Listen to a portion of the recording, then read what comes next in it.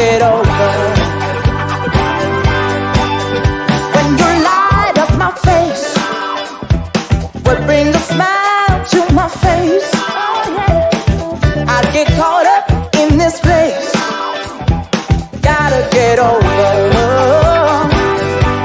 I gotta get over.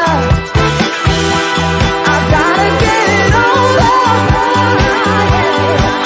If this is all that's keeping me down, I will smile, get over, smile. But bring a smile to my face. What bring a smile to my face? I get so used to this place.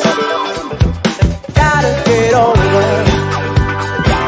Well, when they lie to my face, what bring a smile to my face? I get caught up in this place. Gotta get over.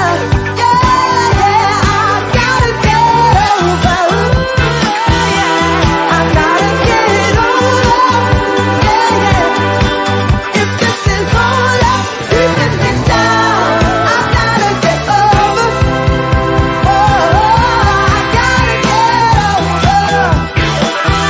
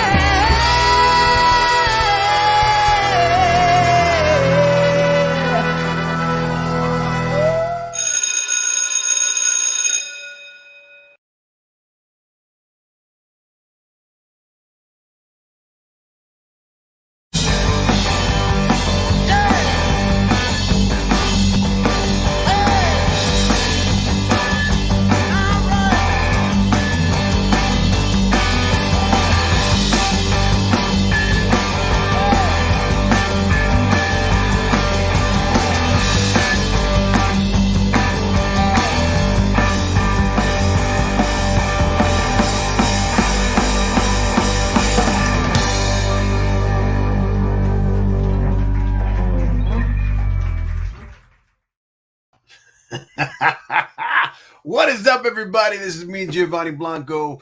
This is another episode of Truck Stop Mixtape.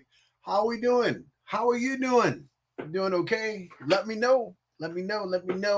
The theme this week is I call it Hartford Hartbeat because I was inspired by a recent trip to Hartford, my old hometown. Got to see some friends. It was very, very brief time, and but some fun was had, and the love was felt, and I miss a lot of people. And tonight I thought I'd share some music from a lot of my super talented friends and acquaintances from the East Coast, from Hartford area. And talk about some friends and stuff. Talk about some past things. I'm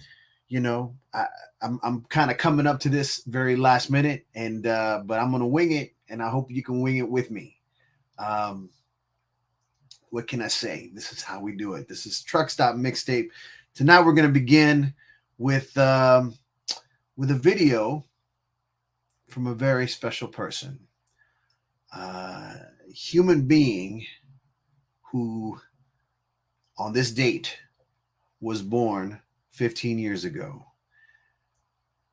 I love this person to death, and I don't know what I would do without them. This is my superstar Miles doing David Bowie's Life on Mars. Happy birthday, Miles. Happy 15th. You know you're a rock star. I love you. It's a god-awful small affair to the girl with the mousy hair, but her mommy is yelling no, and her daddy has told her to go, but her friend is nowhere to be seen. Now she walks through a sunken dream to the seat with the clearest view, and she's hooked to the silver screen. But the film isn't sad anymore, for she's lived it 10 times or more. She could spit in the eyes of fools as they ask her to focus on sailors fighting in the dance hall. Oh man, look at those cavemen go. It's the freakiest show. Take a look at the long man beating up the wrong guy. Oh man, wonder if he'll ever know. He's in the best-selling show. Is a life on Mars.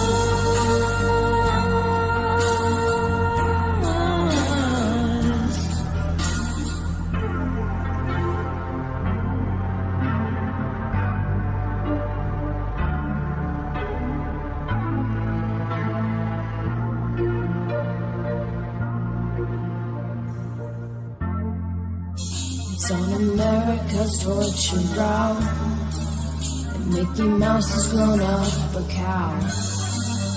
Now the workers have struck for fame, as Lenin's on sale again. See the mice in their million hordes, from Ibiza to the Norfolk Broads. Rubicini is out of bounds. To my mother, my dog and clowns. But the film isn't sad anymore, 'cause I wrote it 10 times or more. It's about to be ripped again, as I ask you to focus on sailors fighting in the dance hall. Oh man, look at those cavemen go. It's the freakiest show. Take a look at the long man beating up the wrong guy. Oh man, wonder if he'll ever know. He's in the best-selling show. Is there life on Mars?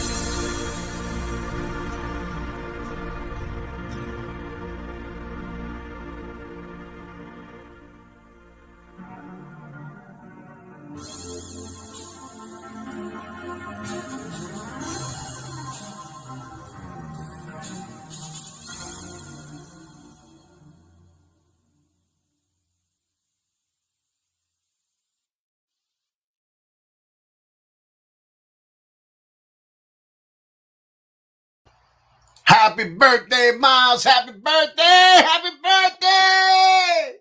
Can you hear me?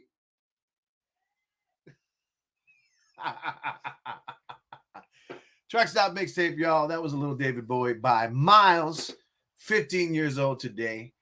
And we are doing Hartford Hartbeat, a celebration of all things Hartford, or some things Hartford, some things that I know. And to give a little love to people and people that are not here with us. But also, yes, Angela. Oh, the apple. Yes, they are. They definitely are. I want to thank you all for being here tonight. Got some cool guests. Got Thaddeus Black is in the house. Hartford, Connecticut area hard rock soul outfit. Very cool, folks. They'll be talking to us in a little bit. But how do I put this? Oh yeah, why don't I do this? I never know what's happening. I just kind of wing it. I'm gonna play this song because I think it connects 3/4 of Thaddeus Black, Doug, Lawrence, and Chuck. I've played with on several occasions in different situations. A Liquid Circus reunion, some Prince tributes and stuff like that. And mainly it was through this individual that I'm going to play right now, Mr. Jme Strchld, and the song Soul. This is a video that we shot in Hartford, right by the Spaghetti Warehouse, around the corner from the riot. Give you a little geographical location of Hartford. This is Jme Strchld with Soul. Here we are on the earth, your sun, revolving round each other's gravity. It's a fact that in time will intersect. Can you feel me? I wanna share your soul, so I may know what love truly is. I wanna be your heart, so we'll live forever. I am but a simple entity, reaching out to understand what's real, wandering into what you're all about. You really got a hold on me. Let me share your soul, so I may know what love truly is. I wanna be your heart, so we'll live forever. In this life so strange, and chaos will reign. Let's fly together through all the strain.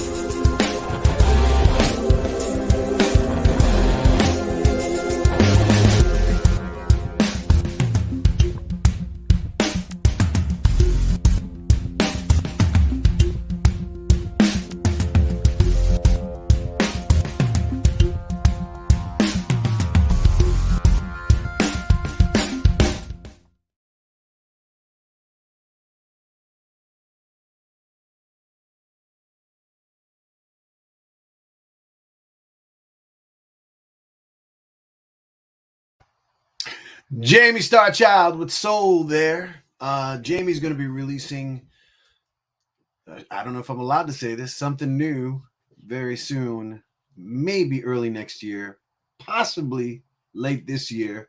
And he's got a collection of, let me leave that link up. Hold on. Where's that link? If you go to facebook.com, Jme Strchld, without missing some letters there, because that's how he does it. Just is a collection. I believe there's 30 songs that he's done over the last few years that he put a whole collection together for people to check out. Really cool stuff. And he's also got a song called Satellite that's on the latest Truck Stop Mixtape playlist. So the September Truck Stop playlist, Truck Stop Mixtape playlist on Spotify. If you go to truckstopmixtape.com, you'll see a link that'll take you to all our Spotify playlists. And he's got a song called Satellites. I might even play that video soon. Well, just a live video, but we might get there, we might not. I'm going to play a video by this group called the Bandshes. I know Zoe Chatfield, because she's the daughter of an old high school friend of mine, Mr. Jonathan Chatfield, Chatty. And they blew me away years ago with their very first single that they released called Show Me the Moon. And since then, they've recorded several albums. They had a big song called Lost Cities in a movie, in a horror movie that got them a lot of acclaim and attention. And even though the women of Banshees kind of all live in different places, everyone's kind of moved on in their life, they still get together to record and play, and that's a good thing. Here, the Banshees with the song Surrounded. Truck Stop.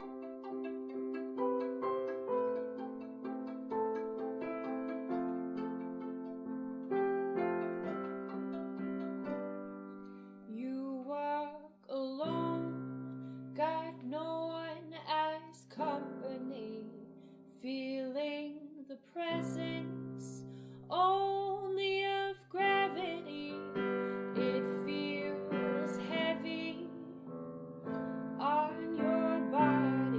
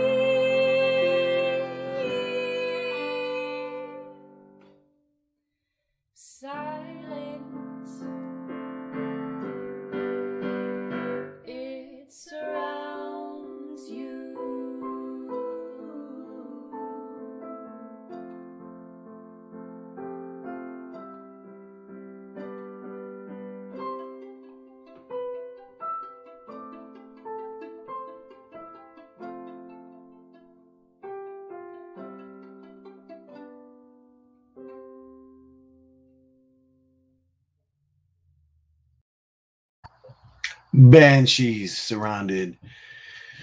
Always moving. Hopefully, if all goes well, we might get a chance to talk to Zoe. She's very active in Hartford, in the art community, in anything to do with anything in town, helping people, and she's super involved. That one, yes. Michelle, I agree with you. It's beautiful. It's beautiful. More Banshees in the world, please. More Banshees in the world. Let's continue with the music, people. You know what? I'm going to play somebody who embodies Hartford for me. This is a gentleman. When I first moved to Hartford, let me give you the whole story. When my brother and I, Raphael, moved to Hartford, it was because my parents had separated. We were living in Dominican Republic, and they separated. You know, these things happen. My father moved back to the States and came to Hartford, went to Hartford. We had never been to Connecticut before. We were raised in New York and New Jersey, never set foot in Connecticut. But we were in DR, and my dad was in Hartford, and we're like, well, you know, what's going on over there? And I was just like, you know what? I need to be there. And we got there. My brother and I were living with my dad in an apartment building on Farmington Avenue that was next to the dance studio, the dance company, the Hartford Dance Ballet Company, whatever it's called. And quite a spot. Very cool place. But occasionally in the west end of Hartford, I would see this individual, skinny black man with dreads, glasses, and a guitar on his back, walking down the street. Summertime, 100 degrees, East Coast humidity, and this guy was, you know, wearing leather pants and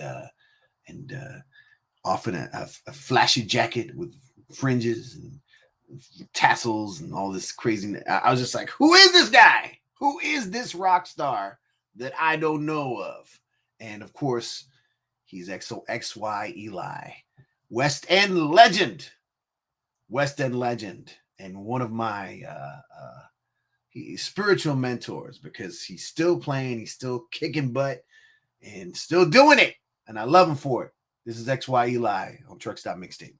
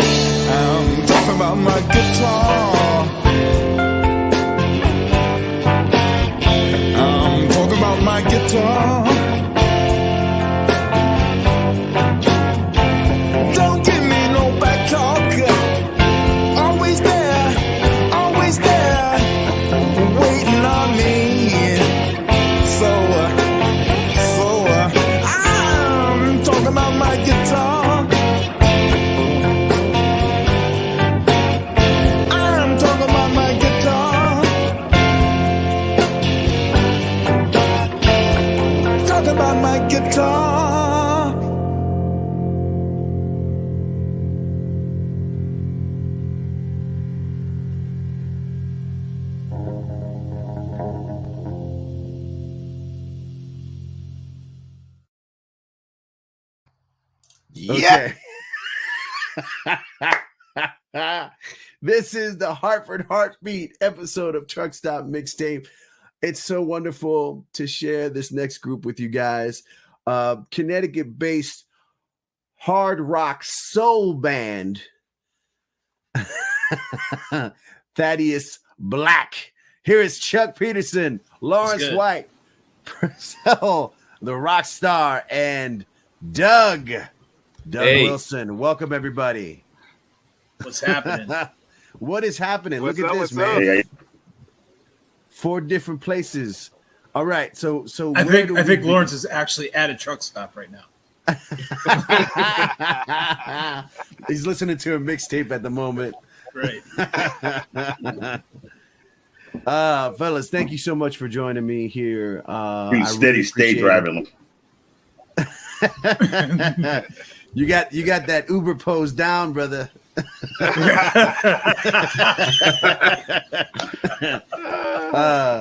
Hey, my wings be hot when you get here. I'm checking my app. You're still 8 minutes away. Seriously, y'all. Seriously. Let's talk about the band, man. You guys, I've definitely known 3/4 of this band for a long time now, and I remember a few years back, Chuck saying, "Oh man, got this thing cooking up. Got this thing is about to happen." And tell me about the process. How did you guys all get together, and how did it become Thaddeus Black?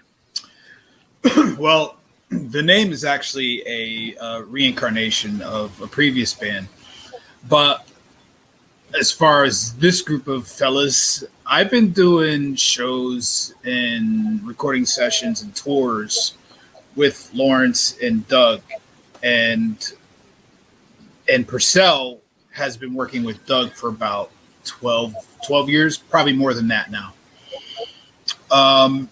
And so we were at Doug's birthday party, and Purcell got up to sing. I got up to play drums, and Doug was playing guitar. Lawrence didn't join in on this one. They had Doug Long on bass, and we did Love Rears Its Ugly Head. And Nice.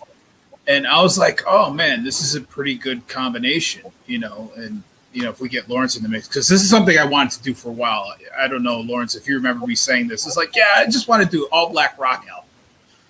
And this is like years ago when we were talking with this cat named James. And so so I finally got it together. At first I didn't want to start another band because I had just gotten out of another one, and it was a really good situation, but it was not a good situation. And so it broke up, and I was like, I never want to start another band ever again. Right. So then I start up this group, and these guys are pretty much handpicked because no ego, no, they're all cool, very jovial about wanting to play and wanting to get out there as musicians and a band.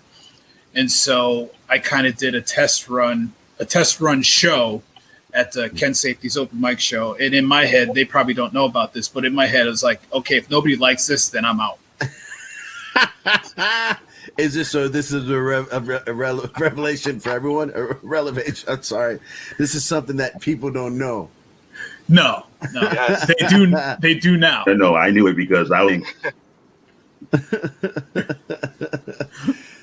All right. So, Lawrence, how did you at first when you heard about Chuck's idea and heard about him jamming with Doug and Purcell? What did you think?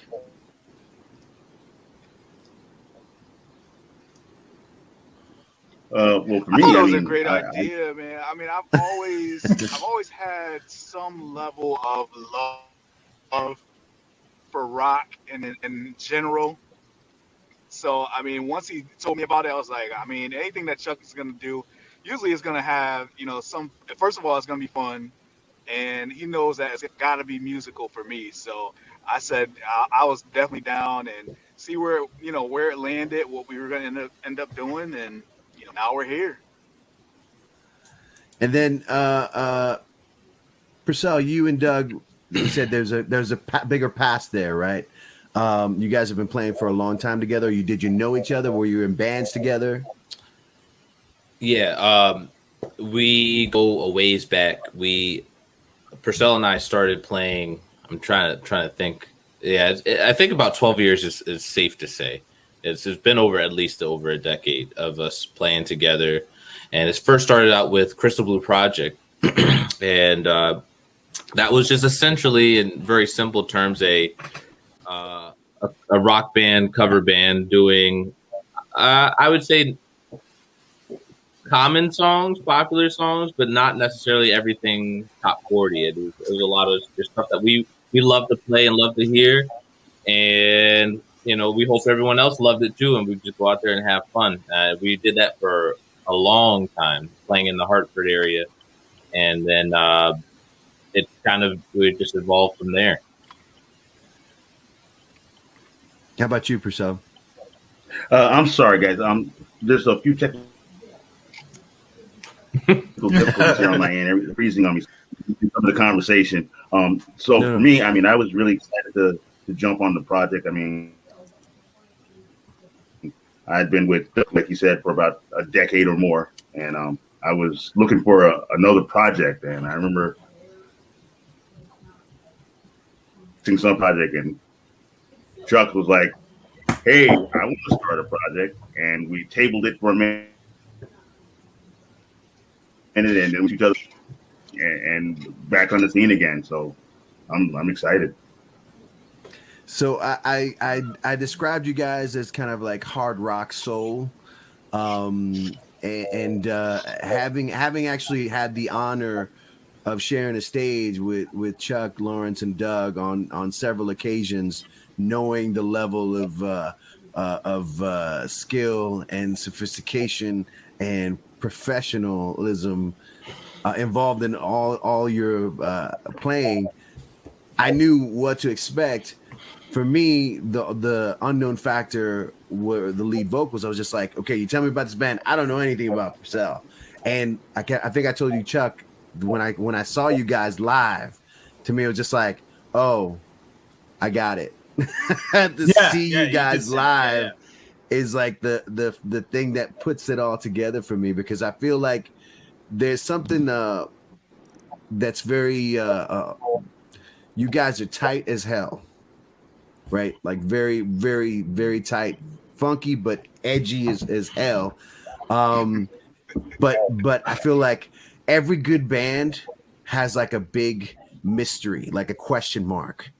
And Purcell, man, your presence, your voice, and just your energy, to me, take the band to where it needs to go. You know what I mean? It's like you guys are all amazing individually, but I feel like you guys made a really good connection, and I'm excited about what happens for you guys.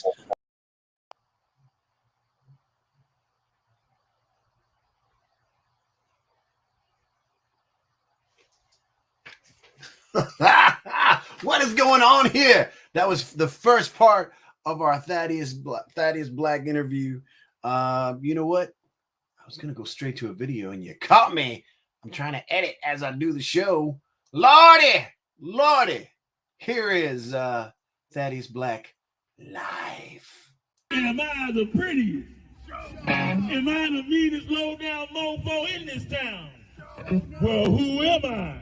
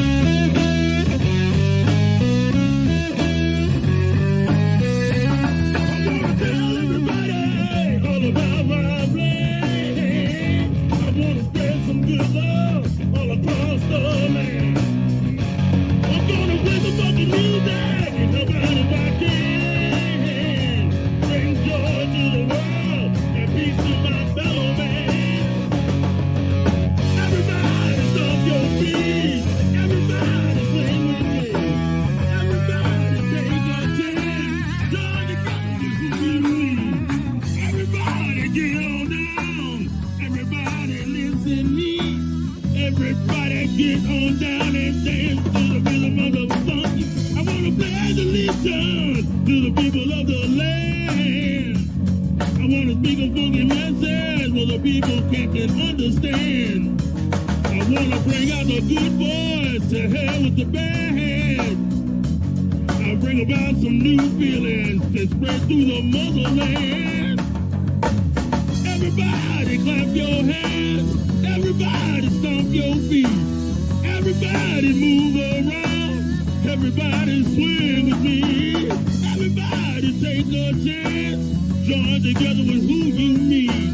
Everybody get on down and dance to the rhythm of the funky beat.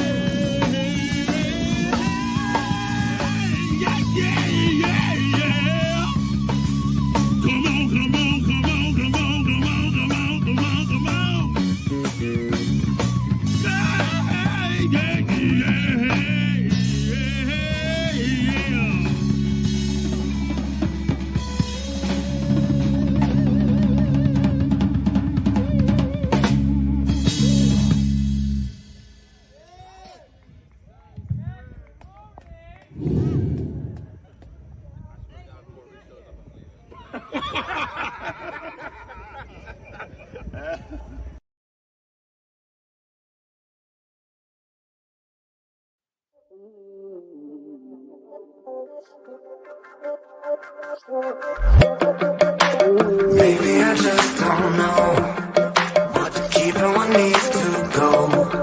So if I'm in the dark or if I'm still in your heart, I need you to tell me so. I need you to tell me so.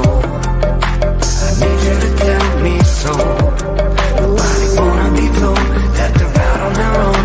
I need you to tell me so. It's time to truth us out, do the shouting and moving crowds. Superficial issues, just tell me what you gon' do without. I'm moving up and moving now. Stupid loud, fluid style, schooling crowds. Proud, but I wish you could've removed the doubts. Where do you turn when the armor is heavy? The karma's a bevy and caught as a six or rolling your Chevy with like everything you want in a zone. Farthest from steady, regardless of anything. Can you walk with me? I'm ready. Maybe I just don't know what to keep and what needs to go. So if I'm in the dark or if I'm still in your heart, I need you to tell me so. I need you to tell me so. I need you to tell me so. Nobody wanna be told that they're out on their own. I need you to tell me so. Everybody talking about leaving town. Benzos and Lambos sedating all around. But I'm cool here with you and those hips. And baby girl, you look rough with those lips. And I'm not trying to play these games anymore. I'ma stick to my grind and I know you got yours. But don't hide away pretending that you don't want a part of this. And you know I need you to tell me something.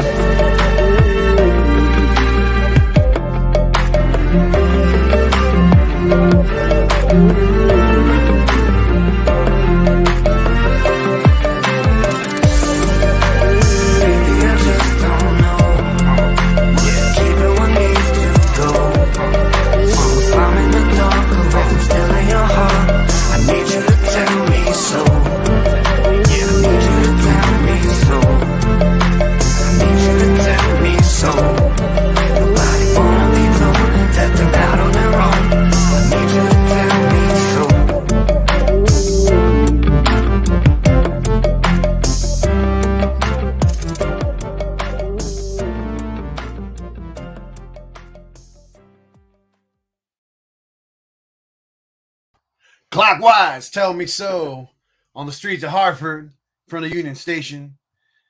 Many nights, stumbling about downtown Hartford. Clockwise doing the same. Clockwise, the reason I played him is because I know that several of the guys from Thaddeus Black and many people in Hartford play together. It's a community. It's a musical community. It can get sometimes a little incestuous, but people love playing with each other, and there are different, configurations of different bands and stuff like that. Different kinds of music too. So Thaddeus Black guys will play hard rock, and they'll back up Clockwise, hip hop artists. This is Truck Stop Mixtape. Another person who's connected to Clockwise is my friend Angela Luna of Luna and the Lost Souls. That's right, Angela? It's Luna and the Lost Souls. I almost said Lost Dogs because she's always rescuing animals. Her Instagram feed is just full of just love for all creatures. It's amazing. This is Angela doing what I believe is a Lumineer song. And I hope you enjoy it. Angela Luna of Luna and the Lost Souls here on Truck Stop Mixtape. Where are you? Here you go. This is a song I really love from the Lumineers, not just because of the name. When you left this town with your windows down and the wilderness inside, let the exits pass, all the tar and glass, through the road of sky and night. Strangers in this town, they raise you up just to cut you down. Oh, Angela, it's a long time coming. Oh, Angela, it's a long time coming. Homeless,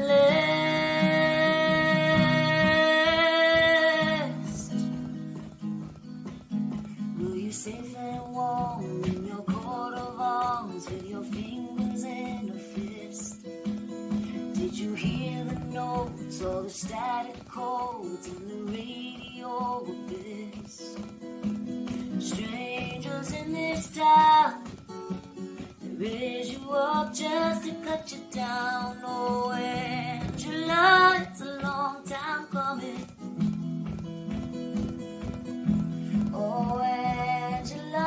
had your whole life running. Hold me less.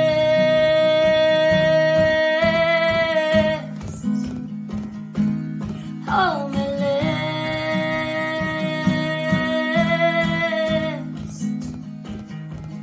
Vacancy, hotel room. I belong, lost in you, Angela. On my knees, I belong, I believe. Hold me less.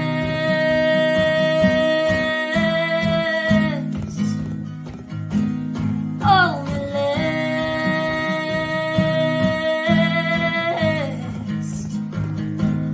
Hold me less.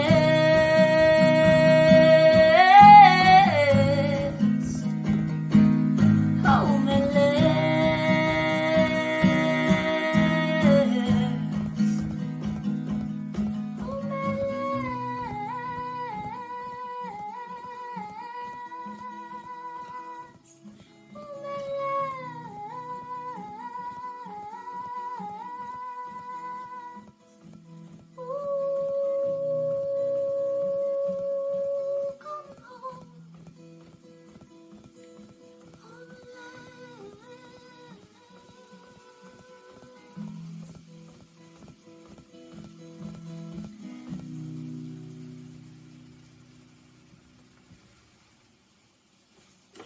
Thank you, Truck Stop Mixtape, for all you do.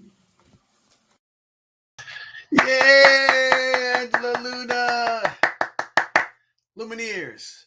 That was for Miles as well, because Miles is a Lumineers fan. Happy birthday, Miles. Happy birthday. Happy birthday. Happy 15th. Happy 15th. You made it this far. Look at you. Look at you. You're a superstar. Yes, you are.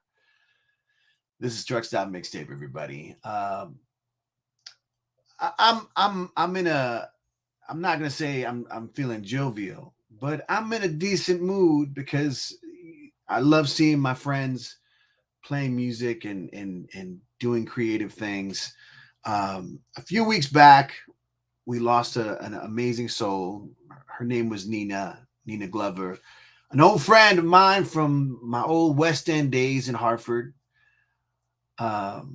There were so many different things I wanted to do for tonight, some little films that I wanted to put together, but sadly it did not happen. So I'm going to talk for a little bit.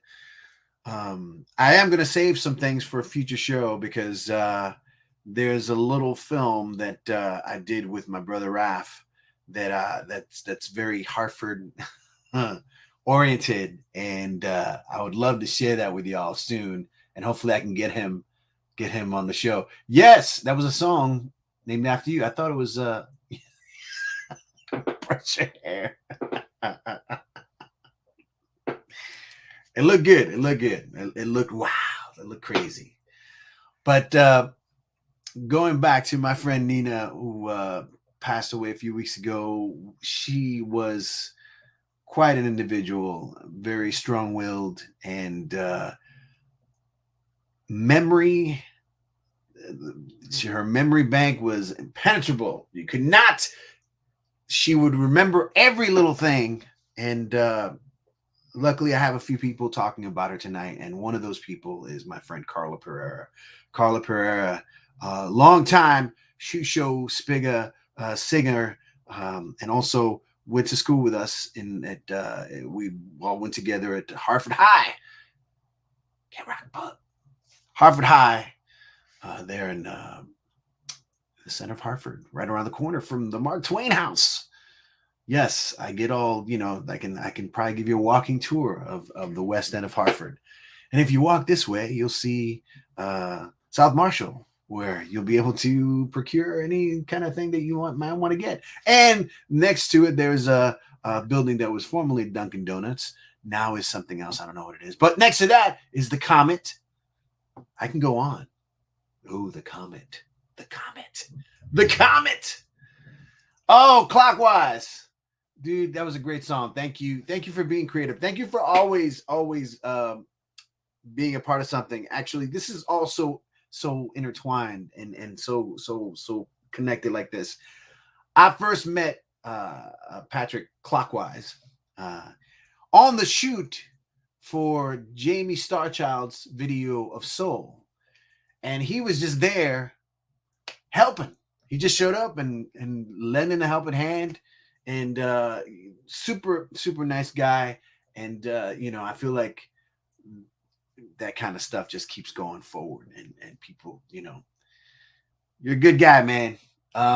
Yes, and great job, Angela. But once again, let me get to the next part. This is Carla Pereira talking about Nina Glover here on Truck Stop Mixtape.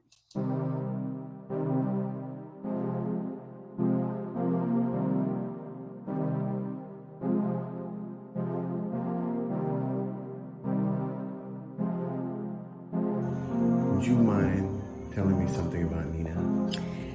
Oh my god. All right. So I'm terrible, and you can probably vouch for this. I'm not good at keeping in touch with people that I love. So the people that love me, that I've stayed friends with forever, know that I'm just not good about that. But Nina relentlessly would not let you lose touch with her. She would send me a video every day for like 3 months. I'd respond to 2 or 3.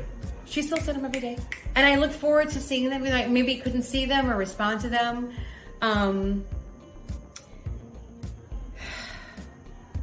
She was a light, you know, like people say that, but she really was a light. She was, you know, people don't know, like, well, some people do, but she was in physical pain all the time. Yeah. She was in emotional pain from the time she was a child.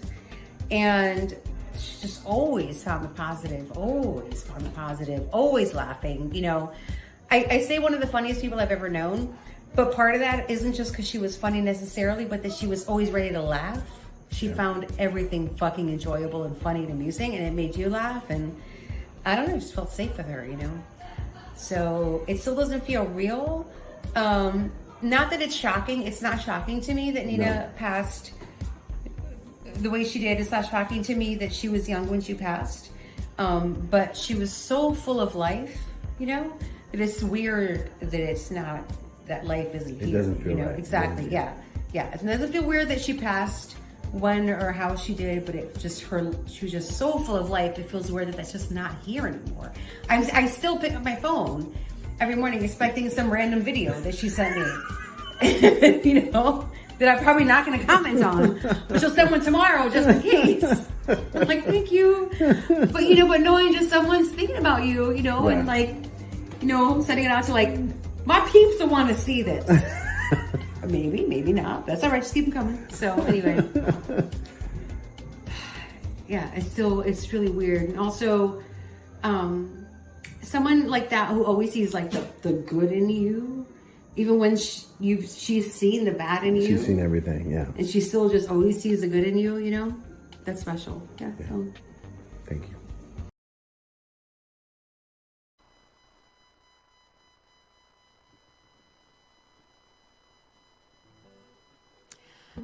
I'm Carla, this is Dom, and this is for Nina.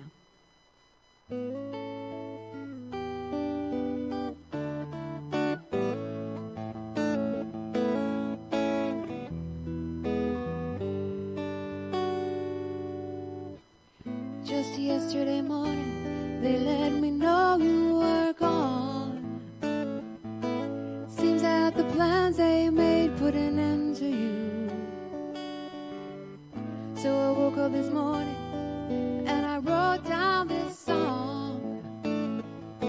I just can't remember who to send it to. I've seen fire and I've seen rain. I've seen sunny days that I thought would never end. I've seen lonely times when I could not find a friend. That I'd see you again.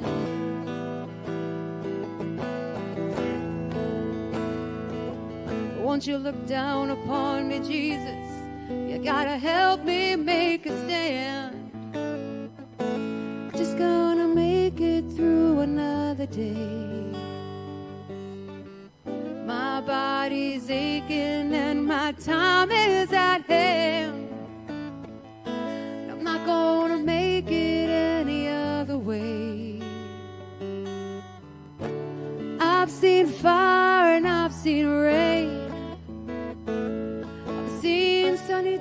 that I thought would never end. I've seen lonely times when I could not find a friend. But I always thought that I'd see you again.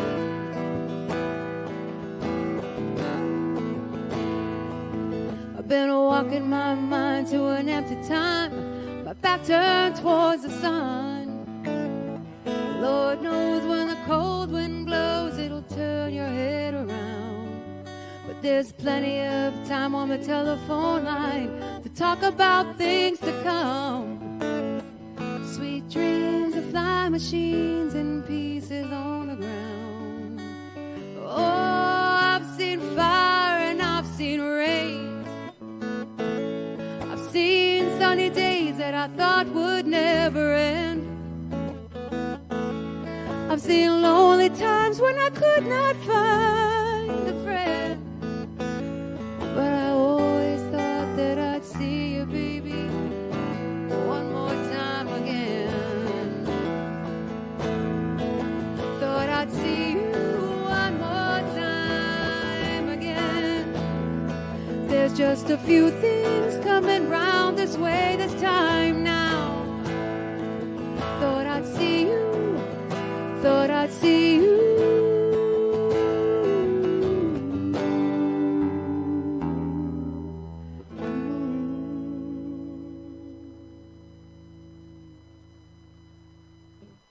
Thank you.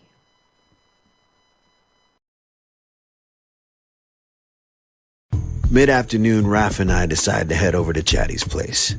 Jonathan was always a part of our musical adventures in the West End. People often rehearsed in his basement that we affectionately called the Blue Room.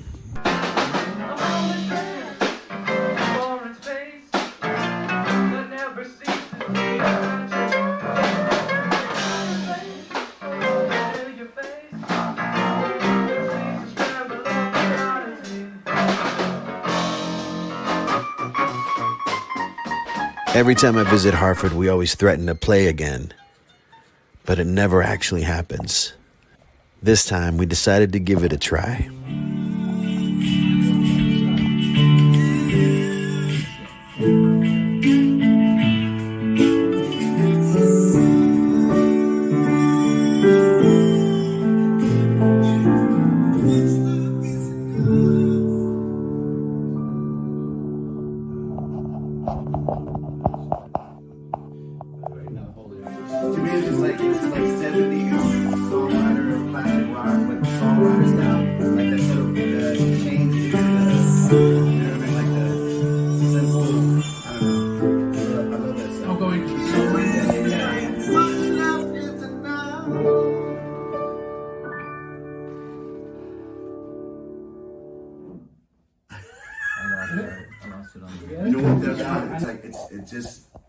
If that happens again, we know where we're going next. Just back to the chorus. Yeah. Okay.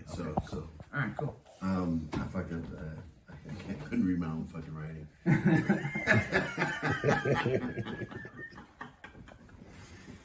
All right.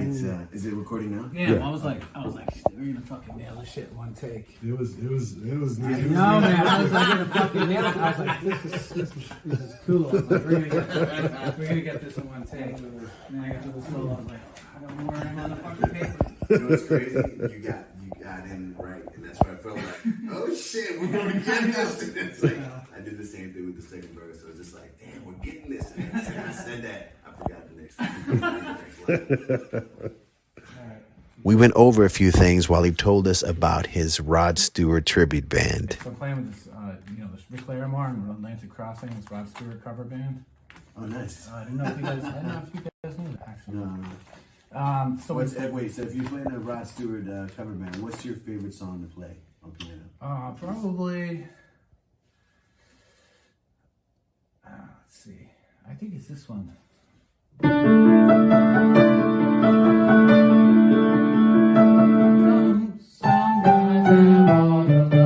shit! I think that's my favorite. I use two keyboards and switch the sounds around. I get to play the marimba sound and then switch it to like a bell sound for the chorus. So I think that's my favorite one, and I'm doing like that sting thing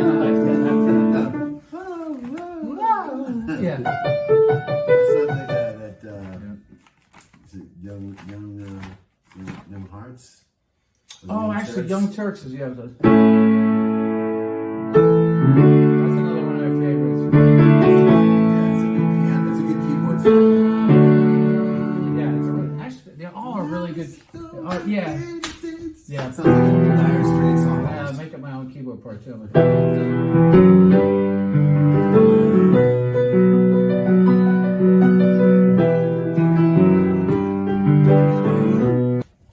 So anyways, the story. So we're playing at.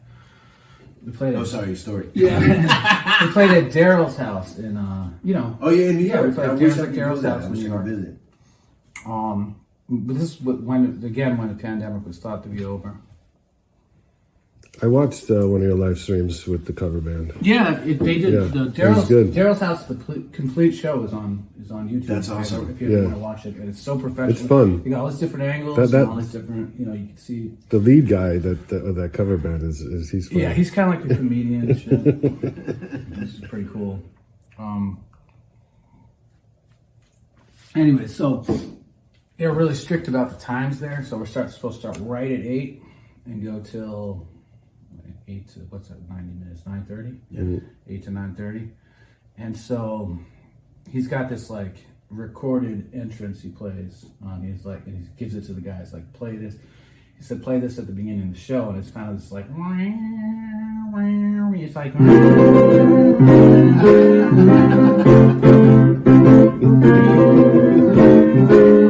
And then this British woman comes up. It's like, good evening, everybody. Please welcome from wherever Rick Larimore and something or whatever. It's welcome Rick Larimore to the stand. So we're in the back. We're like in the green room or whatever, and like everybody's ready to go except for him, right?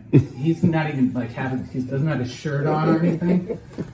It's like pulling up his pants. He doesn't have his shirt on, and it was like 8 o'clock. We knew it. That started 8. Like 8 o'clock on the dot. The sound guy plays the tape. Sound guy plays the tape, and he's like, "What the fuck, mother? God damn it! Who told the sound guy to play the tape?" And we're like, "Dude, we're supposed to be on a tight schedule here." He's like, "Fuck!" And he's trying to get on all his clothes and stuff. I mean, he's like an elaborate dresser. You know, he's got to have like the thing, the tie, and his jacket, and the shirt, and the shoes, and everything. It's like he took us another like 10 minutes to get on stage.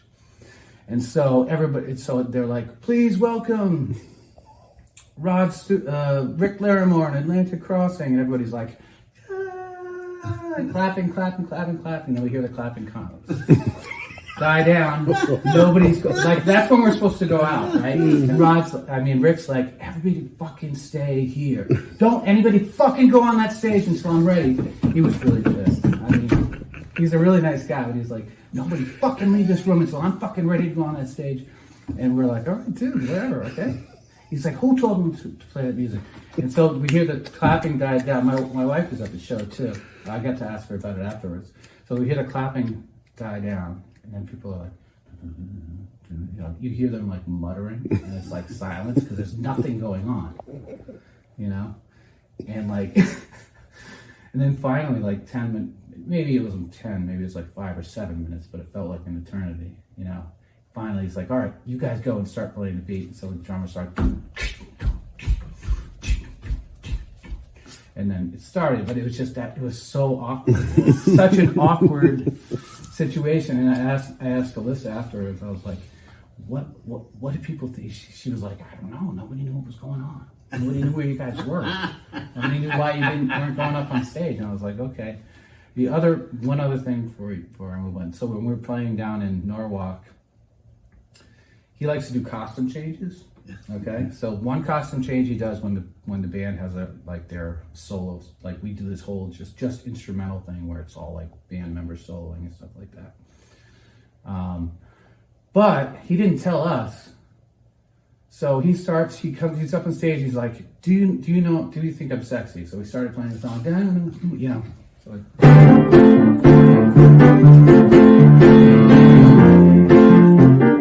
we start playing the song. He disappears.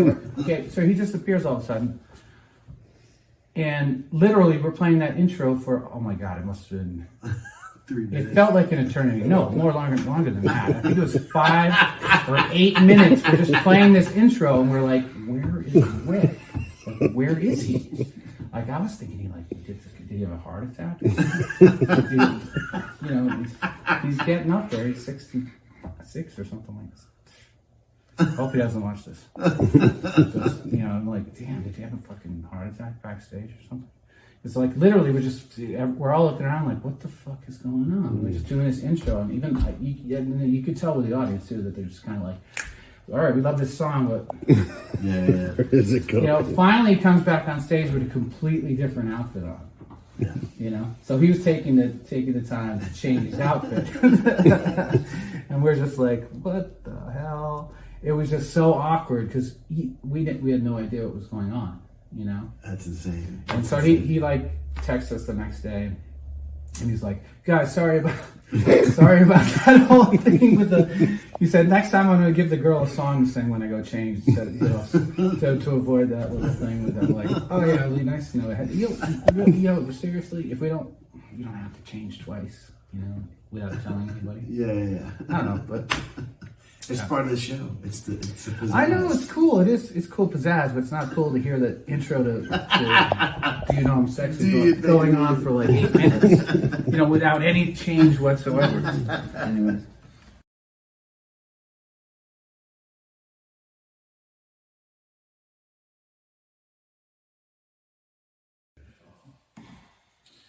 Right. We're good.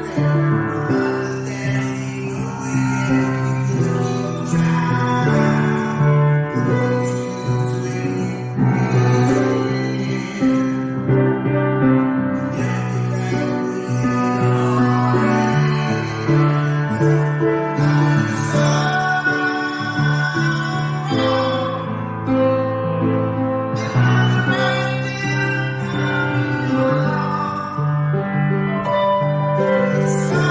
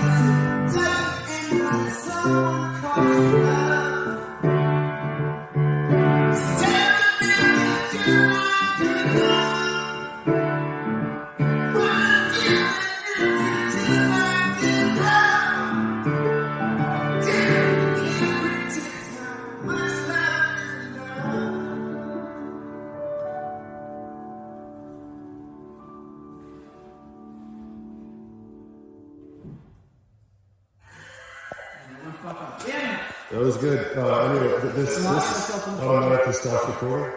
I think it does after 13 minutes. Oh, okay. Yeah.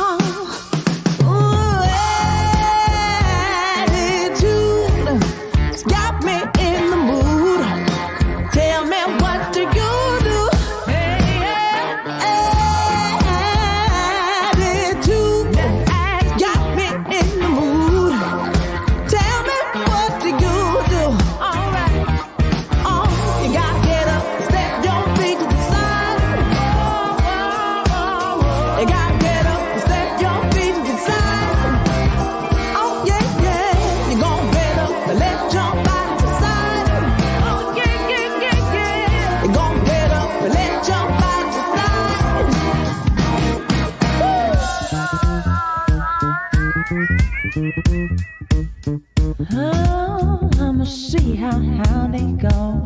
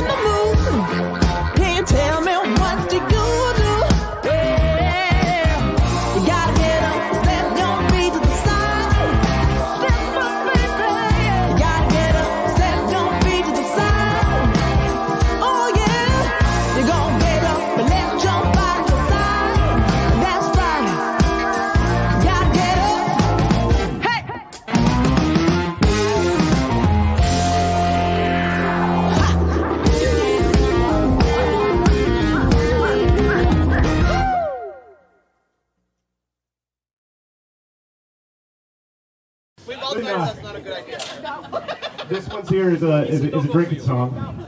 It's called The Lost Ship Tiki. You'll get the idea. And we want each and every one of you to raise your glasses up. Raise your glasses up. Raise that stand up so we can see. Here we go. What do you think? What do you have tonight? I'm drinking the Guinness. Drinking the Guinness? Does it have an umbrella in it? Not yet. I think you know you've had a good party when your Guinness has an umbrella in it. That one for the road with the umbrella in it.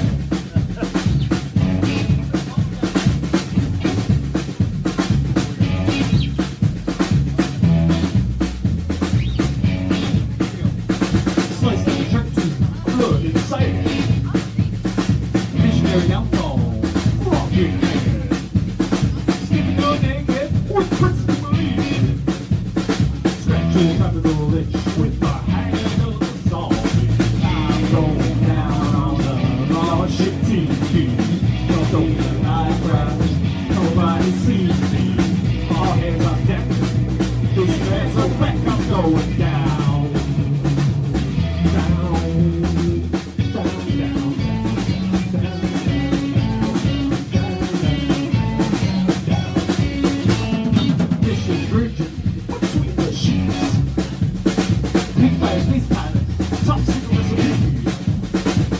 better run better. I never say die.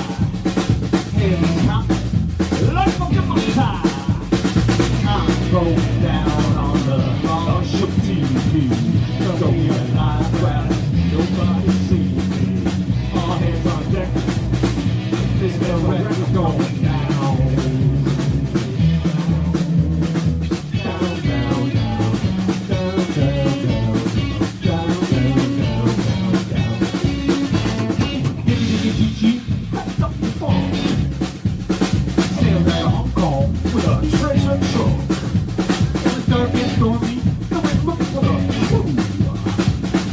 Suffering faster than the kangaroo.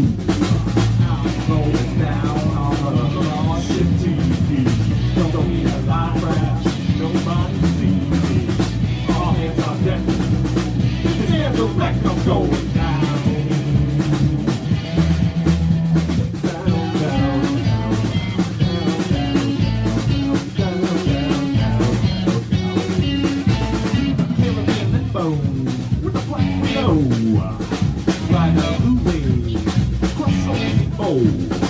And in the cooler is a cobra flame. Pour another painkiller with a yellow bird sang. Drink, drink, drink, drink, drink, drink, drink, drink, drink, drink, drink, drink. I'm going down on the TV. Don't need a live rap. Nobody see me. All hands on deck. Let's make the wreck. Down. Down, down, down,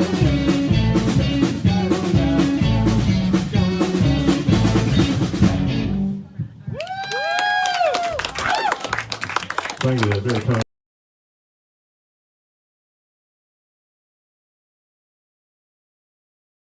Now, you guys have been recording and doing stuff. What is the plan? I mean, you have a single that's coming out. Actually, a single that's out. But what's the name of it? Name of the song is Red and Blue or Red Blue. What is it, Lawrence? Is it Red Blue? Red and Blue? Red Blue. Are we putting the and? Red Blue. We're ditching Red Blue. we're ditching the and. Yes. Nobody needs the and. Who needs it? What is the Overrated. song about? It's overrated. Purcell What is will the be song able to about? answer that question. He wrote the lyrics. Give it to me, Purcell. Basically, the song when I wrote it, it's literally a combination of an old song that I had, plus kind of, I guess I want to say at crossroads, not knowing what job I wanted to have, which way I wanted to turn, and literally came together. And so between that, the old song that I had that was called Mental Anguish, that I just, it all worked out. And then was it something that you brought to the band? Was the music laid out and you were just kind of worked with them, or was it something that that you had the entire piece and you said, "Hey guys, play this, like let's make this better" or whatever? The piece go ahead. I'm sorry, go ahead. Lawrence actually had the piece of the puzzle. Yeah, it was a He song, gave me, honestly. and I've got music. A little freeze there. Go ahead, Lawrence. Your turn. My bad, guys. I'm probably about a step behind because I'm rolling on LTE right now. So my bad, guys. No, you're good. So it was a song that I actually had arranged for another person. They were looking for a remix to like an R&B song. Okay. And they wanted like a kind of like a rock vibe to it. So I had created like 3 different arrangements, and coincidentally, it all lined up with the time that Thaddeus Black started. Chuck asked me, like, hey, you want to be a part of this band? I was already doing some rock arrangements. So they rejected the arrangement that I made. And I said, hey, guys, I got like 3 songs. Purcell, you got any lyrics you want to throw to these? And he was like, yeah, send them all. And so then he ended up marrying the lyrics with the arrangement. Awesome. Sorry for the breakups, guys. And then, This is the magic of internet. Go ahead, keep on, man.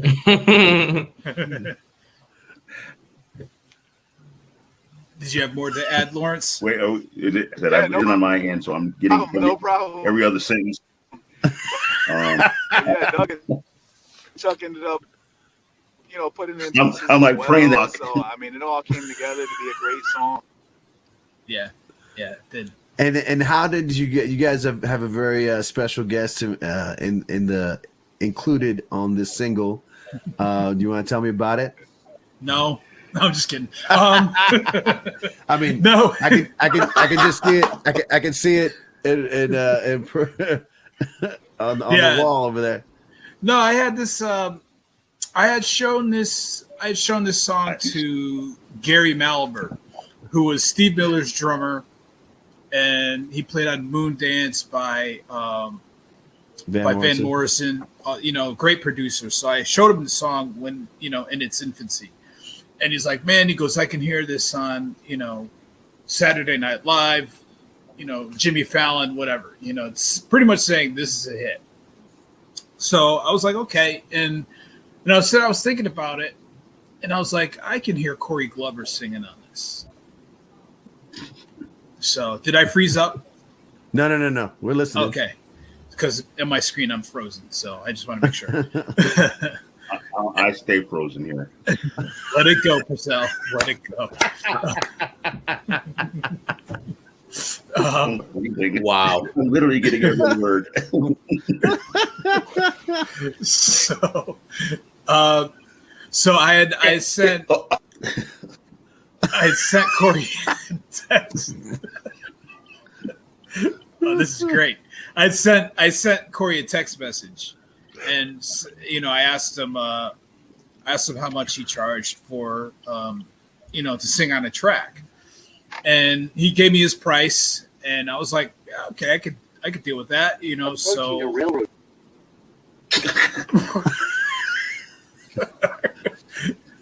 Don't do it, Lawrence. Lawrence, there's much to live for. We love you, bro. This is not a Thaddeus Black interview. This is not a Thaddeus Black interview. This is an intervention.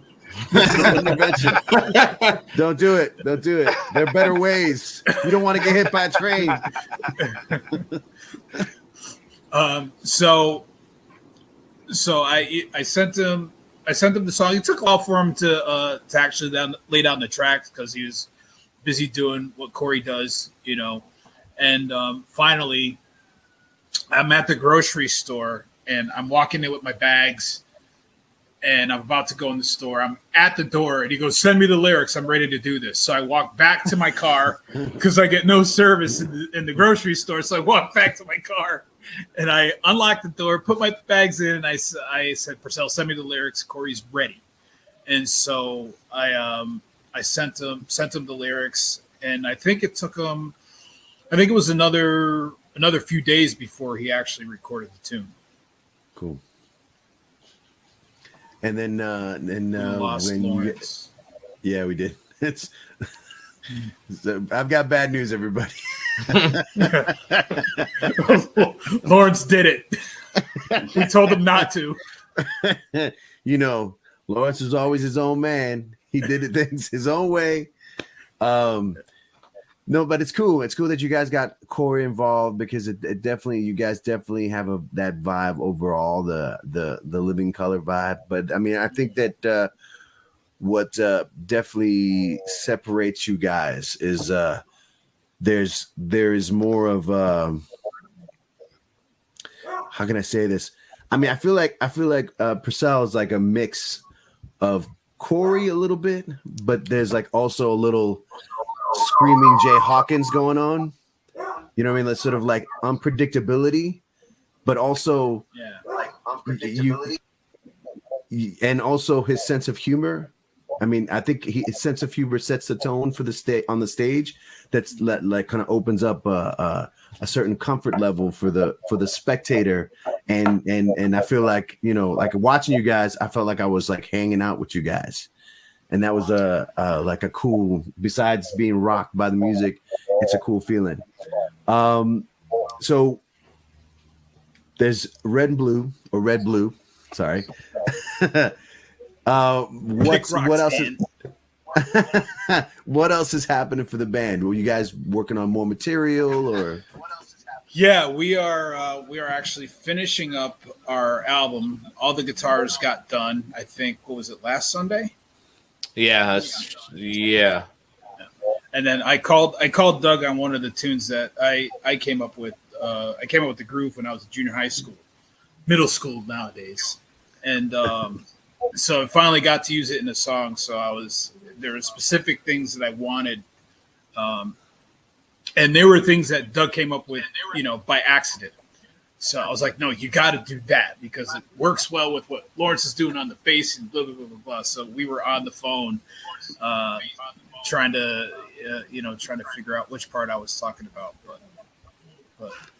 Doug got it. He got it. Doug got it. Well, I want to thank you guys for being here. I want to remind you of just what you said, what we just talked about, that please don't stop what you're doing. I know it's not easy to keep a band together. It's very important for people to see you. Primarily, it's very important, I feel, for Black people to see you. You need to influence people of the world that just, hey, this is not exclusive. This is who we are. This is where we came from. Music, you know what I mean? And it's like, it's just, I feel like to see you guys together as a band, I feel like it's a beautiful thing. And it helps that you're good. Appreciate that. Wait a minute. Oh wait, I love you guys. I got to go and practice now. Thanks.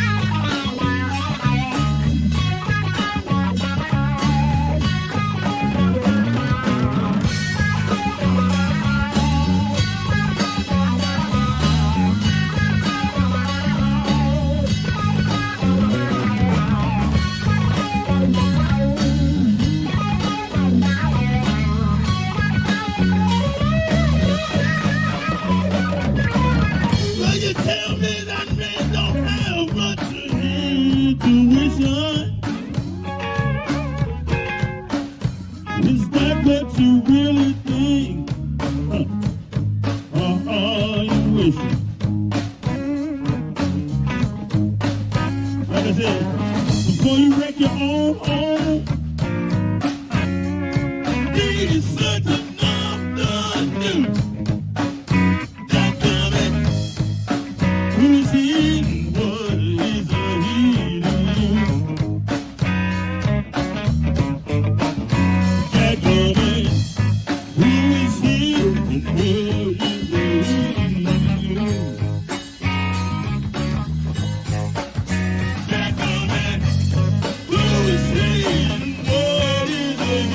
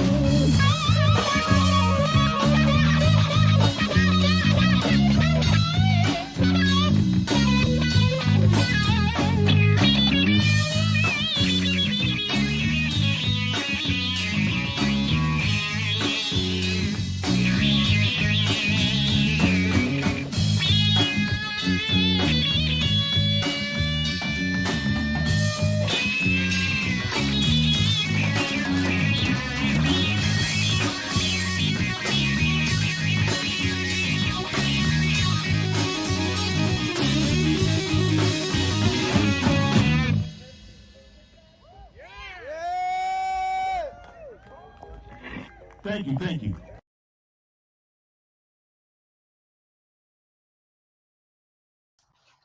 Thaddeus Black, who is he? Bill Withers. Folks, go check them out online and support their new single, Red Blue. Let me get that banner up so you see where to go. Well, Thaddeus Black Band on Facebook. But also, if you want to get the whole uncut interview, it's up on YouTube on our Truck Stop Mixtape page. It's about an hour and 15 minutes with those guys. We had quite a time. And we touched upon some serious topics, including what it means to be black and playing rock, you know, all that what that entails and the history of it and how people mistake certain things for others. And it's a fun convo, people. Check it out on truckstopmixtape.com. You can go straight there. There's a link to the YouTube page. You can go to youtube.com/Truckstop Mixtape. Thank you guys for doing that. We're going to continue with the music here. Look at the way. Oh, thank you, brother. Thank you. Please support these guys. Give them some love. Red and blue out there. Yes, Dallas. I love these guys. What can we play now? What can we play now? Oh, I know what to do. Okay, so my friend Daniel Salazar, whose father plays guitar, is well known in the Hartford area, especially for putting on these shows called Guitar Under Stars that happen every year. I want to play a little something from a couple years ago. They're always looking for support. There's a big event, an entire orchestra on stage, and it's free for the public. So it's a cool thing that happens in Hartford. So many cool things happening in Hartford. So I'm going to give you a little taste of that, followed by a video that I directed with Daniel Salazar, amazing cinematographer for SHU-SHO, that we shot on the streets of Hartford one night. Well, one time on one of my random visits to the Hartbeat, I always go like 24 hours or whatever, and I saw him. We had dinner, and I said, "Yeah, I'm on a plane in 5 hours at 5 a.m. take off." And but I have this crazy rental car and camera equipment with me. Let's go shoot something. And he was down, and this is what we came up with. This is SHU-SHO, Burnt Sugar, directed by Danny Salazar and Giovanni Blanco. Here on Truck Stop Mixtape, SHU-SHO.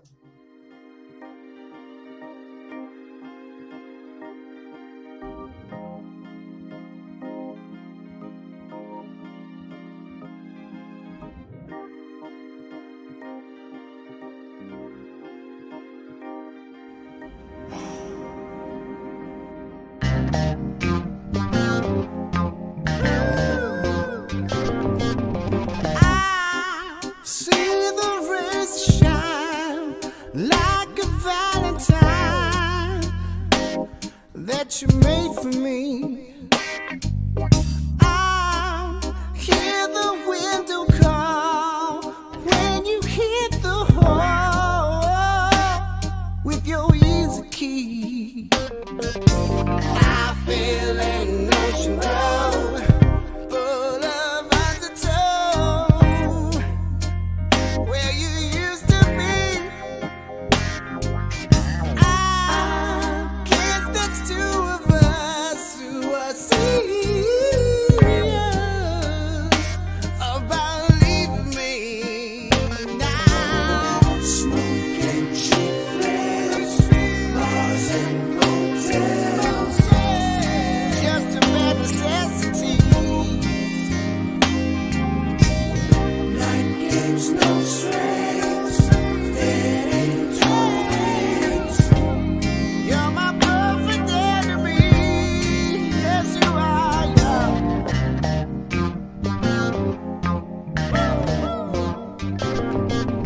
You make a slight return, and I touch the burn of sweet apathy. So sweet, sweet. You toss a love grenade, and the sound it makes pixelates me.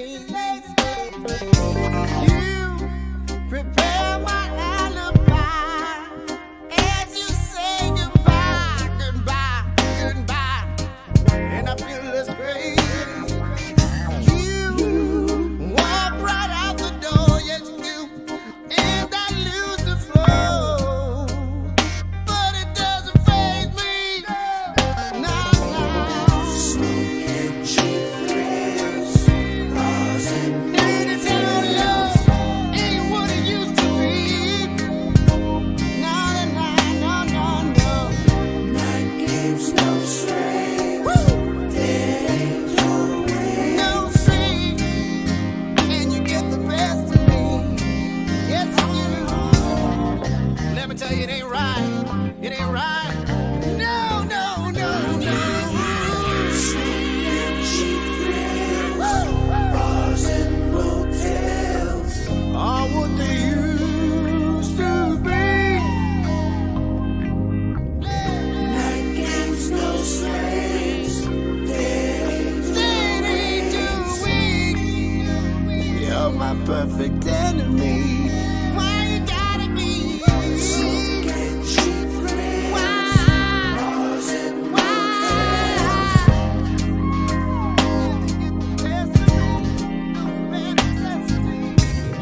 Night games, no strings,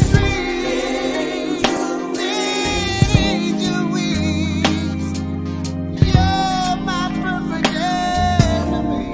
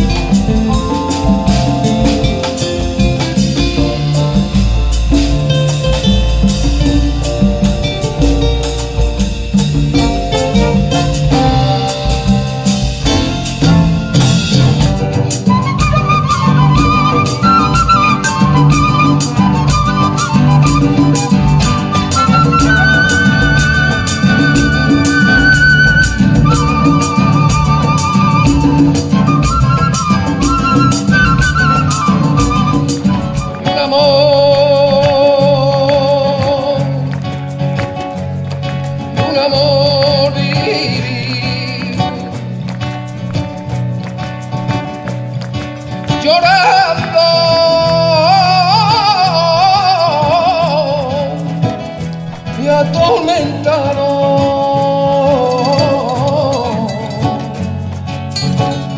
Palabra de Dios, llorando por ti.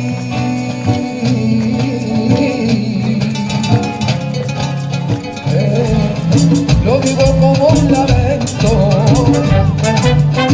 como un querido queriendo,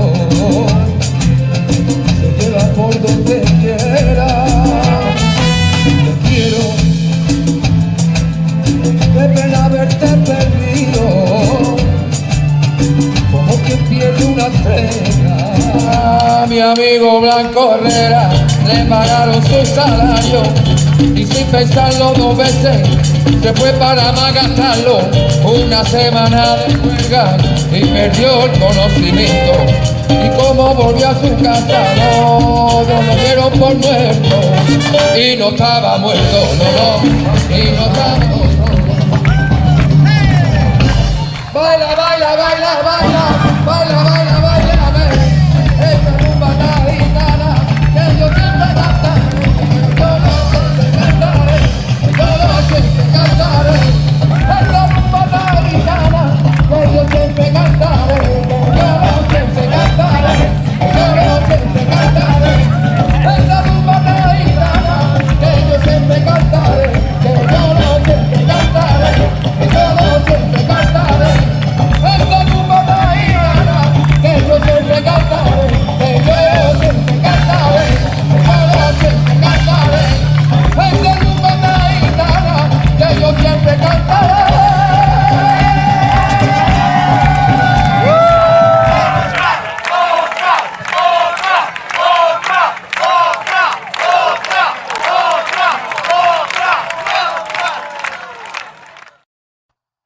Guitar Under Stars happens every year in Hartford around September. It's an amazing event, and Daniel Salazar Jr. and all those amazing musicians coming together. It's a cool thing. It's a cool thing. Check them out online at facebook.com, Guitar Under Stars, or at Daniel Salazar's site himself. And maybe you can reach out to him and say, "Hey, what's up, Danny? How you doing?" Another event that's happening in Hartford is Nightfall.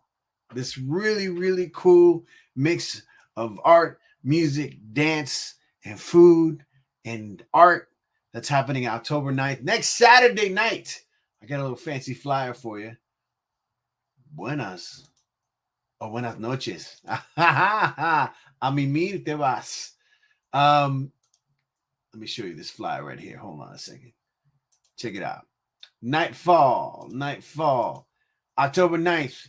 Happens every year, but this year is going to be super, super special. I've got a special song. They just released a song that's on Bandcamp, and I'll get that information up in a second. But the version that they did a couple years ago has a video, and I want to play that for you right now. The design of all these costumes and all the playfulness and the creativity is so cool and fun.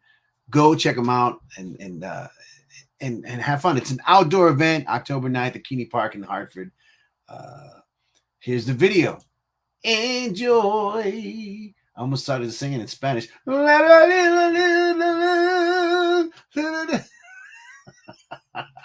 Nightfall. Voices together, Keeney Park will sing. All for one for all. Let our voices ring. A place to find nature, a place where we can play. Watch the clouds dancing in the grass where we lay. A big bird grows, baby birds cheep. Basic squares chat till the cardinal tweet. A snort, a croak, badgers bark and call. The arts are kinda small. You can't hear them at all. A bat screeching scary, booming blue in the park. Owl is hooting every, all night in the dark.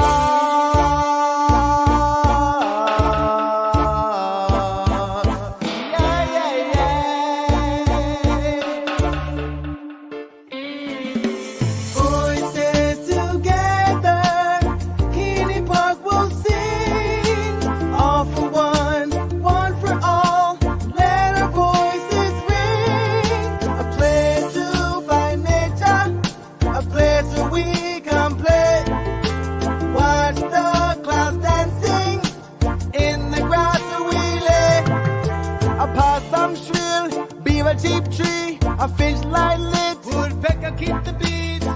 Pete Fiddle, Fox yodeling in the dark, Coyote howling, home getting to the park, bees are buzzing, hummingbird sweet hum, flies singing in your ear. Where did it come from? Kinney Park, you've been here for a long, long time. Nature's beauty always here when the sun rises. At nightfall, voices together, Kinney Park will sing. All for one, one for all. Let our voices ring. A place to find nature, a place where we can play. Watch the clouds dancing in the grass that we lay. It's got forest fields and things to do. It's got goats, golf, and clothes to sue. It's got horses to ride through the shady wood. The only big park right smack in the hood. It's got picnic paths and running trails, sweet maple syrup filling up your pails. It's got butterflies, bees. It's got cricket too, where the Rastaman play reggae music for you. It's smack dab in our city, a place in our hearts. Everyone is welcome all the way in the park. Music, the universal language, now don't you think? But when a skunk pipes in, ain't afraid it just stinks. A park where the creatures can fly and run free, full of all the beauty you'll ever need. It's right here in our city, an oasis of green. It's a place to be proud of. It's a place we can keep clean. When you see the ground of the scene of nightfall. A place to find nature, a place where we can play. Watch the clouds dancing in the grass where we lay.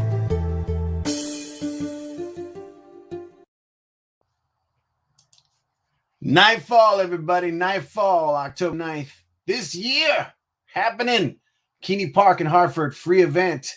So cool. Got to do it. Got to check it out. Got to check it out, people. Got to be there. If you're in Hartford, do it. Do it. It's another cool thing that happens in Hartford.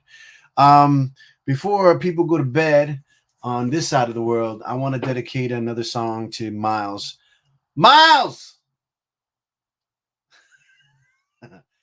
This was for you and for Nina.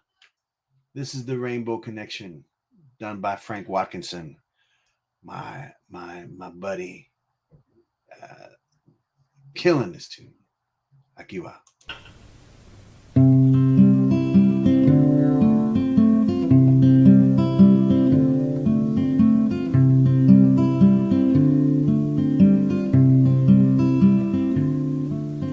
Why are there so many songs about rainbows? What's on the other side? Rainbows are visions, they're only illusions, and rainbows have nothing to hide. So we've been told, and some chose to believe it, but I know they're wrong. Wait and see. Someday we'll find it, the rainbow connection, the lovers, the dreamers, and me.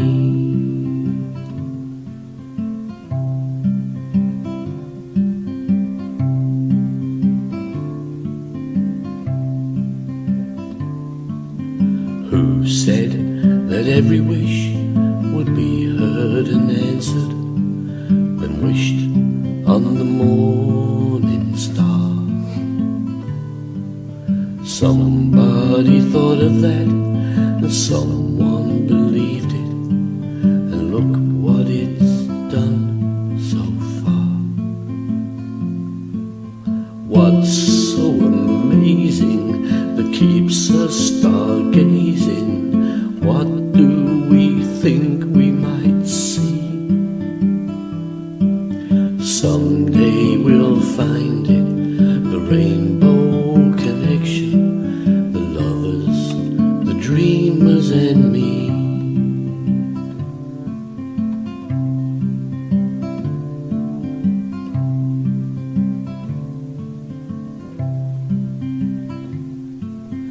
Have you been fast asleep? And have you heard voices?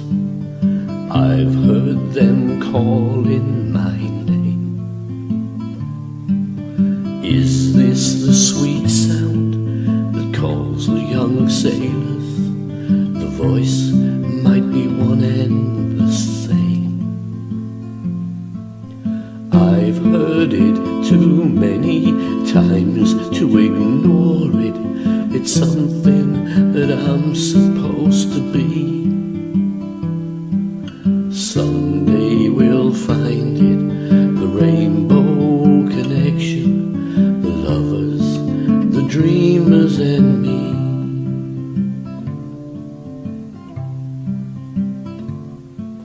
Someday we'll find it, the rainbow connection, the lovers, the dreamers and me.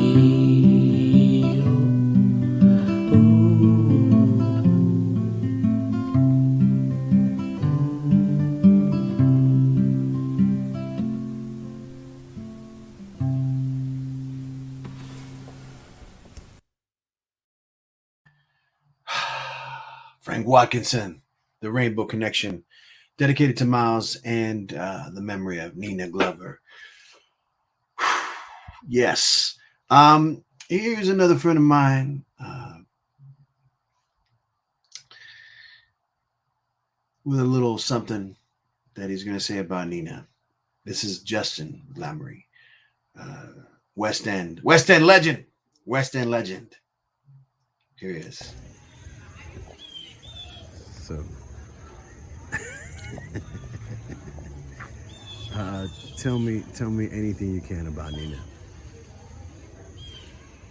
Nina.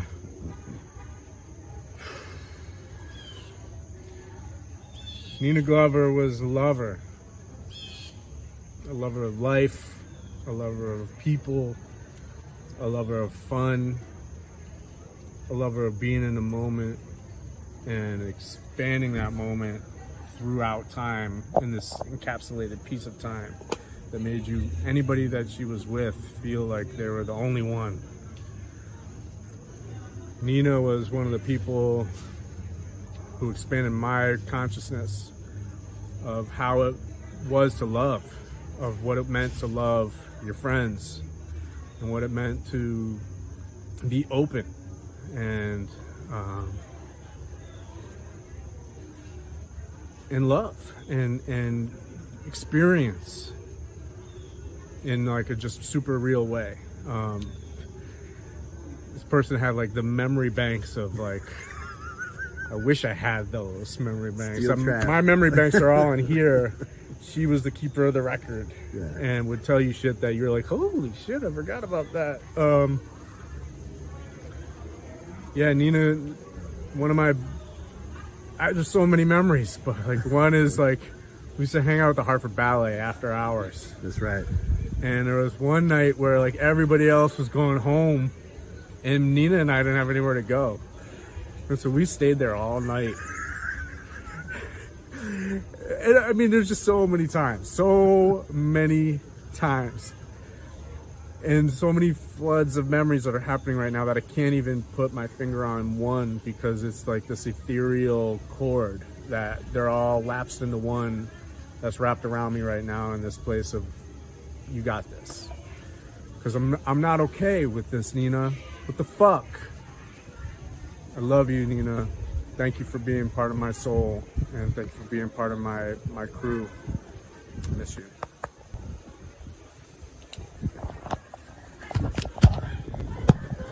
Yo, so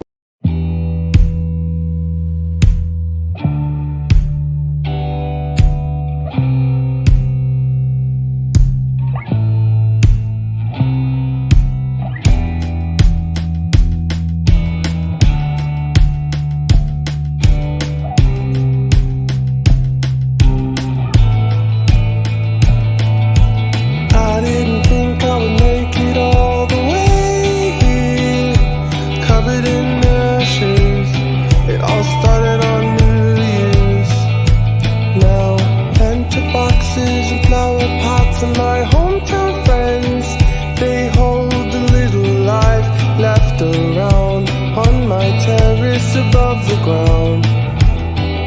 last chance to be a kid again.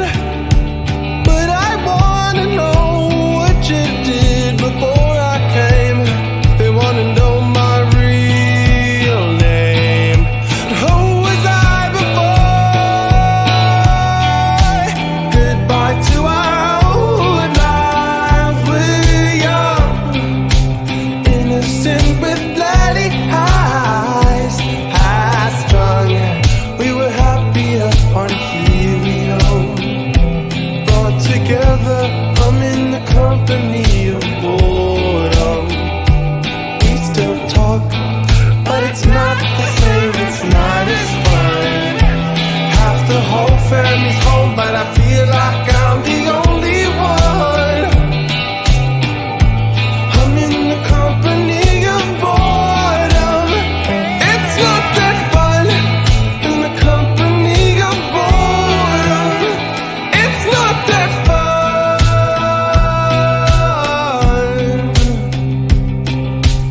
Moving on cuts the cleanest to cut my hair. Fresh perspectives put the clean future in my dirty underwear. And if the old way is really on its way out and about, the other day I wanted to say it's weird to see your glowing face, God's digital grace. I'm God's digital disgrace. Goodbye to our old lives. We're young, innocent with bloody eyes, high strung. We were happier on helium. Brought together, I'm in the company of boredom. We still talk, but it's not the same, it's not as fun. Half the whole family's home, but I feel like I'm the only one. Oh, I'm in the company of boredom. It's not that fun. In the company of boredom. It's not that fun. Oh, you were supposed to be there right by my side. Every step of the way, you couldn't provide company, company, company, company, company. Goodbye to our old lives. We're young, innocent with bloody eyes, high strung. We were happier on helium. Brought together, I'm in the company of boredom. We still talk, but it's not the same, it's not as fun. Half the whole family's home, but I feel like I'm the only one. I'm in the company of boredom. It's not that fun. In the company of boredom. It's not that.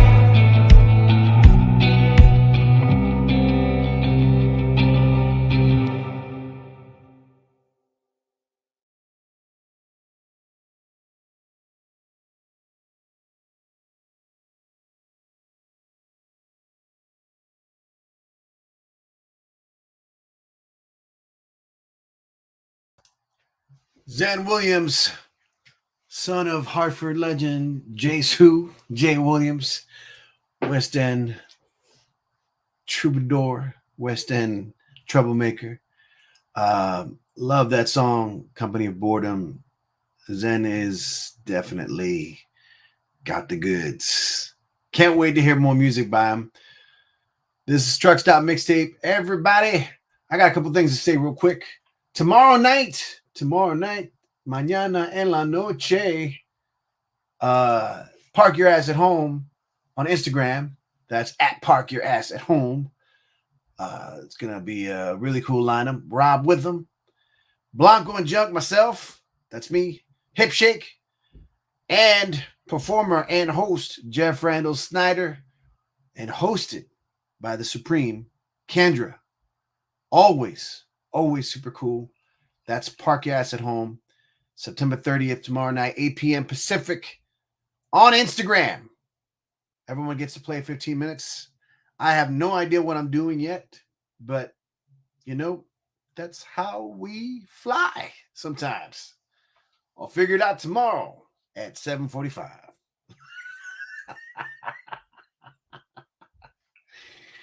Hey folks, still got some stuff to play for you. You know what? I think I'm trying to load up this one performance here. You know what? This is a cool thing actually. This is again Jme Strchld with a song called Satellites that's on our Truck Stop Mixtape playlist this month. If you go to truckstopmixtape.com, it'll take you give you a link to our YouTube page so you can subscribe to us. And there's also a link for a fundraiser that we're doing for Doctors Without Borders. We're trying to raise some money for Doctors Without Borders. So if you're curious, I forget to mention these things sometimes, but if you go to truckstopmixtape.com and you donate anything, $5, $10, $100, whatever you can, and you let me know, then I will sing a song. I'll even take a request, even if it's a song I've never heard before. Just maybe you want to donate so I never sing again. You say, just please be quiet. I'll take that too, as long as you donate. Truckstopmixtape.com. Go there. The link is there. It's a fundraiser for Doctors Without Borders because right now the world is a messed up place and we need to send help where we can. You know, not going to get into it because I don't like to talk about politics because politics are messy, dirty, messy, dirty, messy. I like talking about music though. Hey, is this video up yet? Yes, it is. Here is Kamora Herrington of Kamora's Cultural Corner in Hartford, a very amazing place that's bringing people together in Hartford.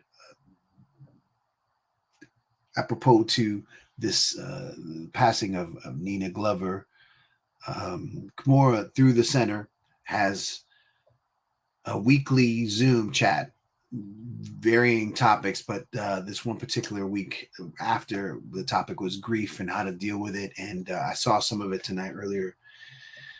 And how she invites people from the community and all over the world, actually, and from all kinds of backgrounds and come together. And it's a space where people can kind of speak freely, but doing it in a way where people can understand each other and you know, how we're supposed to communicate in the world, right? But this is Kamora talking about a little bit about the center where Thaddeus Black was playing. And they have this awesome labyrinth that they've set up. And then she's going to talk a little bit about Nina, too. This is Kamora, Truck Stop Mixtape. This is a Sterling Street Sanctuary and Nature Reserve. Not preserve, but reserve, because this is reserved for us, because this is literally 3 empty lots that were, if you've been here like 2 years ago, this was like, we pulled out the equivalent of like 5 cars and shit. So this was just shit. This was the old Steel Pits parking lot. And so we've reserved it for us and for the community because you know that gentrification is coming the way gentrification is coming. And our hope is to like reserve this and hold it for us. So that's the labyrinth I built, and it's built with like big ass, heavy stones, real solid construction. So that if they need to get rid of this to do something else, when they have to come out and tear it out, they will feel as if they're tearing it out. They will know that they're tearing out my labyrinth. And that is very much why it's built that way. I could have built it, okay, so the labyrinth, because your labyrinth sounds fun, right? So this cost about $32,000. I could have done it for less than $10,000, but for exactly why I said that was why it had to be so solid and real. Like, if you're gonna destroy a community, then come in and really destroy. And I'm working really hard at not quoting Living Color right now. But yeah, this is my open letter to a landlord. You can tear a building down. But you can't, yeah. These are our memories. They are here. I know that we'll probably end up hearing some Living Color at some point tonight, which is like, oh, so over there, Emmanuel, who's sitting down in the back, that's one of my babies. That's an 18-year-old Hartford baby who is cool and alternative and a rapper. And you know, like there's black people who make rock music. So every so often, Emmanuel will come and like try to shock me with some new genre, right? And so then I've got to remind myself that I'm an older black woman with gray hair. So that's what it looks like, and so that's what he's experiencing. And this is making me really, really happy. I'm like, oh no, I too have heard of black people making rock music before. This may be, yeah. I might be able to introduce you to a few who are like 40 fucking years older than you. So.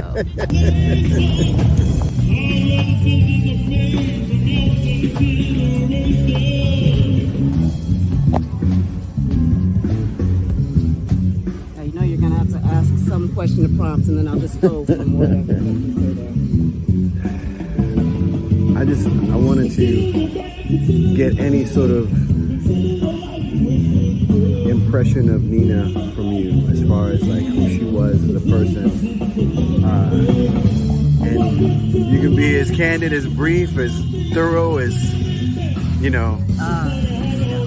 So Nina was larger than life, for real, in all of the ways that someone could be larger than life. And it was beautiful. And I could I've got a million Nina stories. There's a lot of places to go.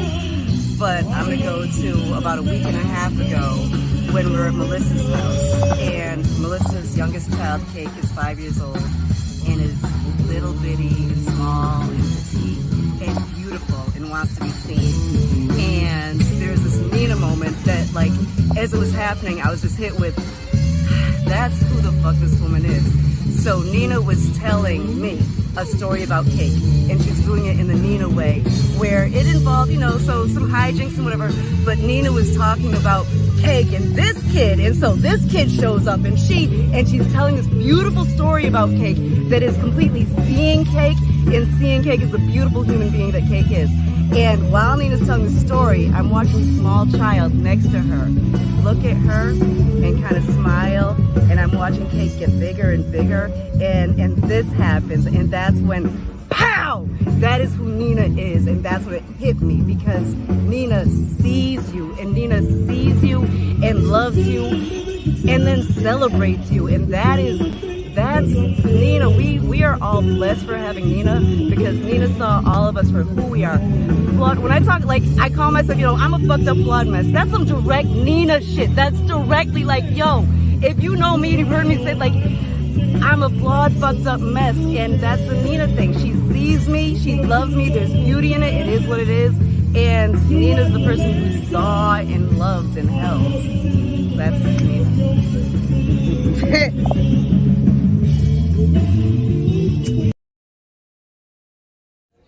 It's a song we actually premiered at Wimbash in Philly. It's called Satellites.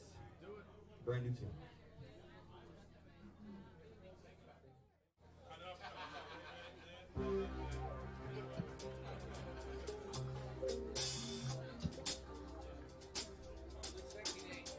So close, that is what we used to be. I was the head, you were the sun. So warm, that is what we used to feel. And when we touched, it was second to none. So now, coming over the horizon, can't see you, I can't find your face. So I'm dreaming with a broken heart. I am falling out of this place. You're not gone, but you're not here, and all I feel is you. As I watch the satellites, I can't reach you from the ground. I know that you're there, soaring in the outer space. I wonder if you'll never come down. All I feel is you. As I watch the satellites, I can't reach you from the ground.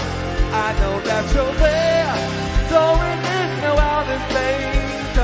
I wonder if you'll never come down.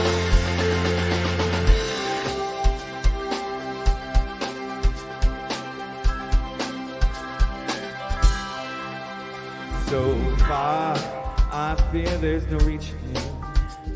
Your journey's already begun.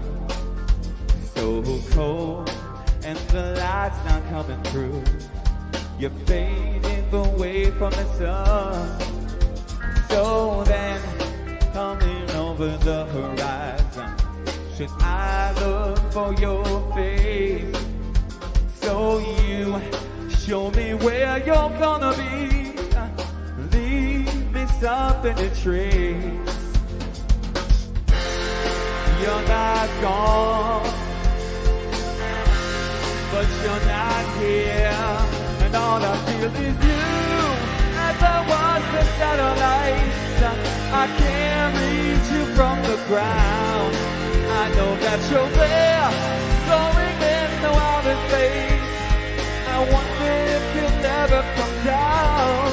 All I feel is you. As I watch the satellites, I can't reach you from the ground. I know that you're there, soaring in your outer space. I wonder if you'll never come down.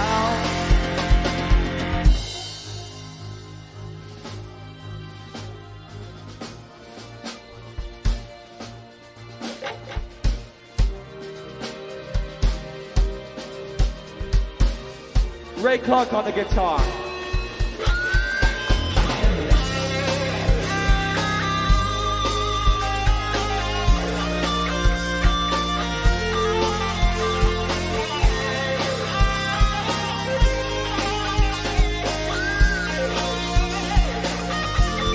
And all I feel is you as I watch the satellites.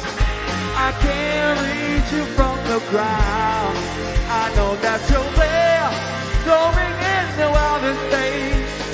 I wonder if you'll ever come down, ever come down.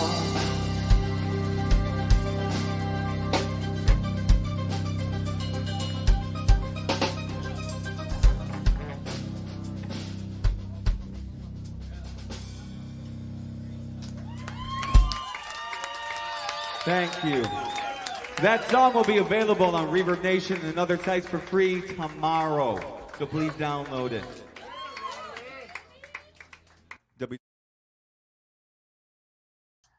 Cat said Reverb Nation.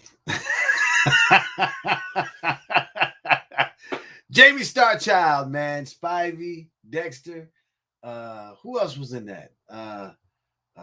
Nate. Great Nate. Oh man, I've got a crazy Nate story. All those guys playing together, you know, along with the guys from Thaddeus Black, and we've all played in multiple Prince tributes together. A big family, awesome, beautiful family. But I have this crazy Nate story. Nate is a lighting engineer or scientist, if you want to call it. He works for a lot of famous artists, including Fleetwood Mac and all this other stuff, and he worked with Prince for a little bit. The guy that was playing the keyboard bass in that last video, a few years back, maybe 3 or 4 years before Prince passed, he played a series of shows at the LA Forum, a whole month of shows. Maybe it was like 6 weeks of shows. He was playing almost every night. I got to see 7 shows. I got tickets for 2 or 3. On the third show, I got there early, and I was just like looking at the stage setup and whatever, all the lights were up, and I was just like standing in a balcony area, whatever. And I hear Gio, and I'm just like, okay, who's this? Whatever. And there's Nate. And he's standing by the soundboard in the back, and he said, "Come down here, whatever." And we talk, and he's like, "Yeah, I'm doing some light stuff and whatever." I'm like, "Wow, this is crazy." And he was just like, "Come on, let's go backstage. Let's walk around." We walked around backstage. There was a far away sighting of Prince. It looked like he was on a scooter or something, but I couldn't tell what it was. He was definitely just whizzing by. And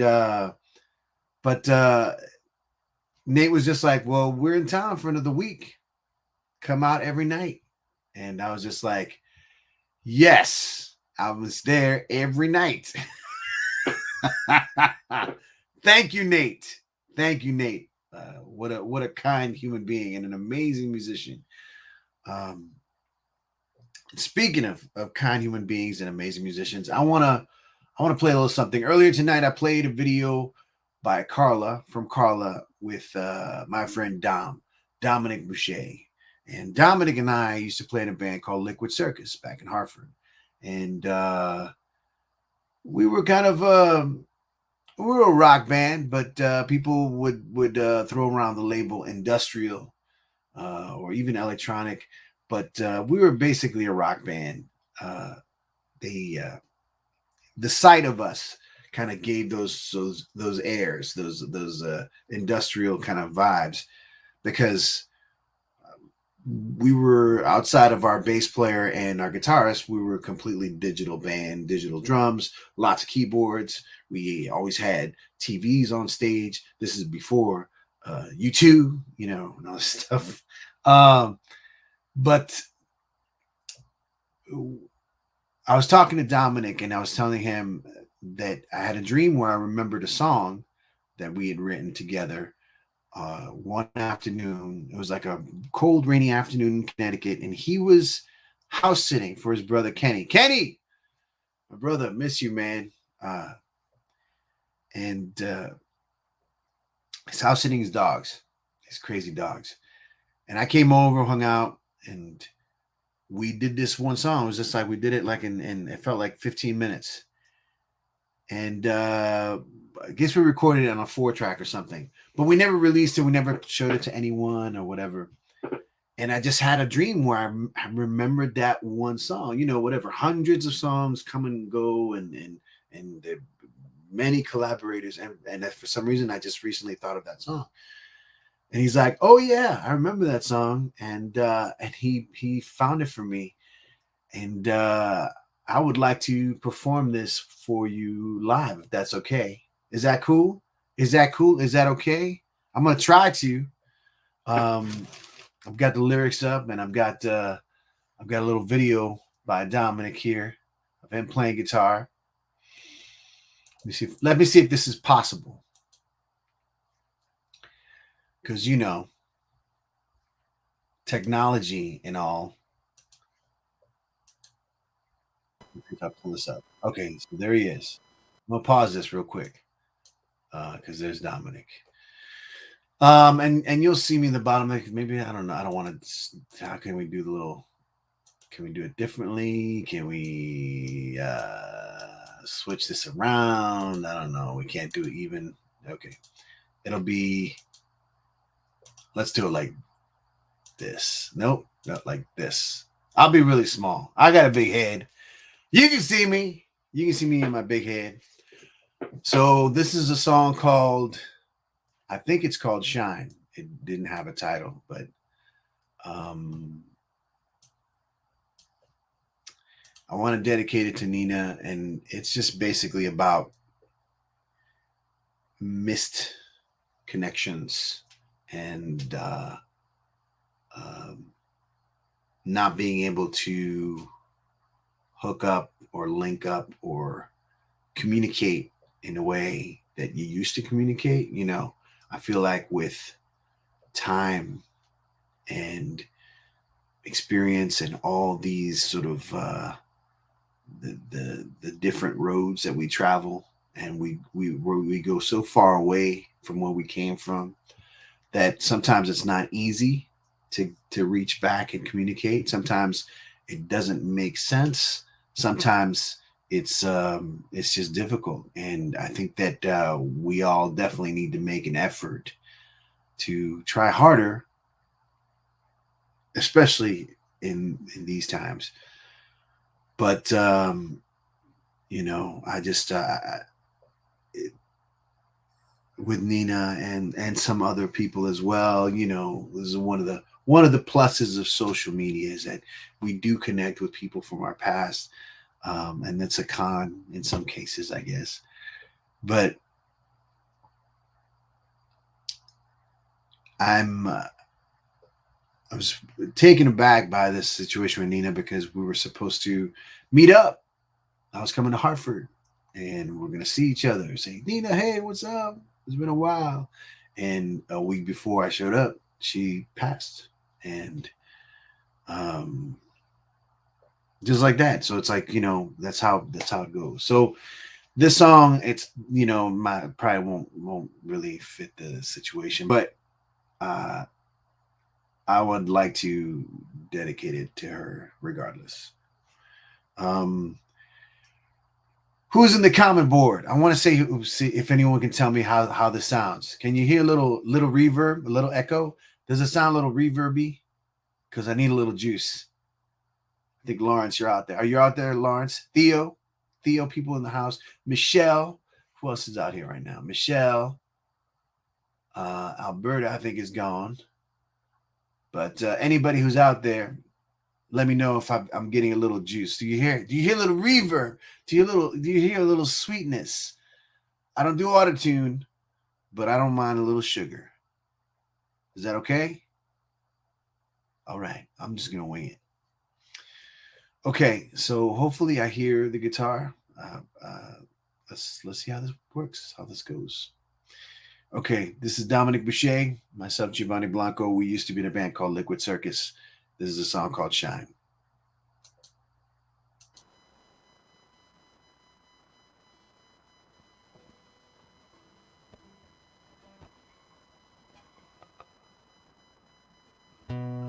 Now we both are here. What has brought us together? Is it something we feel? Is it something inside us? I don't know. We've been drawn to this point somehow.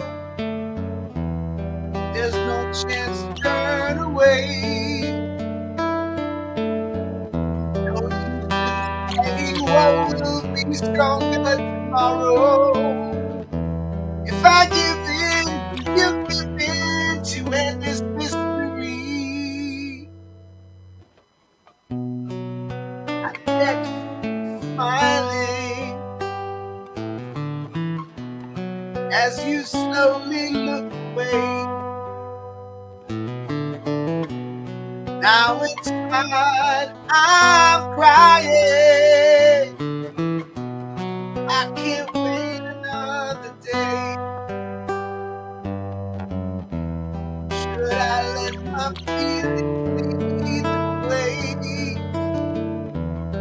If I do, what should I say? I believe in love, excuse me. Do you know the time? By the way, you think I may love you for a night? It all shines like diamonds, but I'm afraid that it will break.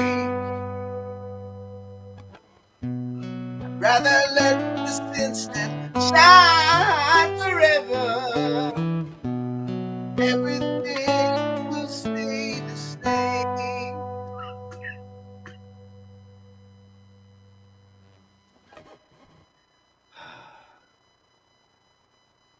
Thank you, Dominic. Love you, brother. Dominic Boucher, Liquid Circus, y'all. Talented mofo. Talented mofo. Lord. This is Truck Stop Mixtape, y'all. So many good things in Hartford. Many connections, many cool people. One of the connections is this very talented human being, Zoe Chatfield, part of Bandshes. I love the group, but also very active in the community. She is one of the people behind an organization called Free Center. And I had a talk with her when I was in Hartford. And here she is. No use in me telling it too much. Truck Stop Mixtape. Zoe Chatfield. With Richard Holland, too, by the way. Here you go. Zoe, tell me a little bit about the event tonight. So the event tonight is part of our open wall series, which it's a community art show. We kind of call it like our zine on a wall because we come up with a theme for it and then put out a call to artists based on the theme, but we leave it more open than, you know, maybe a traditional art gallery where it's like you have to, like, you know, it's for community. It's for anyone who wants to submit. You know, you don't have to be a fine artist, you know, like trained and all that. So tonight's theme is Black, period. So it's portraits of Black people by Black people. So everything in there tonight is artwork from the Black community, mostly around the Hartford and Middletown areas, but some of it is just submitted from like all over. It's a lot of great stuff, and I love the variety of it too. There's a lot of different kinds. Yeah. Tell me a little bit about this space. Yeah, so this is Free Center. We are located in a former library building, so 4 years ago now, I'd say, maybe 5, Hartford Public Library closed this branch, and they didn't want it to just kind of go to waste, you know, stay empty or be storage. So after a long search for trying to figure out what to do with it next, we ended up in it. So we reopened the space to stay as a community space called Free Center, and essentially it's this free space for anyone who's looking to do free programming, so meetings, workshops, events. It's open to community members just to use it, because access to space is so limited that unless you're paying hundreds of dollars for a space, even for, you know, a small workshop. So because there's such limited options for access to free space, we've found that it's become a really powerful tool to connect to community members and allow community members to feel more empowered to actually like take action and feel like they have a space to do the things that they already are doing or want to do. So it's been really great. I know that you've been very busy with work and school, and of course all the stuff that you do for the city of Hartford. Before I get to a question about Hartford, tell me a little bit about music, because we go back because your family, we're friends and everything, and but I've always loved your Bandshes project. #1 fan. And tell me about that. Tell me like what that outlet is for you.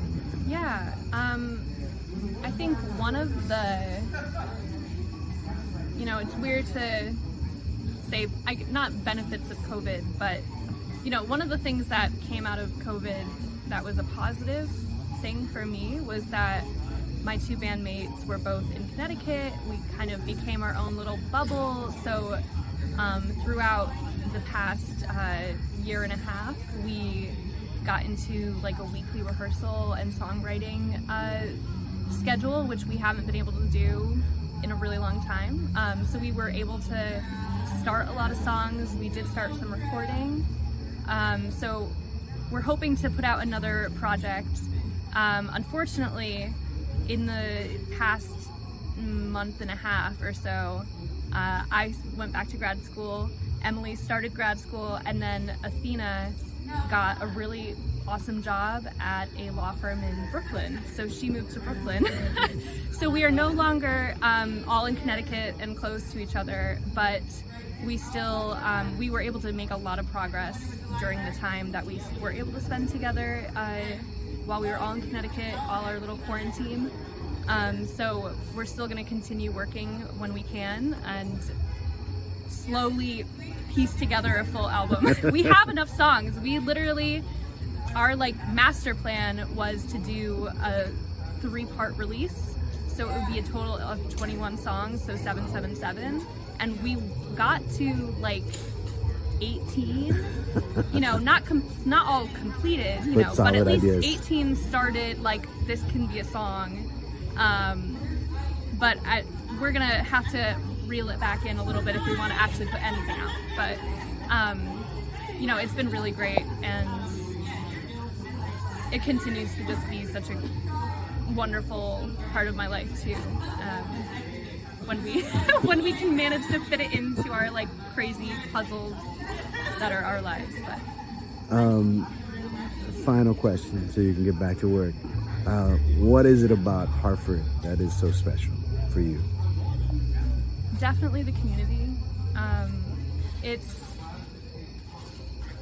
a small enough community that you can go somewhere and feel immediately connected. You're like, you see familiar faces and you know people or they know you, and you know, sometimes you know people really well and sometimes you're just like, oh, I've seen you before at like this other thing 2 weeks ago and that other thing like a month ago.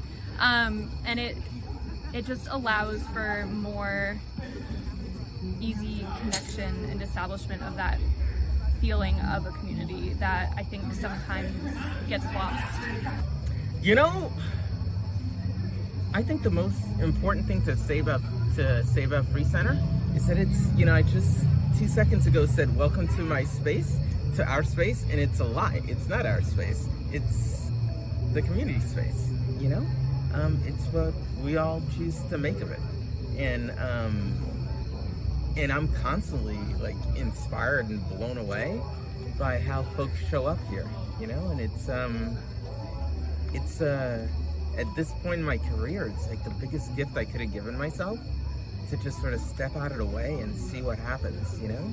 And it's all magic. And the more I think about like this idea of like trying to control outcomes and, you know, and how other systems seem to work with this idea of what's gonna come and then pursue that pathway, this idea of just sitting back and, you know, and watching things ignite on their own is just so refreshing and reassuring. And, you know, and it is to me kind of like what's at the heart of equity, right? You know, it's when, you know, these foregone conclusions no longer have a place, and the magic of what could be, which is a thing that belongs to everybody. It doesn't belong to any particular class or person or background. You know, magic is everybody's, right?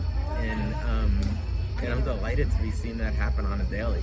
Yeah, well, I think like the only thing, like what I was thinking when you asked that was just the ability to watch this space literally take on a life of its own. You know, I mean, I think that on our best days, we're doing a lot of stuff, but on our worst days, we're opening up a door, and that's also sometimes enough to just let people come in and do what they need and do what they want. And it's awesome. My favorite thing today, was it today or was it yesterday? I think it was today.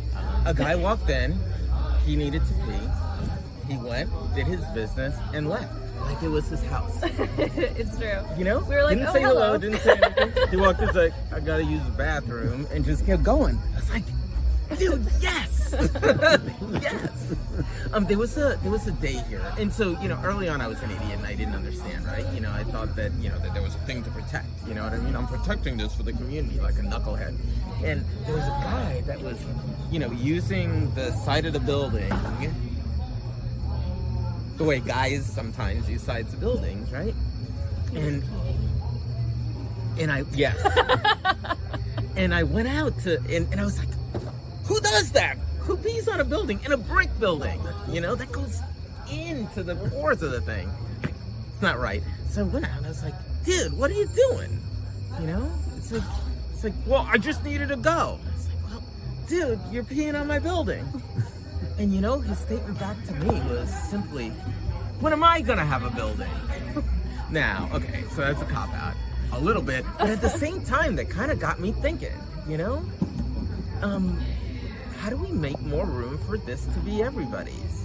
You know, and how do we make it clear that this actually isn't our building, you know? And that the question isn't like, why are you peeing on my building? But, dude, why are you peeing on your building? You know, when you could just come in. And I don't know. It wraps around nicely with what you said earlier. It's not complete without a peace story, obviously. That's right. It's definitely not. We should. It's never a party. It's never a party. We should. Thank you guys so much. Thank you guys so much, for real. Thank you. Thank you, man.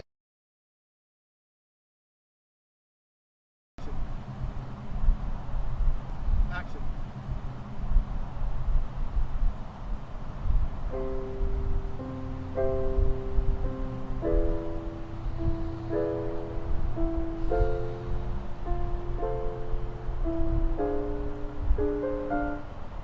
The dreamers are cursed, yes, this I know.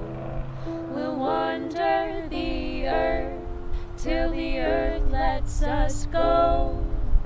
We may leave nothing, that's not what we hope. Just want to leave something from our time to show.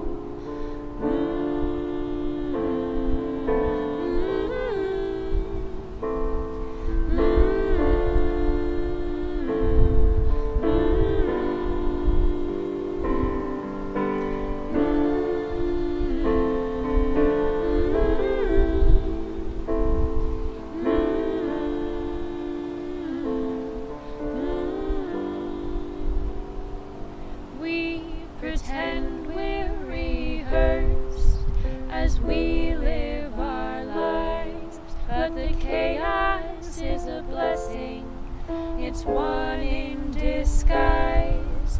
For what do you leave if you don't make your way? Must wander in darkness to make it to the day.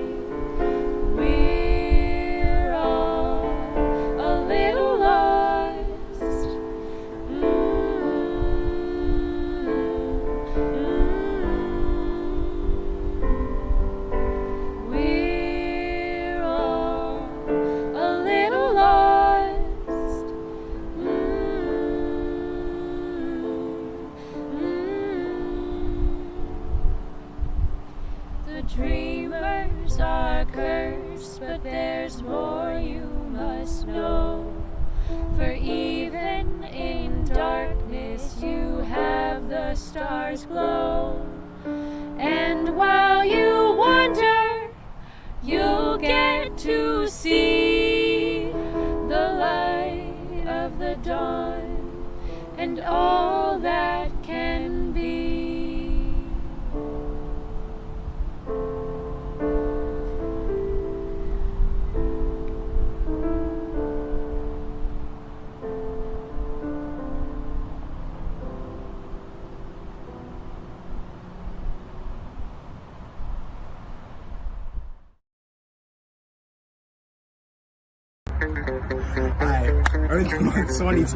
Earth Month 2020. Let's get into it. It's something positive. It's a nice day out. Let's get to it. Sometimes you have to pause so you can keep on going. The planet is a boat we on, and we keep on rowing. On and on to the great beyond. But if you really look and notice, there is a flaw. And if you listen, I'll show it.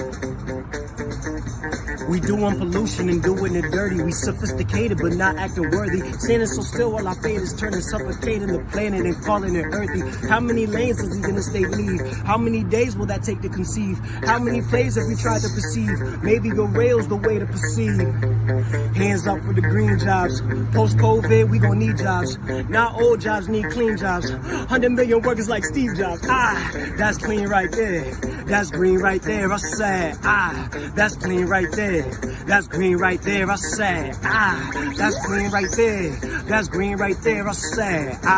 That's clean right there. That's green right there. It's high time we go back to the best. The tool I suggest is called cap and invest. Companies make money, but they have a thresh. Past that, pay tax, and we stash the check. The check goes back to the community. Might mean better things for you and me. Might even be an opportunity for us to change the way that we've been doing things. Just putting it out there, cause this is our hour. We the people, we have the power. Plant the seed so you can see the flowers. You know the meaning, the key is ours. That's clean right there. That's green right there, I said. That's clean right there. That's green right there, I said. That's clean right there. That's green right there, I said.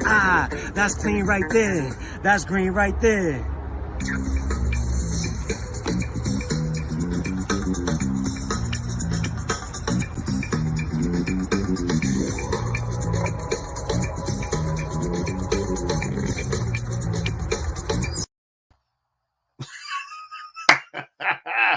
Tang Sauce with a freestyle for Earth Month.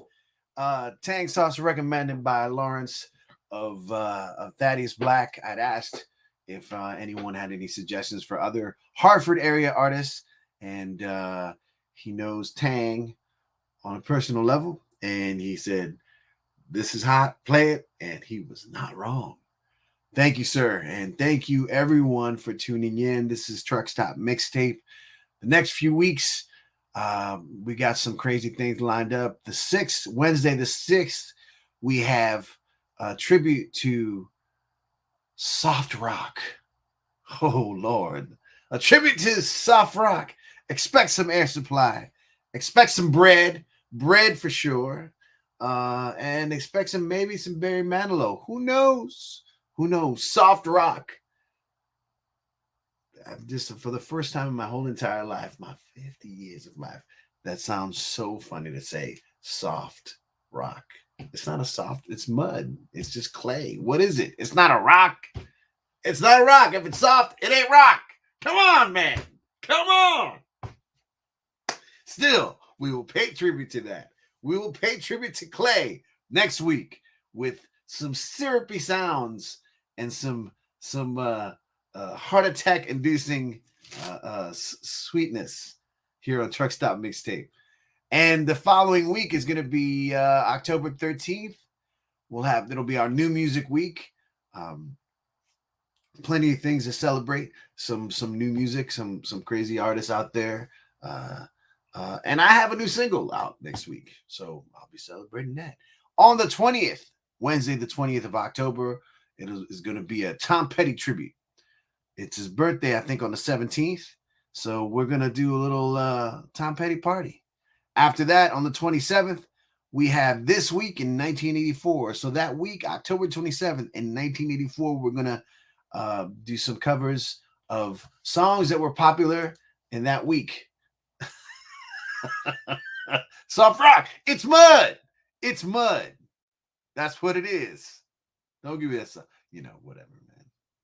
We like our Lionel Richie. What can we say, man? We like our 10cc. You're going forever. I heard Paul Davis today. I go crazy when I look in your eyes. I still go crazy. It's just there's songs that you can't let go. You can't. It's just Little River Band, heard that today too, reminiscing. That one's got a groove to it, so it ain't that soft. It's a little tight, but still thrown into that category of soft rockness. Theo, maybe you can send us a song. What do you think? You can send us a little ditty, a little 70s smoothness. Man, there's so many. I mean, of course, there's a lot of the schmaltzy stuff. I'm tempted to do a cover of You Light Up My Life just because, you know why? I've never sung that song before, and it was a huge song when I was a kid, and who knows? What's going to happen? Anything can happen. But hopefully I'll get some people participating, and we'll get some submissions and some cool covers from people.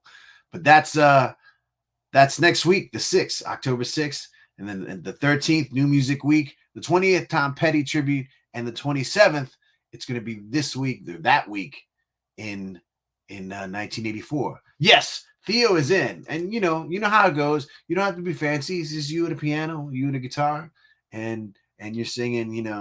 I don't know.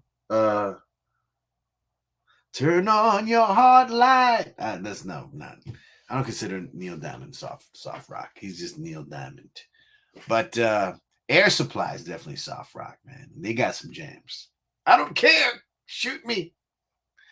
I love Air Supply. So that's it, folks. I want to say thank you again for tuning in. Thank you, Theo, for being here. For real. I miss you, brother. And I missed you in this last trip. And it's a crime. It's a crime if I don't get to see you, man.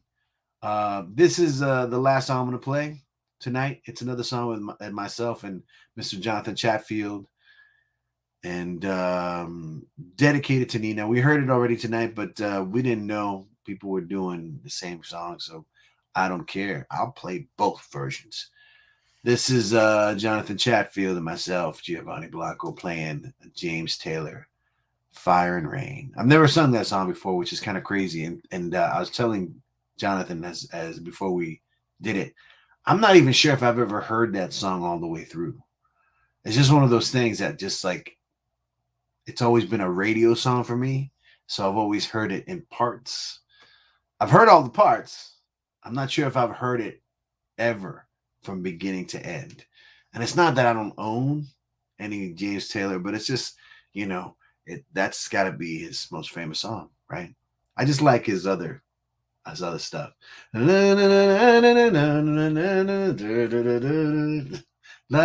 Theo, what song is that? You still out there? Theo, what song is that? James Taylor. Whatever. I like his 80s stuff too. What can I say? I'm eclectic. This is Truck Stop Mixtape.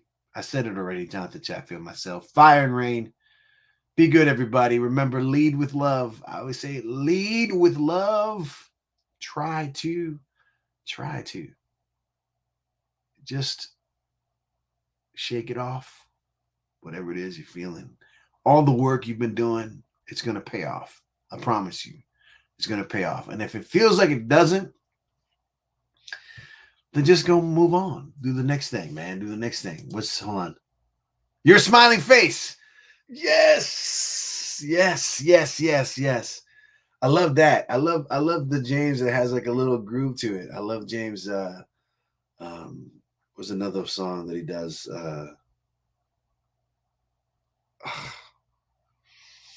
Kind of almost yacht rocky that he does. But hey, you know. Look at that. Ooh, I want to know what love is. See, that's a tricky one for me because it's just like it's hard. If it's a band that's known for their rock hits, like Foreigner, because they've got some hits. They've got hits. And then they do an occasional ballad. I can't call that soft rock because that's just the rock band with the little side ballad, right? You know, they've got the hits. They've got Cold as Ice, you know, and Say It's Urgent, and Double Vision, and we can go on forever with Foreigner. But I want to know what love is. That's they took it up here with that one. What was the other ballad that they had in the 80s? I think one of the I want to know what love is probably their last one. Oh, I've been waiting. I've been waiting for a girl like you. Yeah, we can be here all night. I don't care. I'm ready. I've got wings. I'll send an invite if anyone wants to hang out and talk with me live. I don't care. I've been up for days.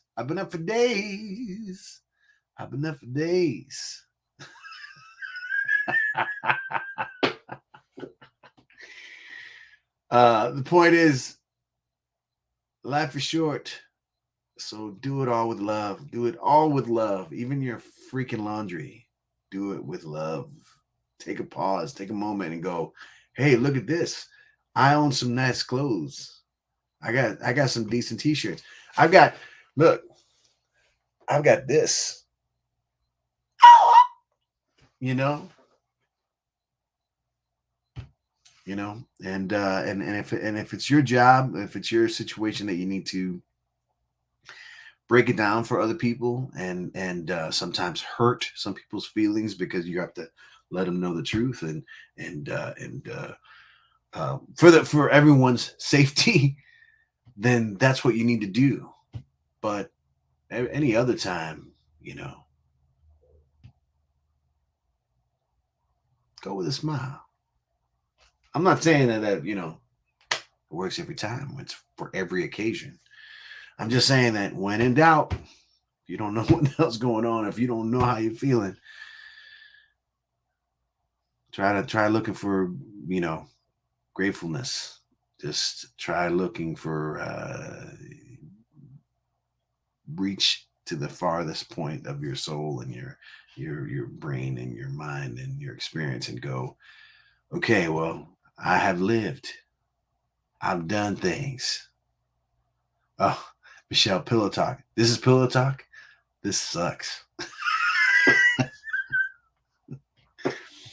This is pillow talk. Well, what is pillow talk? What is the definition of pillow talk, really? What is the definition of pillow talk? Anybody?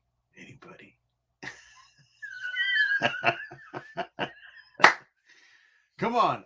Look, Michelle, don't make me send you a link. And you too, Theo. We can have a little party right now. Just the three of us. Just the three of us. Odd numbers be just fine. Just the three of us. Just the three of us.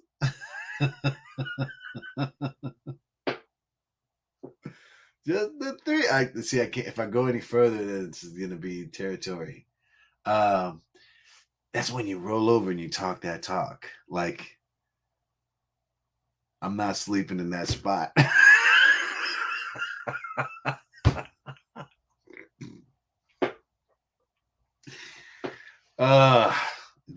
Is that pillow talk? Is that pillow talk?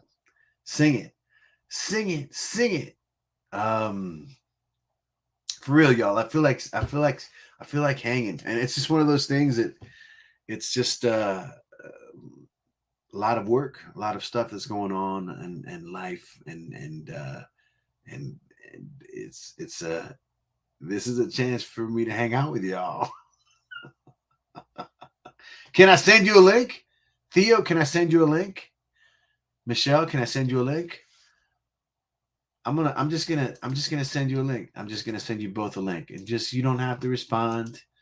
You don't have to respond.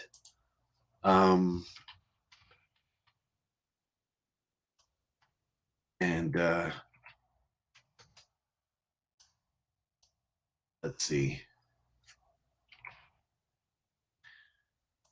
Oh, this is entertaining. Oh, I like to watch that show when the guy's typing. That's some good stuff. I'm allowed to do that kind of accent because I know it firsthand. I am not only yes, please. So link sent. Again, folks, do what you can. It's not easy to look on the bright side. You don't need to look on the bright side. That's always kind of like, it's hard to look on the bright side when the dark side is all you know. But even in the dark side, I feel like there's some stuff you can enjoy. There's some things that can be a little fun.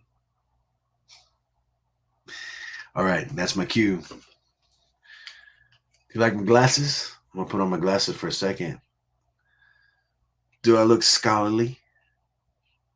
They're kind of crooked. All right, see, the second you put on the glasses, it's time to go. Love you all. This is Jonathan Chatfield and myself doing James Taylor's classic. This is for Nina, and this is for everyone. All the beings, human, animal, spiritual, that have left us in the last year or so, dedicated to them. Good night, everybody.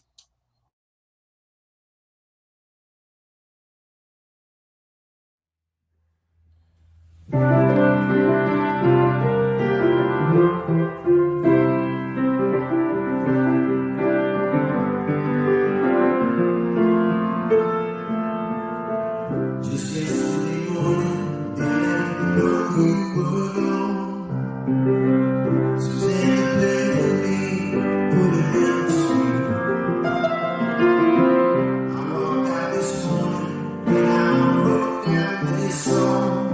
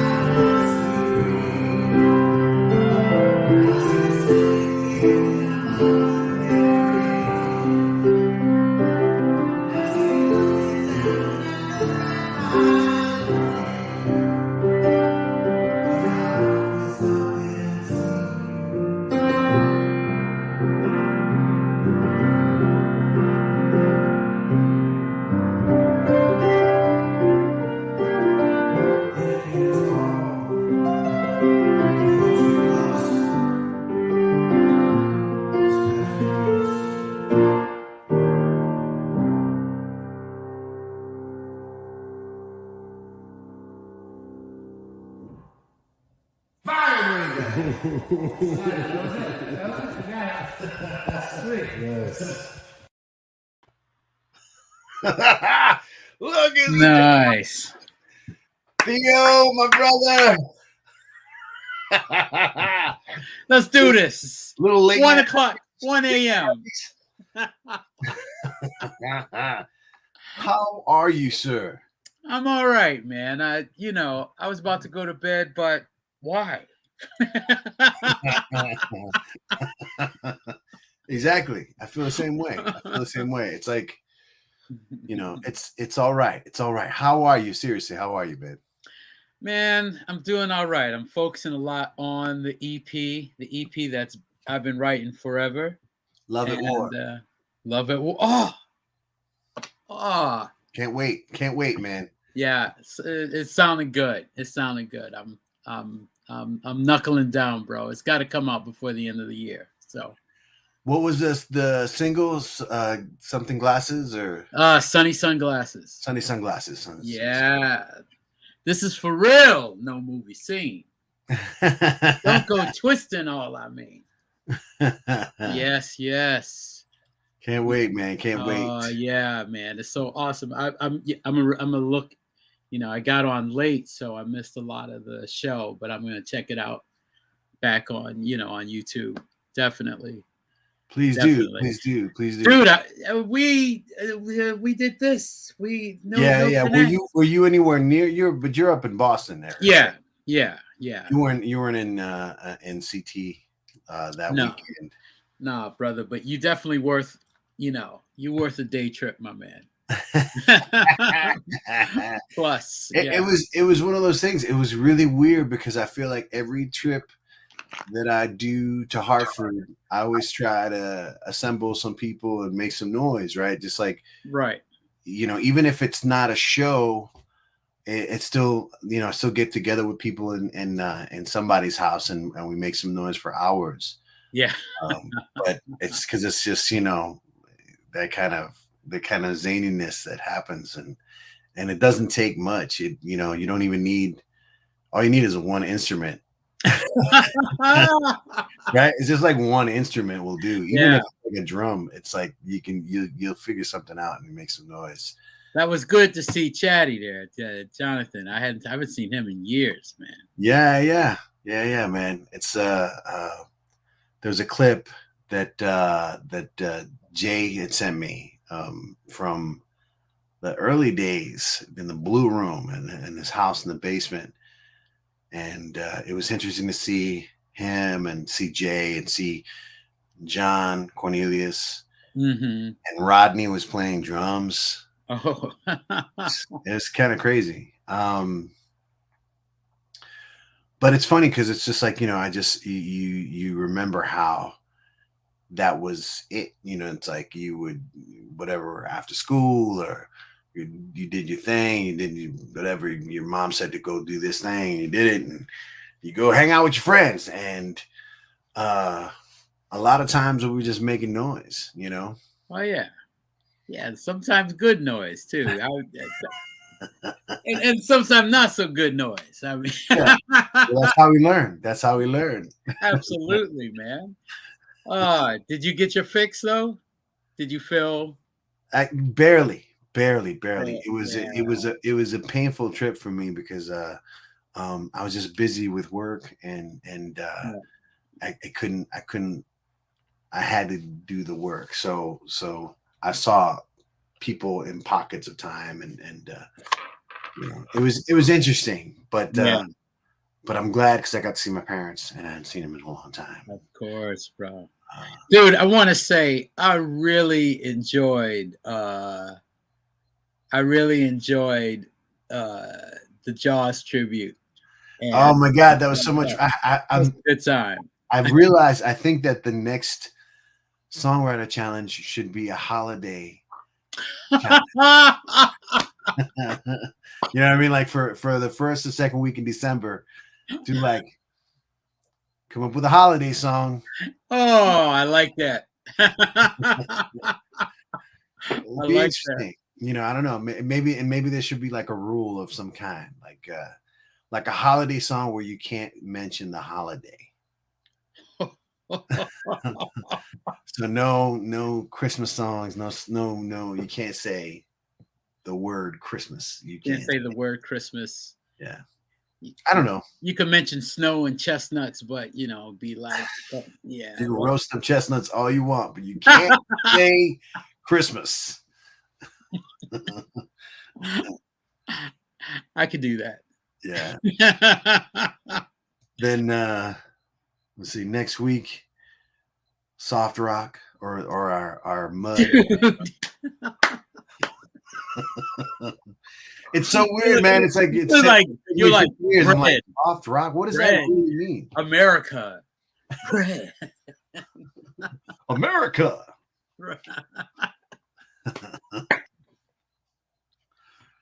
What you doing? Yeah, Standing on the verge of... What's doing? Song out tonight. Let's a song out tonight. Dude, what was the other soft rock song you started to sing? I was singing it. Oh, a Friday night, it was late. I was walking you home. You got down to the gate. I was dreaming not late. Would it turn out right? My favorite part in that song was when it's like an aside. He's like, when he's like, I can tell you that. I can't remember the line. I wish I remember the line. It's just almost like he's talking to himself for a second. But it ended all too soon. Hurry, don't be late. Yes. I love me like a rain. Yeah, see? You can pull a SpongeBob right now and put up 3 hours later. You know, it's funny, man, because I was thinking about that. At first, a few weeks ago, I was convinced I was going to do a tribute to bread. I don't know why, but I think the soft rock would be cool for now, just keeping it open and maybe bread songs. I like that idea. But I heard this song today that I hadn't heard since 1983, I want to say. And it's a song by Alan Parsons Project. And it wasn't a big hit for them. I don't even think it was a hit at all, or I don't know if it was released as a single. But it's you're about to challenge me. Yeah, it's a song called Old and Wise. I don't think so. Okay. It's one of the most depressing songs ever written. If you're in a certain mood, you really shouldn't listen to it. It's weird because it's one of those things. I loved it as a kid. I mean, whatever, when I was like 11 or 10 when it was out. And it was just a moving song, right? It was really beautiful and lush. It got a lot of strings and if you're familiar at all with Alan Parsons Project, they have the slower songs tend to sound like what's a name for a sleeping pill? Xanax. Like a Xanax, it sounds like the Xanax version of Pink Floyd. Like the slower songs, you know, and time keeps flowing like a river on and on to the sea, you know, that kind of stuff.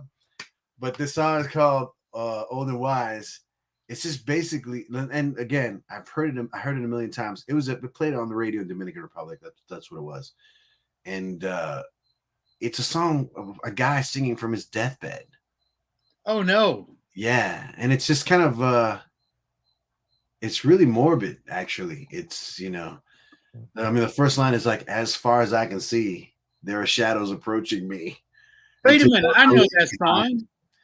As far as my eyes can see, there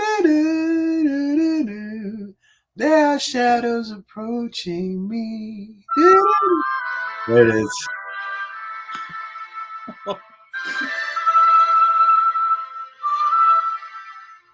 Oh my. I like the change of there.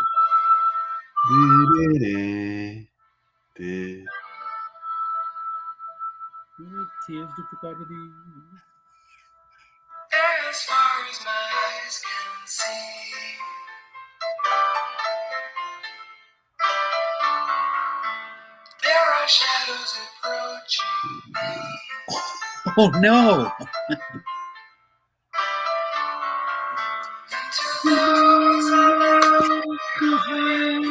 Oh. You always hold my deepest thoughts. You follow where I go. Oh, when I'm old and wise, little words mean little to me.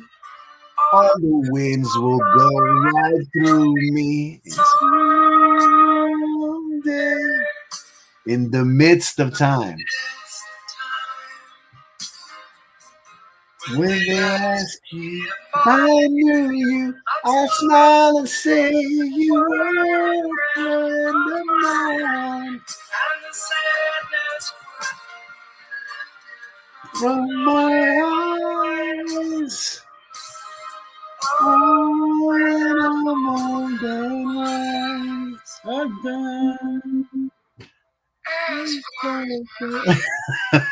Dude. Wow. Yeah, I mean, and the ending has got like it rocks out in the end. Now, But what were the other hits? Because there was Eye in the Sky had to be. I know that one. That Eye in the Sky. But I'm thinking there was another one that I was really familiar with. I'm like, that got. There's. I always think of games people play. Where do we go from here? Now that all of us are growing up, and how do we spend our time? When I hear when you say games people play, though, I'm thinking 12:45. Looking up on the subway home. I took my time. Cause I felt so all alone. Speaking of aside, right here, it's like another day. Gotta get away down a little down by the way. Nowhere it still goes, yeah, it still continues to take it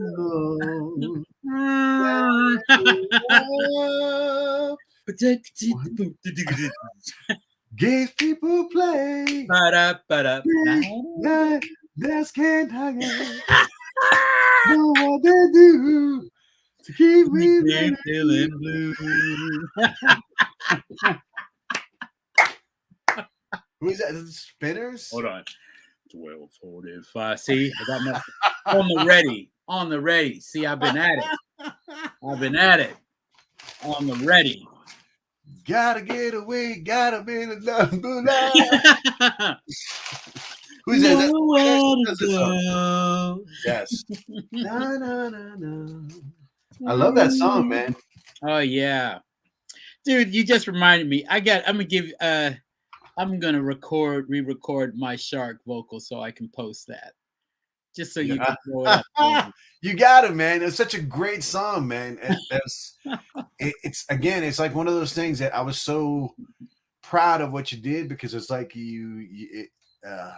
it was noticeable that you did dove in. You know what I mean? Like you let go and was just like going all in. It's so funny. And you asked me, and I quite didn't answer questions, but I was taking some lines from the movie. Yeah. Just putting the story around it, around those certain lines. Like, don't wait for me. I'm gonna leave this message here, this comment by Christopher Fonda. Theo show keeps rolling on. You're damn straight. Some apricot brandy. But no, thank you, man. Thank you for putting that video together. That was easy. Yeah. I mean, it was fun. I just I had to Theo. Floating in the water. It's just like, what do I do? What do I do? Just like I'm looking up at the hits of Alan Parsons, and another one that I remember is I Wouldn't Want to Be Like You. Do you remember that? I bet you if I heard it, if it was one of the hits. It was one of their early songs, but it's definitely, it's not a characteristically sound like Alan Parsons kind of song. It's a funky song almost. I Wouldn't Want to Be Like You. Hold on, let me give you a taste.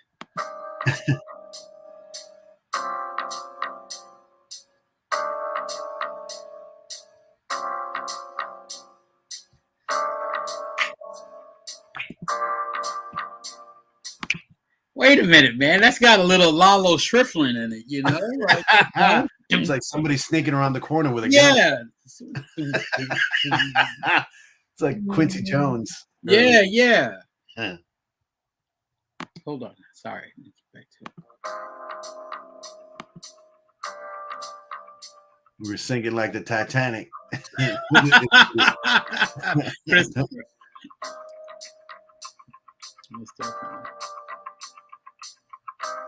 Then it takes like a sharp left turn.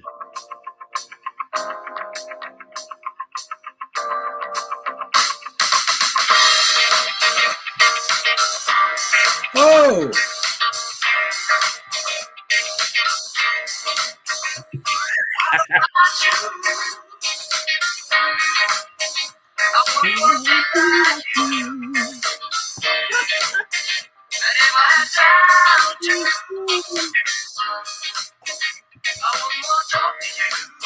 Hey!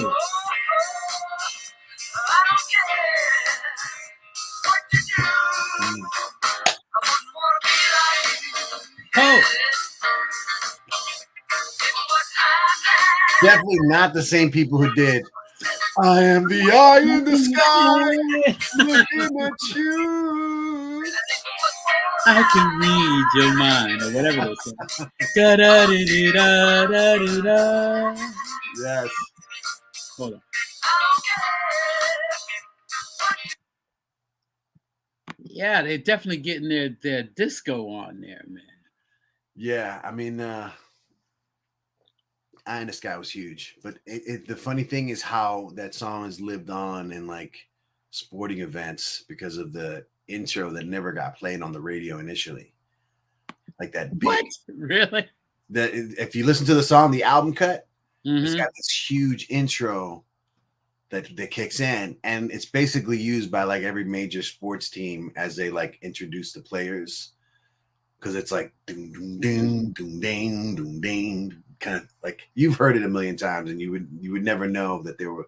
That's actually that guy. Yeah, it's called Sirius. Sirius, it's called that part. But another song. But this is like another. If you're a geek about the '80s stuff, Don't Answer Me. Don't answer me. And yeah, it was huge in the UK. Wow. Yeah, man, you're one of the. Don't ask for a title. Like, don't ask for lyrics or a title, because I can't remember. It with 3 words together, but I can put it together melody. right. I like the melody, but I don't remember the words. Can we play like a fire round, like question, like just crazy musical questions, and you know, we could try. Yeah, let's do it. What do you try? What's your least favorite Michael Jackson song? Oh, solo Michael Jackson. Solo. Oh Lord, that's dude. I can't.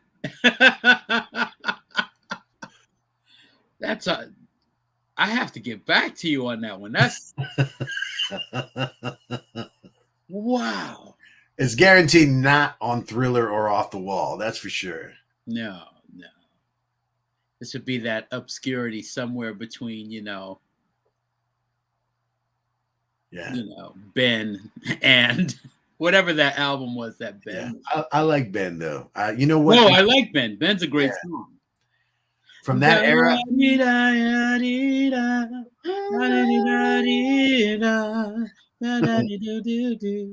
got a friend in me. Got a friend in me. Like the ghosts of old white people. You got a friend in me. It's that reverb they were used too back there. It's like, used to take. You know what's Happy? Happy. I love that song, Happy. Ooh. You know what I'm talking about? The la la la la la la la la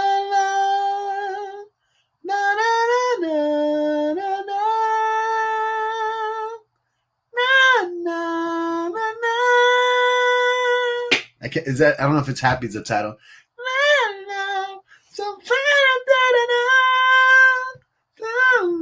I think you stumped me, man. Yeah. Happy. Happy, I think it's called. I'm happy. Ooh, happy. La la la la la la. Happy, Michael Jackson. But don't play it because it'll probably shut down the whole system. No. I know my worst Jackson 5 song. Don't say it's torture. No, my worst it's one of their Christmas ones. It's one of their as kids, man. It's awful. Which one is it? I don't remember it. I don't remember any of the Christmas songs actually. It's like they've got this dialogue before they actually sing. Look, his girl has left him. There are tears in his eyes. He's crying. Yeah, he's crying. Mary. What? Don't cry. Oh, wow. Jackson Christmas album takes a left turn. A hard left turn.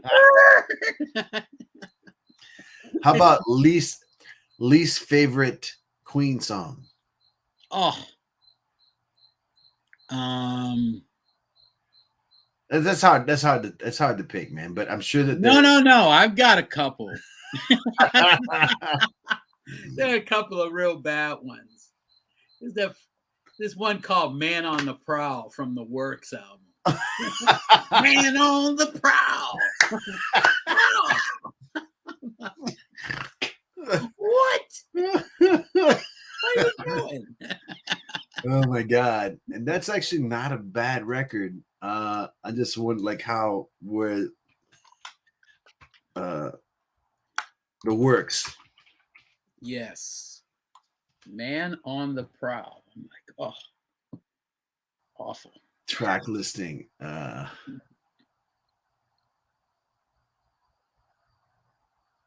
Yeah, I remember that song. That's pretty bad. Yeah. Which is kind of sad because a lot of the songs I really love. I know this is kind of like a weird song to like, but Keep Passing the Open Windows. This is the only life for me. Yeah. Is this the world we created? Is this the world? That was kind of their answer to Love of My Life after 10 years or so. Yeah. You know. Yeah. And even Machines, but and It's a Hard Life. Yeah. Awful video.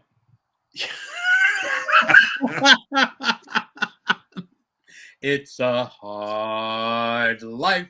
The one that they're all like 30s, the like dirtied up like 30s characters, like TV, like old movie characters. Oh no, that's it's a kind of magic. That's when they're dirtied up 30s. But no, It's a Hard Life is they're wearing like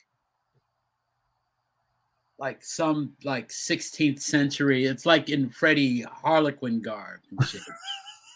But you know, some got on tights, some of them got on ruffles and shit. Some of them got on, looking like Sir Walter Raleigh. It's what's that? Stanley Kubrick film with Ryan O'Neal. Barry Lyndon Gear. Oh yeah. Tear It Up. That was a big rocker. Tear it up, smoke it up, load it up, baby. Oh yeah.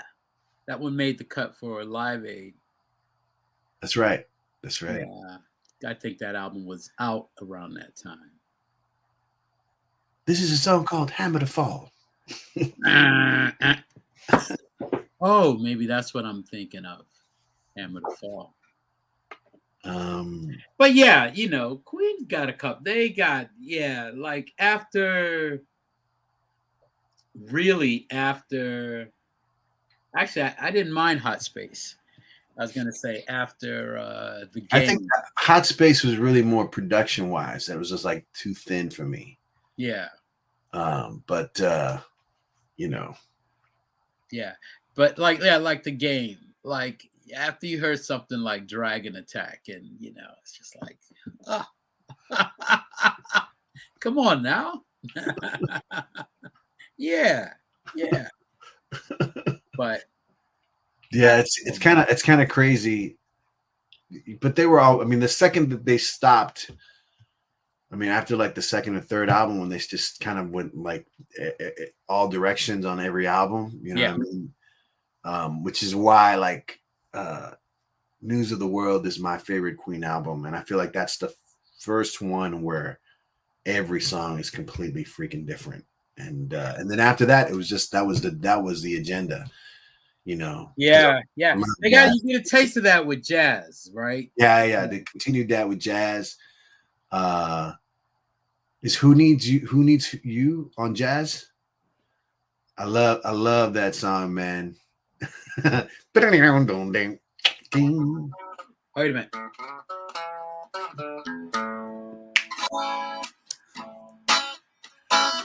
Whatever. Ooh, I like it. Oh yeah. I'm gonna wake up my neighbors. But yeah. Who needs? Well, I don't need. Who needs you? Needs you. The background that. Ding, gang. Oh yeah.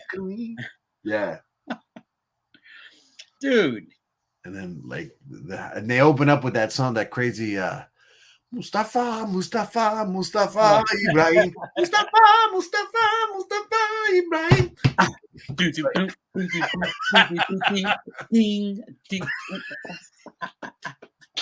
Mustafa Ibrahim. I'll pray for you. Mustafa Ibrahim. I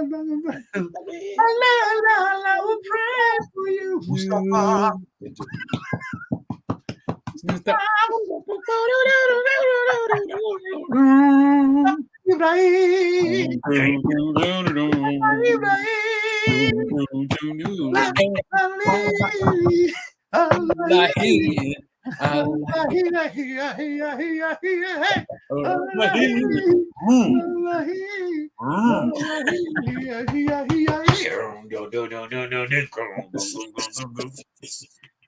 Good shit. Yeah, it's badass. Oh my god. Yo. You might have to do some editing on this. It's like people need to realize this is like us chatting at like 1:42. This is normal. We're just the only thing that's missing is diner food or a cocktail, or the last cocktail of the night. No kidding. You know, we probably should do another and it doesn't have to be Hall & Oates, it doesn't have to be Prince, but it could be. But We should do one of those Jiffy tribute things again. just add water. Just add water. Just add water. Man, it could be anything. Queen would be fun. Hard as hell. It'll be hard, but we could do it. You know, you could pick a year, and we'll do songs from that year. Like that'd be great. That'd be great. I mean, because then I'd say anything between 73 and 83, that decade for me. I'm cool with anything. That's like I love it all. The cheese, the excess, the bigness of it all. Yeah. Like when I mentioned cheese before, when I was talking about You're in the Deep End, I wasn't mentioning it in a bad way. You know, I like some cheese. I love cheese, man. I mean, not especially now that I don't eat it. It's like it's all going through my ears. That's a great quote. I'm gonna write that on something and have it. Yeah, now that I can't eat it, it's all going in my ears. Giovanni Blanco. All right. The truth. Sad but true. Let me throw another question at you. Yes, sir.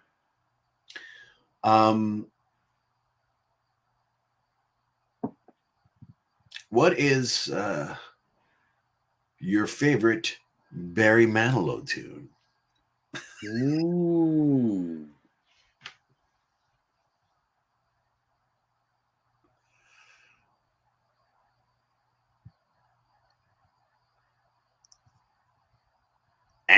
Okay. Dude, you're throwing these things at me. I like it. You know, I'm going in my head. Well, I can't smile without no. Yeah, you know, and dude, I burnt out what it was, Coca Cabana. You know, yeah. But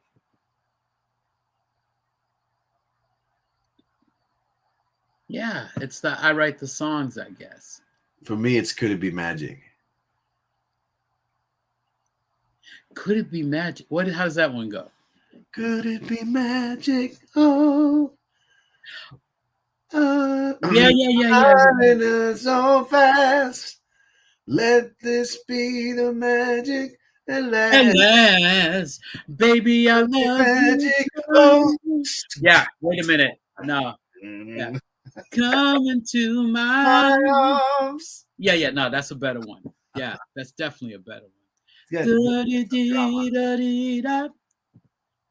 You know, you get a song like that, and then you get a song like, one of them like Barry Gibb, Barbra Streisand combination, whatever. Dude, don't get me started on Barry.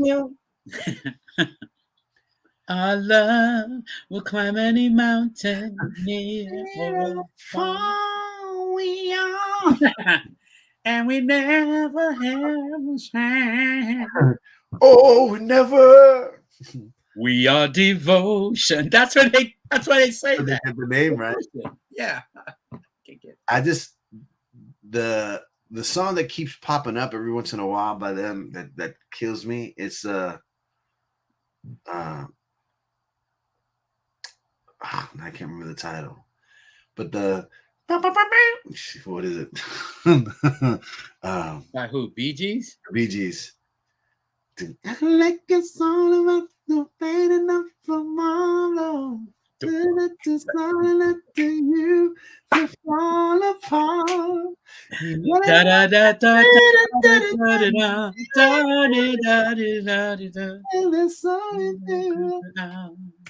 Yeah. I'm the vision. I'm a man who loves you. It's good enough. Da da da da da da da da da. There's some other stuff around that particular period, like after the Saturday Night Fever stuff. Mm-hmm. That I feel like they were just in their prime. Really? I just feel like they just the stuff that they were doing, like production wise, and yeah. Trying to think of what Nothing got to lose if we lose. I can't let that go now. fire. C section. I can't say a word. I can't say a word. And they go soft and it's like, oh my god, are they really doing that? That's crazy. I'm trying to let me just pull up the discography because this is like the singles. How about that? That's even better. And then I think about the stuff that they did for Andy, man. Oh yeah. Oh yeah. That's just crazy. Yeah, no doubt. Good stuff. They did, and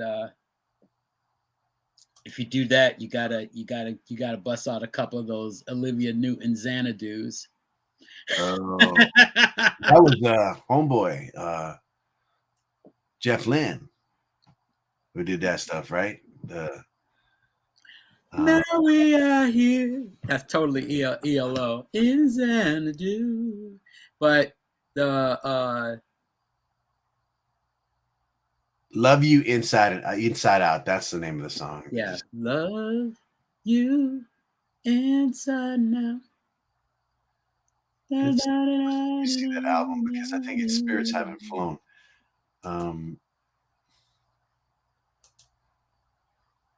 Tracks. Let's see. Tracks. Spirits Haven't Flown. Well, it is a track list. Too Much Having Reaching Out. Spirits. Tragedy, of course, is in my top 5. Bee Gees too. Yeah. God, I can't. For some reason, I can't find it. There's another song. Love you, show you the way. Do do do do.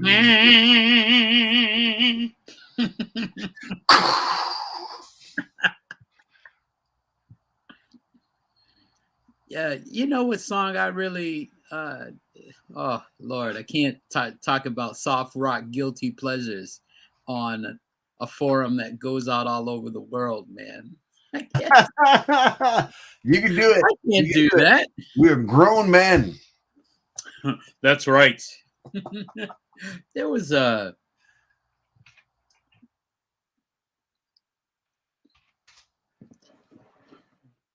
You cut out there? What happened? No. Oh. I can't remember the key.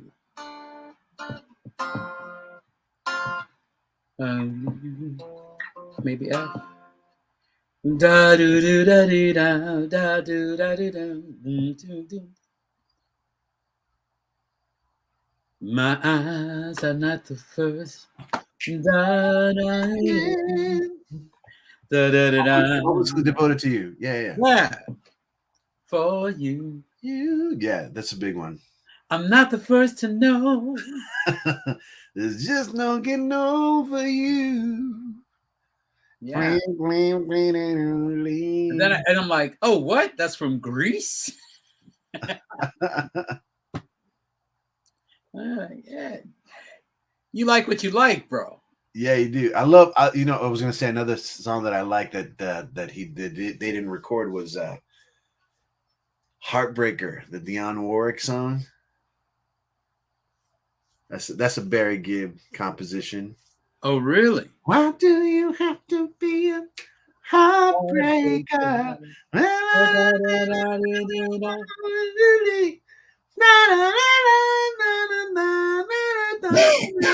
It's like Bee Gees all over it. That was on those lists where, from those songs from the 60s, 70s, 80s, and beyond. Fireplace in the background. Go to sleep. Right? Yeah. Go to sleep to those stations. Wow. Have to be a heartbreaker. Wow. Dude. How's that Bee Gees discography looking? It's sick, isn't it? It's crazy, but it's hard to kind of. There's a song that I'm trying to find that's from that era, that right after Saturday Night Fever. Try to sing a few bars. Let's see if I can get there. That's the thing, is that I don't remember it, and I feel like spirits haven't flown.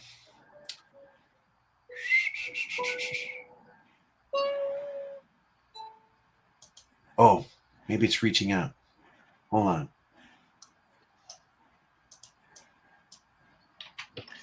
I'll play a little bit on this side. Come on, Lucas. Almost there, almost there.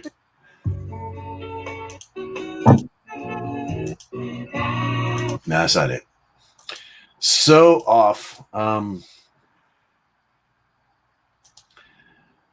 Too much having, that's a big one. Let me get stop, such fine. Nobody gets. That's a big one. That's the way. Okay, let's go back to the discography. Hold on. This is exciting for the 3 people watching. Discography. Hi, you and me, girl. Down the highway to the sky. Whatever they sing. Da-da-da-da-da. What did this? You're my love. Da-da-da-dee-da. Da-da-da-dee-da. Love is such a beautiful thing.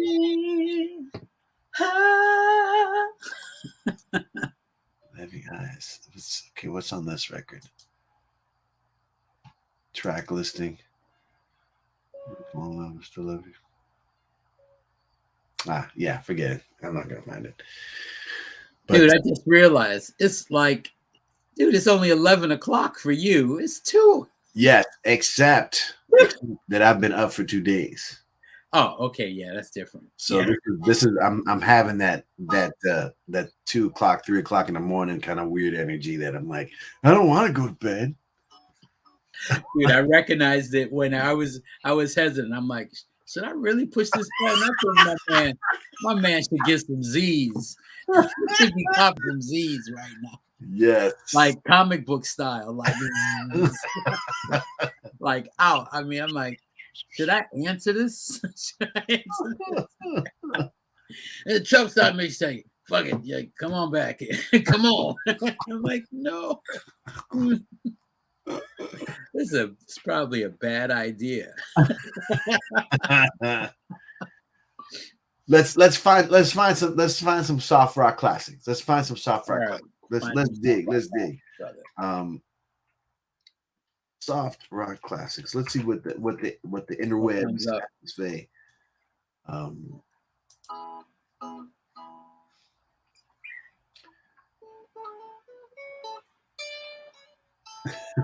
Ooh, I like it.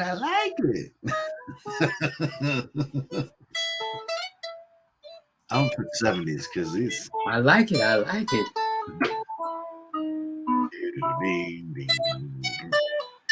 Nice. Ooh. Well, I don't need. I was don't get you down. One's all over me. Give it. Well, it's doggy in this rat race, and it leaves I'm feeling like flying on his face, reaching out for a helping hand.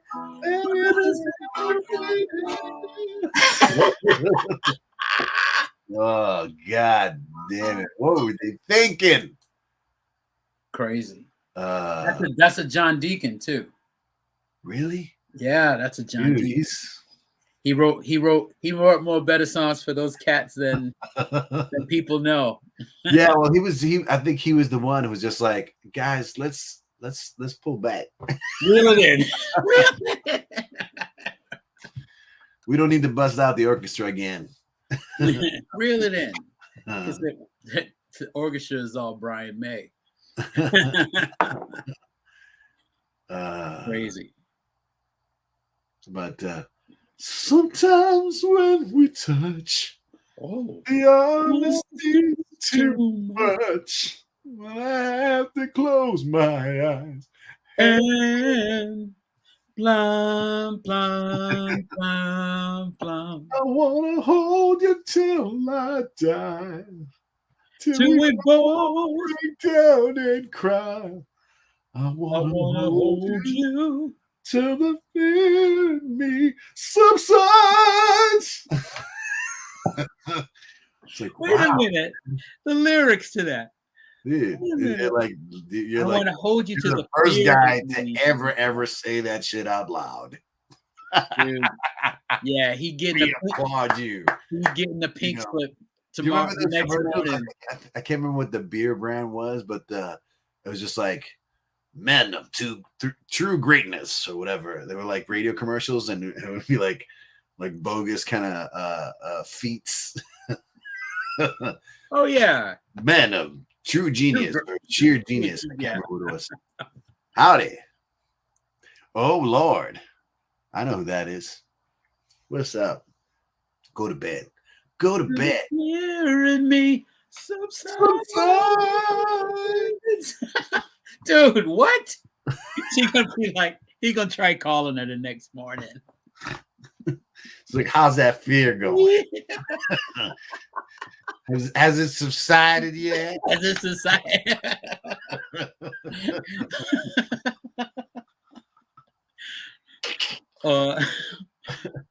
Actually, it's kind of ramping up. By the second. I don't appreciate your tone.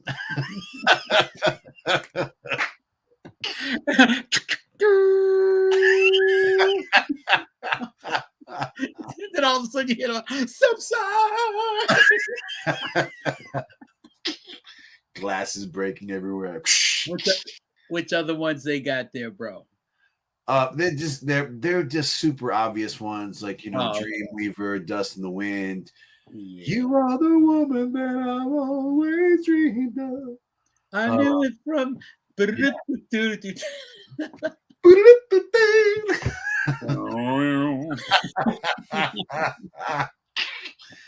Reminiscent pops up. Summer Breeze makes me feel fine.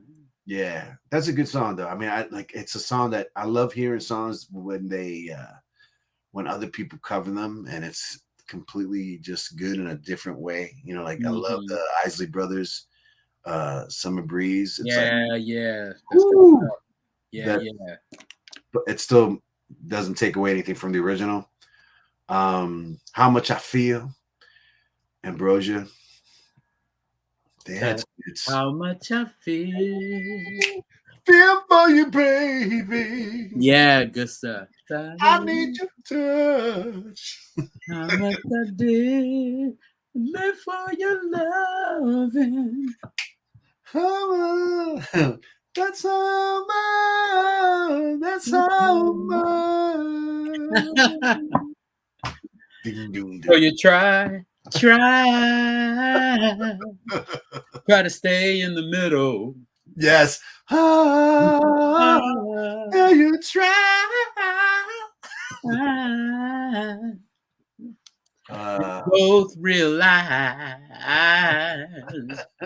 just how foolish you've been. Ooh, and you try to make amends, but just I can't hit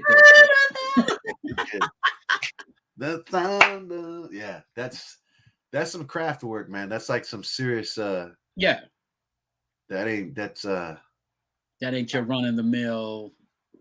Yeah, they're not repeating parts, and they're like really trying to make things a little different. But let me see. On and On, Stephen Bishop. On and on. Down in Jamaica, live a life of pretty women steal your money, then they break your heart. She's in love with old Sam. Take some from the fire to the frying pan. On and on. Come on. Keeps on trying. trying. And a smile when it feels like Flying on and on, on and on, on and on. Thanks, Steven. What was it? What was his other big hit? Welcome Back, Carter. No, that was that's John Sebastian. John Sebastian. It was something's telling me it might be you. Telling me it might be you. All of my life. Is it from a wait. 13? Yes. What's up, brother? Hello. What was the video? Endless Summer. What was the song? Oh, I do remember the song. Wait a minute. You mean was it the Kool and the Gang song? Let me know. And thanks for tuning in. Wait a minute. I remember the name because I remembered that name. I thought it was for some reason I thought it was one of my kids. Saying, Dad, stop already. Come on, Dad. Baby, it's you. It's you. Boom, boom, boom, boom, boom. That's right. The instrumental surf song. Yes.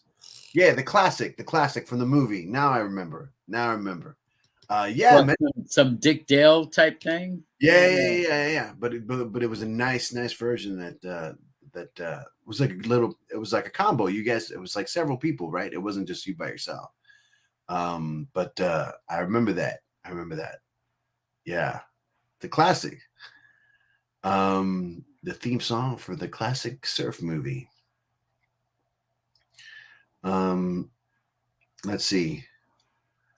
All I need is the air that I breathe. That's another one that's here. Just remember I love you. It'll be all right.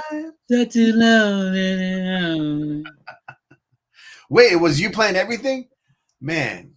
Well, hold on. This is for you, brother. That's crazy. I do remember the video, though. I'm just trying to remember what the theme was. There have been so many themes. That's a cool thing about doing this every week and just forcing myself to, even if I can't and I don't have the energy. It's just that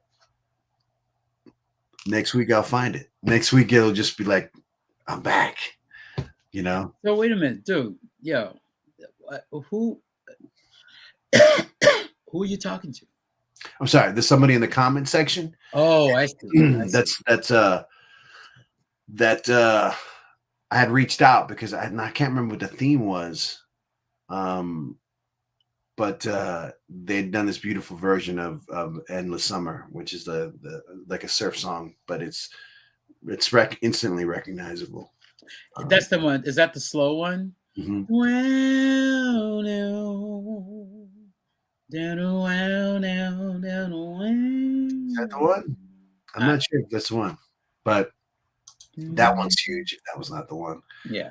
I don't get a consolation prize. You do? No, sir. I'm sorry. Show him what he's won. You know. How about This Is It?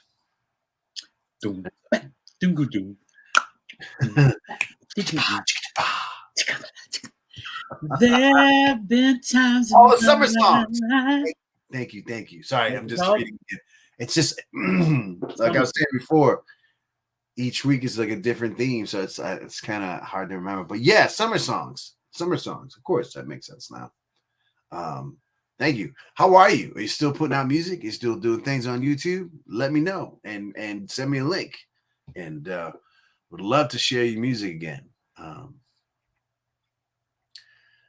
You know what I love, and I did this earlier this year, and I can't remember the theme, what it was, but Bonnie Tyler's "It's a Heartache." I love that song, man. I love that song. I don't know why, and I think it's just that particular era of that like sort of slight. When you find he doesn't care. Nah, dude. Did you do a version of that? Yeah. Yeah, it was good. No, thank you for. I'd send you a link if you want to join us. He just Robert Palmered us, or is it Sherelle? I didn't mean to turn you on. Oh, remember, it's a heartache. It's a heartache. It's a heartache. Come on. Nothing but a heartache. Mm-hmm. It's gonna be a devil day. You're cutting down in half. You say gonna be a deviled egg? It's a hard egg. Yes. I wish there was just more on this list. Come on, y'all can do better than. Oh, I just want to stop. Gino. I just wanna. Yeah. Tell you what I feel about you, babe. I just wanna. For your love. Yeah, I miss sax solos, man. I miss good sax solos. Sax solos. Yeah, that's the thing of the past. How about 80s soft rock songs? What's this list? Little River Band again, popping up again, but this is all I can do is whatever you do, take it easy on me. Oh, I won't hold you back, Toto. And I wanna hold you back down. Do. Yeah. God damn. Yeah. That's like, yeah. I love Toto, man. What else they got? Soft rocky. There's some like Tender is the Night, Jackson Brown. I mean, it's like it's like middle of the road, I guess. Pretty Stuff basic. Steve Forbert, Romeo's Tune. This okay. So this one, like No One Is to Blame, Howard Jones. It's like, to me, it's like a pop tune. It's not really like a soft rock tune. No, but You Can Do Magic, America. That's a good one. I what an awful song. First line, it goes like, I never believed in things. I mean, if I can't see, it's like it changes his mind. No, wait. I do believe in things, but I just need to see them. It didn't make sense. Wait a minute. Don't write me off as an idiot. Hold on, man. Wait a minute. Don't go ahead. Wait a minute. I just have to. Hold on.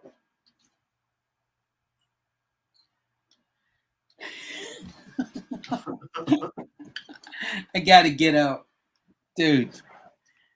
Here on the East Coast is 2:11. I gotta get out a sleeping pill. I'll join you. All right, get a sleeping pill going. Going to get my medicine out the cabinet. Gone. On this list too, they have Glenn Fry's "The One You Love," which I would like. I don't know it. I love the way that song sounded on the radio. If I'm gonna stand with the one who loves you. Oh, I do know it. In the one you love. Because it's again another sax solo. Gotta do the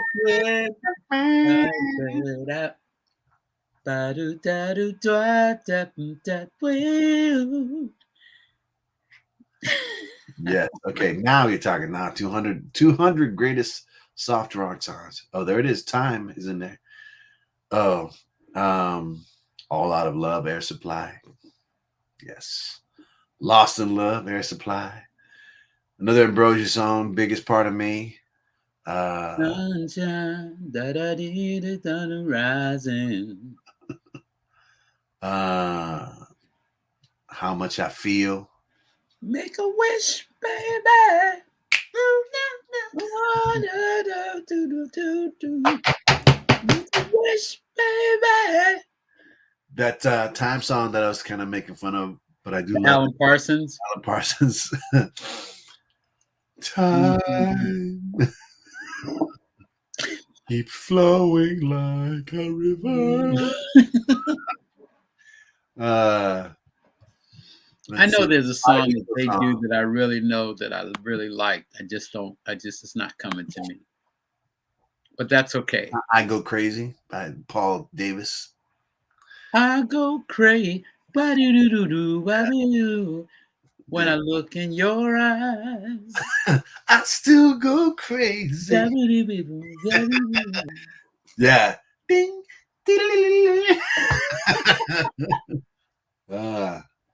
He had that other one, other hit.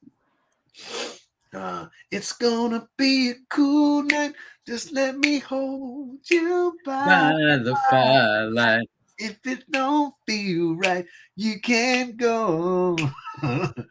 Hold on, and a cool night brings back memories of a good life when this love was not so wrong. Yeah. Let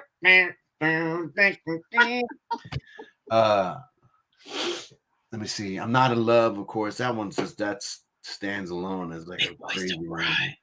Yes. Don't cry.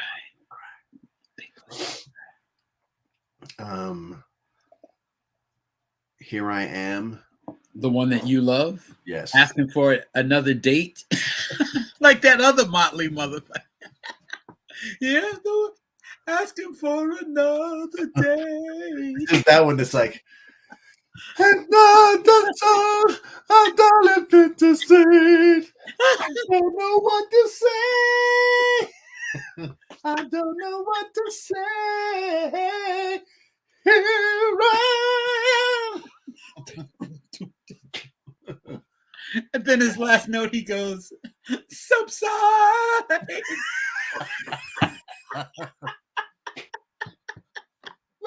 No, they do a big dramatic hold on that one. And yeah, yes, a brother here agrees with 10cc. 10cc was brilliant. They definitely were. I mean, they oh yeah,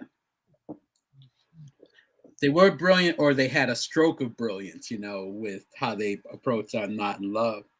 I over the years I've collected. I have like 6 of their records, and obviously the hits are the ones that people know, but they're just as extreme in their their styles and the stuff. I mean, I love Dreadlock Holiday is a big one. But let me see what else. Oh, Bread. If a picture paints 1,000 words, then how can I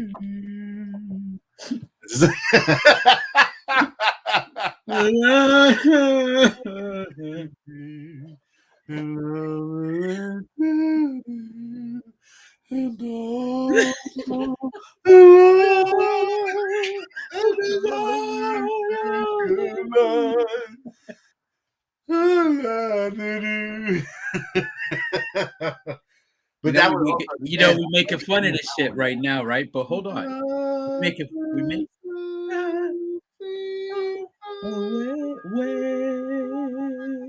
yeah. That's You would listen to that just to get to that end part. Yeah, it's again. I well hate anyone listening or watching to think that we're actually making fun of these songs. No, these are masterpieces. Of course, if you haven't lived until you see Telly Savalas's version of "If," you've seen that, right? No, no, you have not seen that. No. Okay. I'm gonna have to dig that up.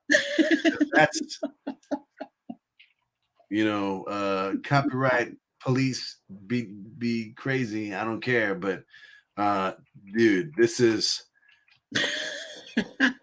I always thought that if I ever got like a big budget to make a crazy movie, it would be the closing song is this version of "If" by Telly Savalas. Let me see if I can.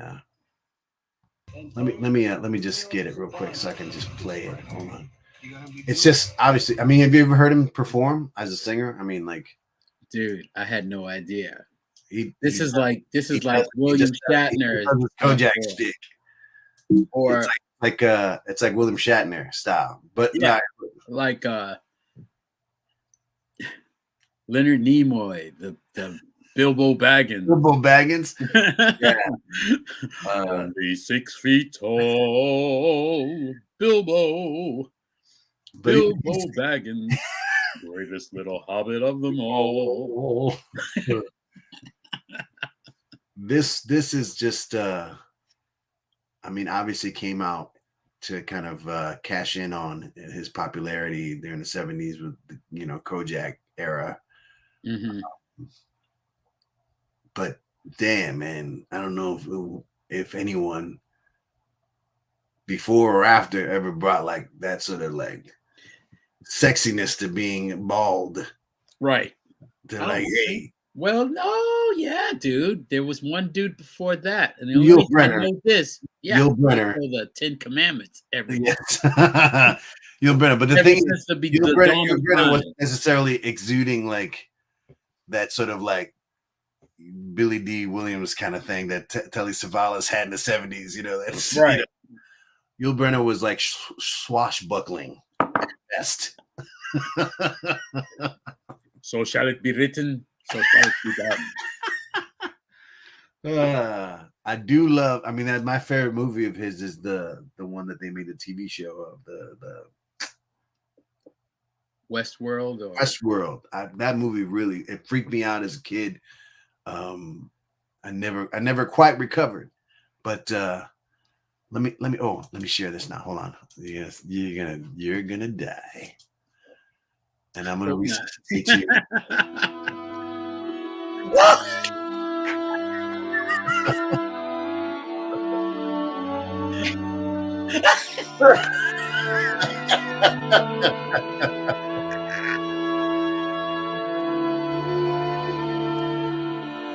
This is it, man. This is the song. If a picture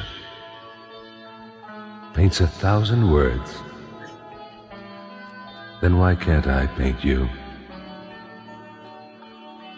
Oh my God. The words will never show the you I've come to know. And if a face could launch 1,000 ships, then where am I to go? There's no one home but you. You're all that's left me to. And when, my love, for life is running dry, oh my God, you come and pour yourself on me.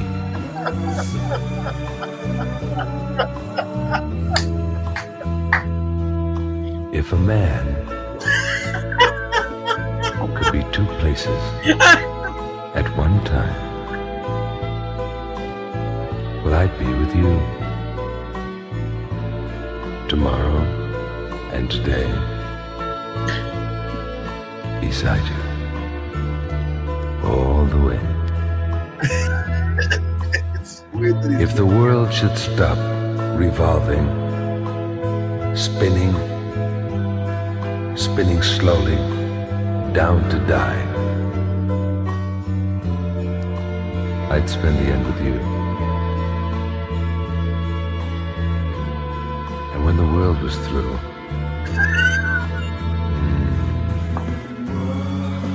then one by one, it's those the stars would all go out.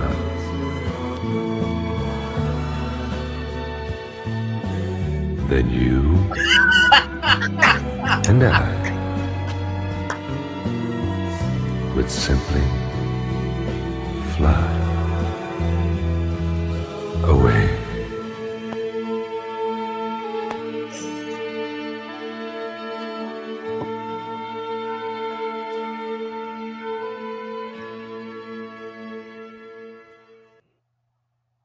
Go ahead, player. Yo.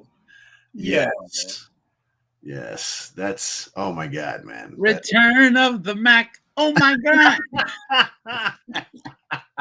Yo. Yeah. Wait a minute. The part that killed me when he was like, then you. Big, gigantic head. You. And, oh my God, that was just insane. But was yes, simply- still, I love that version. That's just like, it really is. It's like, I'm surprised like David Dude. Lynch or somebody hasn't used that in a movie yet. Back to back, the original and that. And I just A-B them all night. Let's Hold see. up a second. Hold up, player. Hold on. Hold your horse. Yeah. Baby, I'ma want you. Baby, I'ma need you. What's the rest of that song? That's all I know. Yeah, it's like, it's funny because Baby, I'ma want you. I was trying to explain to my kids is that, someone was saying, "Oh, you know all these songs." And I'm like, you know what? The majority of songs I know are songs that were in commercials for albums. So I'm like, I know like Me and You and the Dog Named Boo, but I don't know the rest of the song. Me and You and Dog Named Boo, and then it got to like, and this one by Waylon Jennings. But so darling, save the last dance for me. They have some Chicago tunes, of course. If You Leave Me Now, 80s one, 70s even. Yeah. A love like ours never to find. I'm not doing that, Peter Cetera. How could we let it slip away?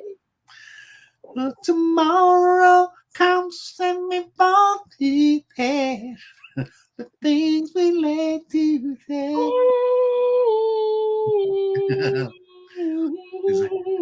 Baby, what a big surprise! Oh no! Right before my very what was the surprise in that song? Was it a mole? What the hell was a surprise? Right. Baby, what a big surprise. Dun, dun, dun, dun. Right before my very eyes. Oh. Another Brit song is Everything I Own. Yes. Ooh, don't think I know that.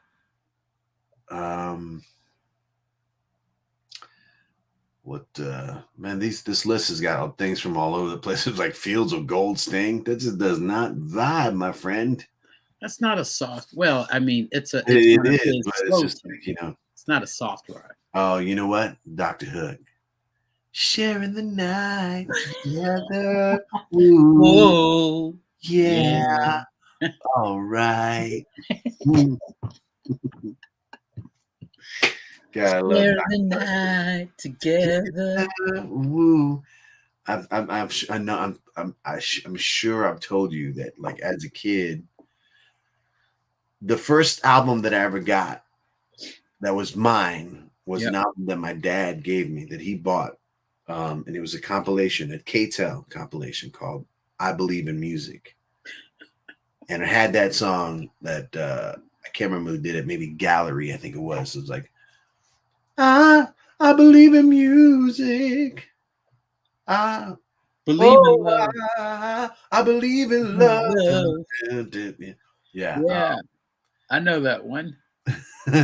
But it was like, you know, the K-Tel albums were just really like whatever they can get licensed and just slam it on a record together. But like it had Argent. I don't remember that song. Hold your head up. Hold your head up. Hold your head high. Yeah. And if I say da-dee-na, ah-dee-na, or Geo, but if I hear that like K-Tel or whatever, like Ronco take, it would be like there's one song that comes to mind, Sky High. Yes. And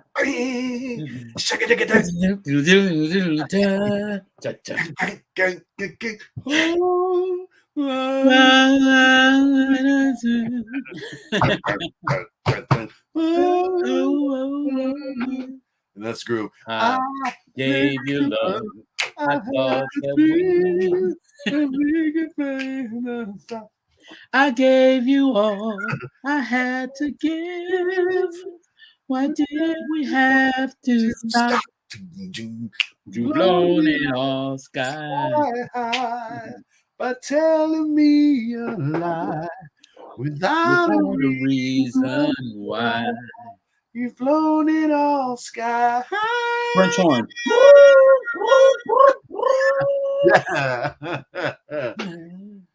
Now that had an orchestra in it. There were strings and there were horns and French horns.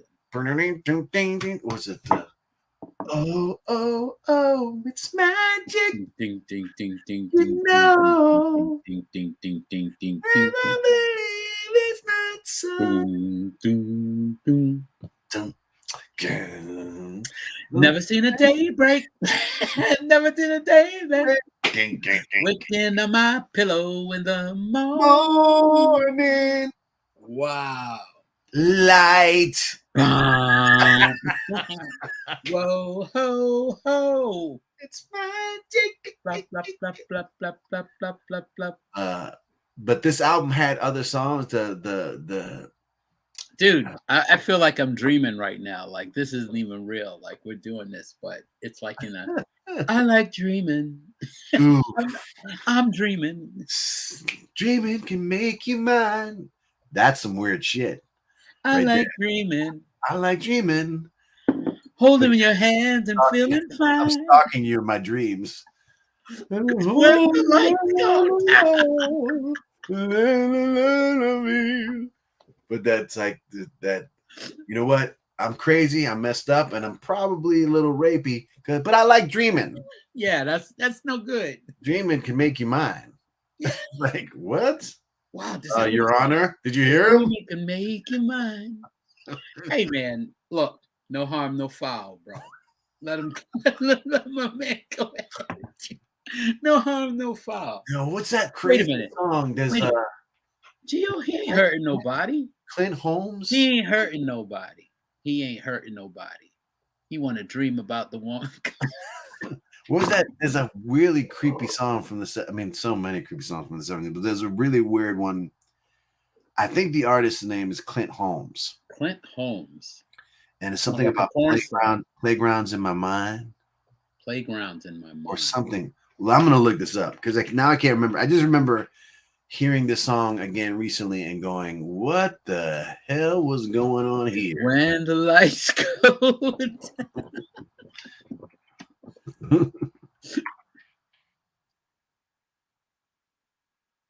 Playground in my mind. Wow. Like a whole jungle gym and shit. Oops, excuse me. We're not are we rated G, Gio? No, I curse a lot. It's okay. Okay. So like jungle gym and shit. Monkey bars. You know what? It's funny because I'm reading the lyrics and the lyrics don't really. I'm not really getting any weird vibes. It was just like a weird song to me. I think growing up, I've always thought it felt funny. Monkey bars, seesaw. This song. Yeah, it's already creepy.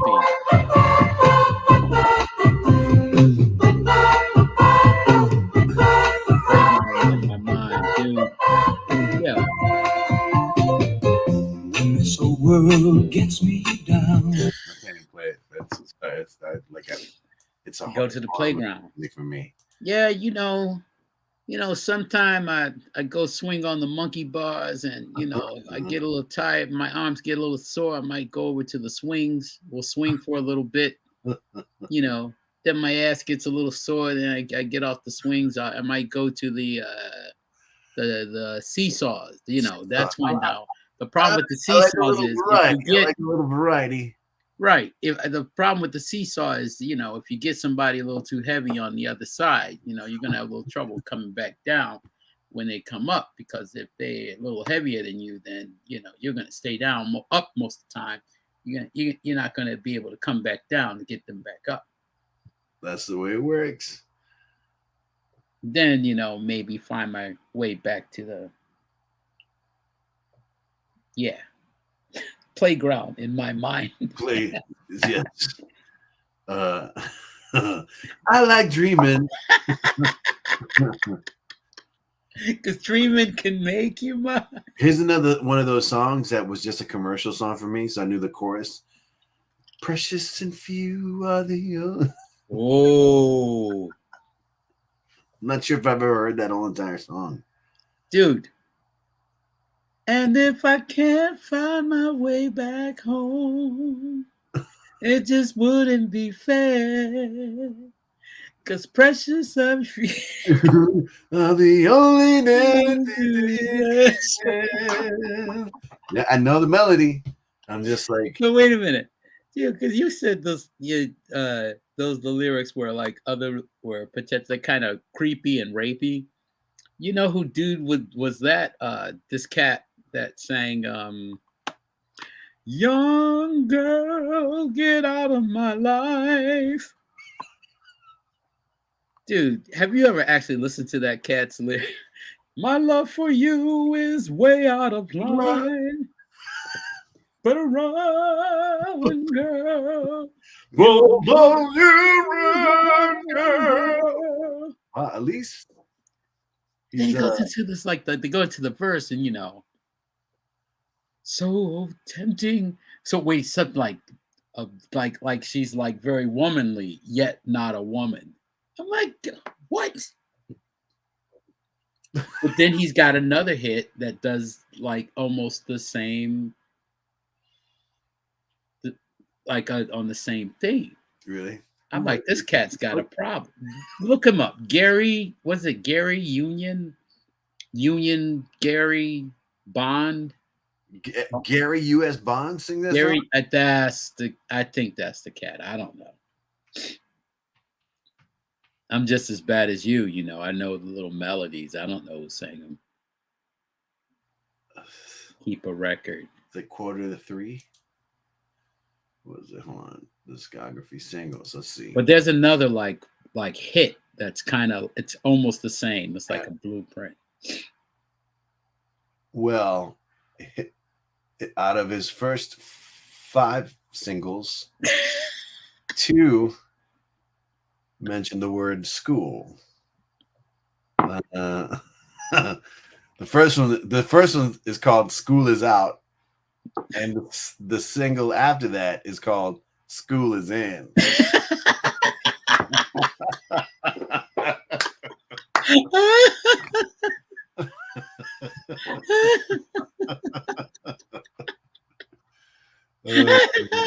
Oh my God. He did a version of Twist Senora, which is a pretty big song. Yeah, this was supposedly an original.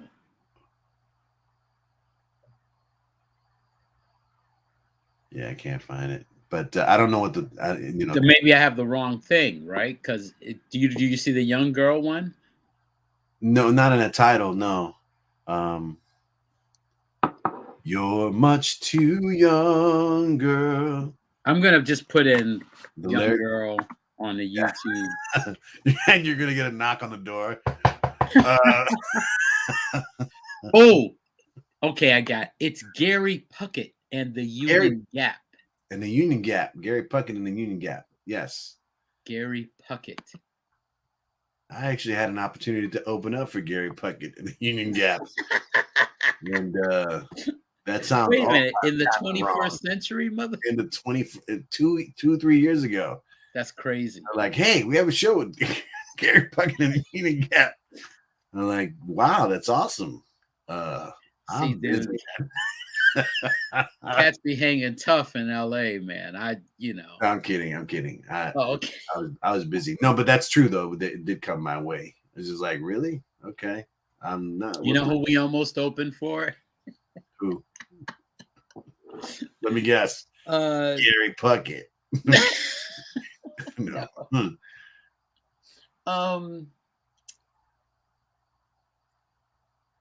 Of all people, Ronnie Spector. Oh, really? No. That would have been fun. Well, we had a gig in DC, and we also had a gig booked at, when Aerosmith owned Mamakin in Boston. Yeah. And they were like, well, you can't play Johnny D's because you're going to play here. And if you're playing here, we don't want you to. It was like a Sunday night. It was bullshit. We should have done it. We canceled the Ronnie Spector thing. We should have just did it. Should have just done it. And not said, it's like, Yeah. That would have been What fun. did you have, brother? Did you look up Gary Puckett? No, I'm afraid to. I don't want to. No, I'm gonna find that other song now. I'm gonna find that other song. Hold on, I'll do it. Because it's on the tip of my tongue. Look, the question is, where is Gary Puckett now? Gary Puckett currently resides in Clearwater, Florida. Let's see. Hits. Gary Puckett singles. Young Girl. Okay, there's one called Woman, Woman. That's his first single. I don't even know if I know that one. No. Maybe it is the name of Young Girl. Yeah, that's one. That's one. Oh, young girl.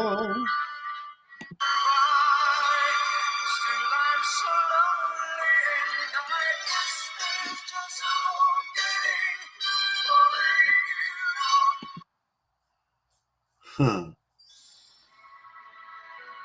This girl is a woman now. Hold on. Wait, but it was just how many years from Young Girl? It was just 1 year away from Young Girl.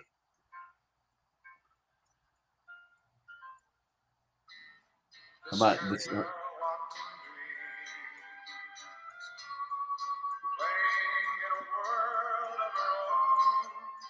Very Johnny Mathis-y. Sounds like Johnny Mathis.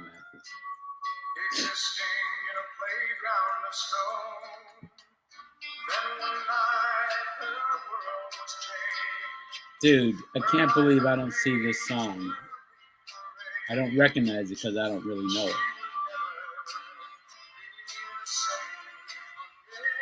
But anything that says woman and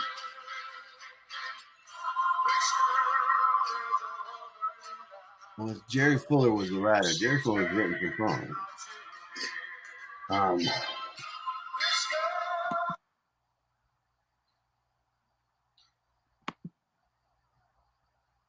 You're much too young, girl.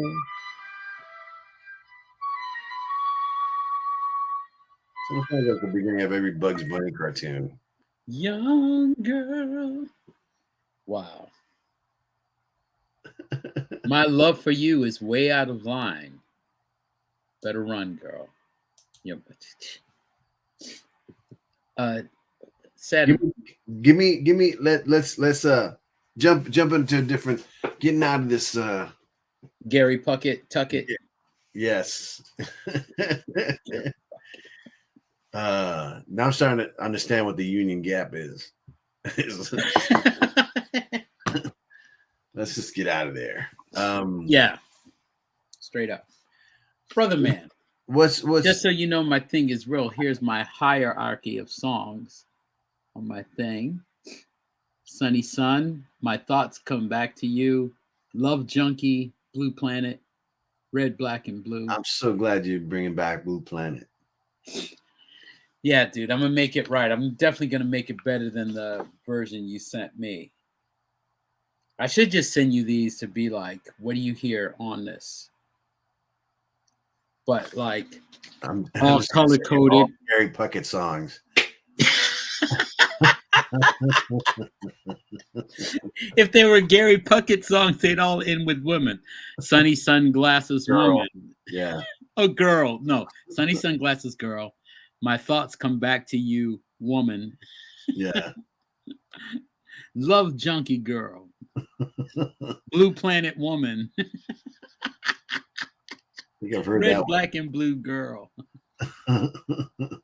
Don't give up the F. Don't give up the fight. Girl. Girl. Gary Puckett. Gary Puckett. Maybe I'll go to sleep tonight and have a dream that I'm like in a Gary Puckett video. Oh my God. And I'm the protagonist. I'm the hero. It can't be any worse than a song that I love, but the video just kind of made it worse. It was just if I could fly, I'll pick you up, I'll take you into the night and show you the love like you never seen. Wow. She's just 16. So got right there. Let's end the song right there. Right. Drag the needle off the Mr. Maradonas. I'm afraid we're gonna have to change something here. Yeah. You gotta be 26. 26. 26. 26-year-old. Dude, you need to. He's a granny by then. I'm like, dude, no, stop. Just it's crazy. I mean, I was like listening to Stray Cats. Sexy and 17, my little rock and roll queen. Yeah. It's like, yeah, it's fine, I guess, if you wrote it when you're like 18 or something, but you can't sing that as like a 45-year-old man. Yeah, man. No. It's not the same, does it? It ain't the same. It, you know. Nah. In your eyes, it might be, but no. No good. No good. No good. No good. Don't try suicide. Everybody's worth it. You need help. Dude, I love that song, man, and I just don't understand like what's the reasoning behind it. It's like, yeah. Look at yourself, you need help. Yeah, yeah. Don't hang yourself, it's okay. Okay. You just can't. Yeah. You to run time, a little bit of tension. You got it. Need some affection. You got it. Hey, suicide, babe. Suicide, sad. Suicide. Hell. Just like that. I always bring the rock. Ventura posted that recently. Yeah. Do it.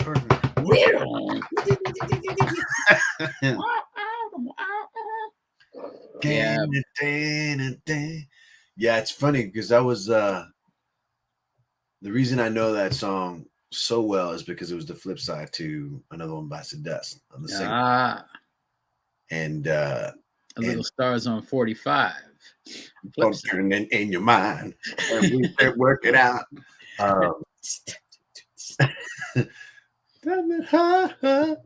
Introduced me to a bunch of Beatles songs that I never knew because I wasn't a Beatles fan. I wasn't, or you know, Beatles records. Sugar, honey. What was I gonna say? Oh, the Queen thing is funny for me because it's one of the first times I remember we had I bought the single as a kid, and yes, it was when I was doing that was my thing. It was just like 45s. I was just collecting 45s, my 45s. It was my allowance would go. I had a $3 allowance. It'd be 2 singles, and some Swedish fish. Huge. You know, and a soda. I thought you were gonna say 2 singles and like a Chico stick. No. Nominators. Nominators. Nominators. No, it was always because it was just pennies back. It was just like whatever. I think it was like $1.50 or something for a single or with tax. Some Swedish fish, you know. Then you were like you were at West Farms Mall or something. This was in Jersey, New Jersey. Oh, okay, all right. Yeah. And it was just the corner grocery store. They had a jar that everyone put their hand in and just grabbed like Swedish fish. It's like, hey, that was the time. That was the time. That's the time. It was, the germs were good for you then. You know, they we're not going back to that for some time. For a little while. You mean all these little jelly things that are stuck together? You mean 30 people have handled? Everybody's just putting their hands in it. Yeah, that build up your. But I convinced. I don't know if you ever met my cousin Raul. He was he came to Hartford. He lived with us for a little bit in Hartford, and he hung out with Vinny and Jay but I convinced him and my brother Ralph to do like a routine with me. Like it was like a family party. And wait a minute, they were gonna do you? No. It was just basically, it was like a family party and to do a routine with you. To do a routine with me. So it was just like, it was a family party, and occasionally, you know, because I love the music that my father would play, like the sort of 70s ballads, Spanish ballads. And occasionally I want to sing, whatever. And then like, you know, it'd be like all the adults, look at the cool little 7-year-old singing the old man song, you know. I'd be like, kind of thing, you know, whatever. And I just remember having that single and like loving Don't Try Suicide. And I convinced my brother and my cousin Raul. It's like, no, it's like, we'll put on jackets like we had, like everyone had, like the sort of the Letterman style jackets, like, you know, they weren't jackets, but it was like Happy Days. That was a thing back then. So Sunday, Monday. Yeah. And so we did this routine, lip syncing to Don't Try Suicide. You know, thank God my parents who you know didn't speak that much English. My dad a little bit, but you know, it was just like, what are you guys singing? And what we're is like, this? 1, 2, 3, 4, 1. Yeah. Boom, boom, boom. Listen, don't do it. I just like I don't remember what happened or how it happened. I just remember that I convinced them, and I remember the look on everyone's face. They're like, "Oh, okay, all right." Yeah, it's like, you know, they're all like looking at my dad. It's like, yeah, he's Pop's like, yeah. He's headed for showbiz. Yeah, it's probably time to go to bed. It's like, don't do that. They tried to warn you in the song. You're like, don't. Got a good thing going. Don't do it. Oh my God. Dude, I was surprised. Like when you played the Telly Savalas, there were still people on watching. We're talking all kinds of shit. Here I am. I'm thinking it's like me and you here. It's like and a dog named Boo. And get a dog named Boo. Think again, motherfucker. No, not quite. You know, there might be some. It's like a low number, but people are just kind of coming and going and being like, yeah. And you know, people, you know, then there's that one guy, he just keeps, whenever Truck Stop Mixtape is on, he keeps it on in the background. Yeah. Just in case, you know. And it helps him go to sleep. Something like fun enough. Soothing sounds of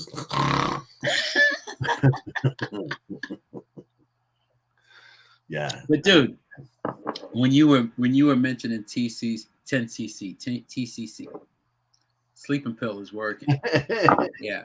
When you mentioned 10cc before in those songs, I immediately thought of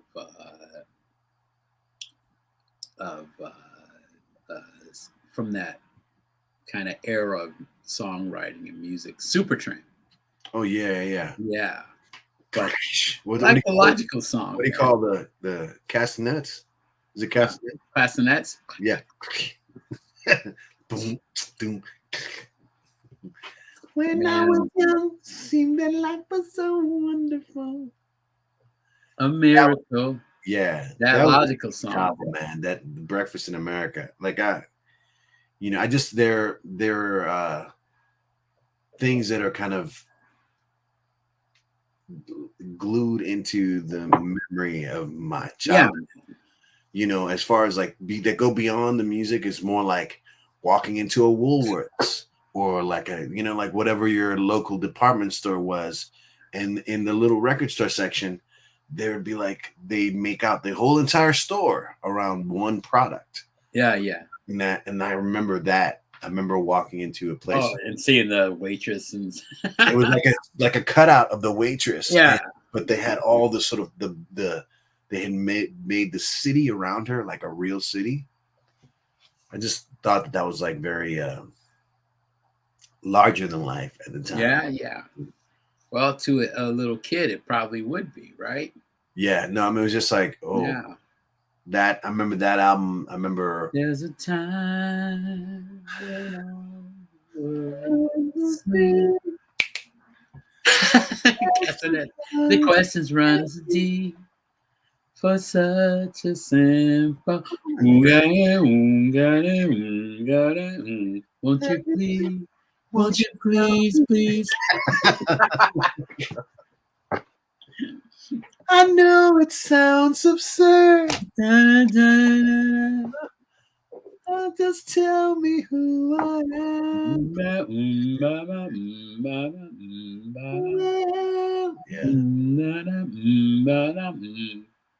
Did you ever listen to Jellyfish? Yep. You know how I did? You know how I even began to listen to them? How? Because Gio suggested it years ago.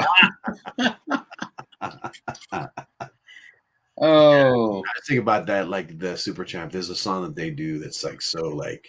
So I want to add something before we continue. You see this?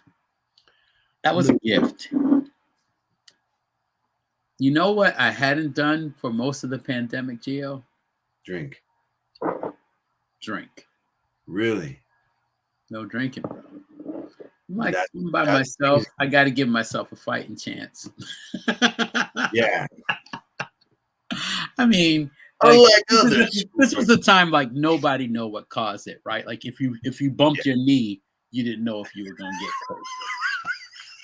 I woke up with a hangover. My toe. Yeah, let me pick out my will. It's over. I'm done. Last will and testament. Hold on. To Gio, I leave my 45s.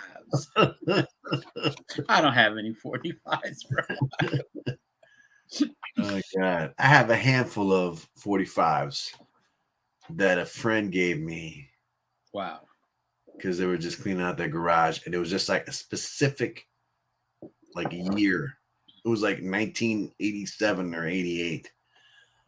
Nothing really good in that batch of singles. No, I'm not dogging on the year, but I mean, I think like Kokomo Beach Boys was one of the singles. I'm like, oh, thanks. Ooh, Jamaica. Ooh, I wanna. Yeah, I know. I'm sorry, dude. It's all right. Courtesy of Guardians of the Galaxy, and a song that was an earworm, like from that era that you're talking about, still in my ear, that just was laying dormant. And then I discovered the lyrics, and I'm like, these lyrics are stupid. I mean, in my head, I heard so much music in the song that when I heard the lyrics, I'm like, it's stupid. But, and I'm not going to even play it right here, but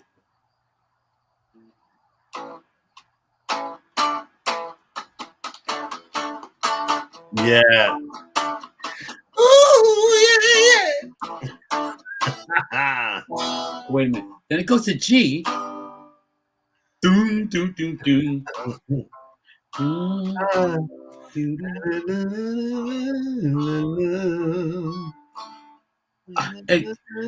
It does so many crazy things, but da-di-da-di-di-da, baby, please go all the way. all the way. It's alright. It's alright. Did you ever? Did I tell you about? I think I told you about that song that he wrote. That somebody asked him to like. Eric Carmen. Yeah, there's just like, can you just write a song like this song? And he literally, basically ripped himself off. Like, He covered himself. He ripped himself off. Yeah, that song sounds awfully familiar. I might have to sue the guy. Wait a minute. It's me. What is that? I'll go all the way, right? Yeah. And they play it different. I'm playing a whole chord. He fingers it differently.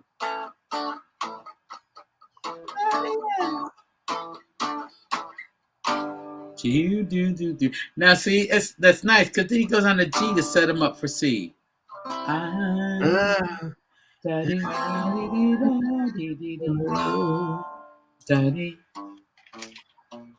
B minor. E, baby, please. All the way. Minor.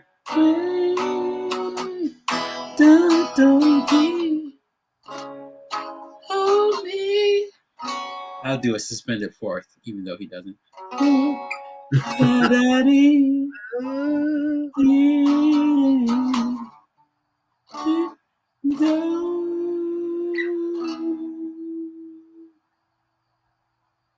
Oh, then it did that weird part. Yeah. Whatever. I'm not as much of a guitarist as I would like to be. Man. I'm just that guy. I'm just that guy that plays. I want to be that guy. Who? I want to be like you.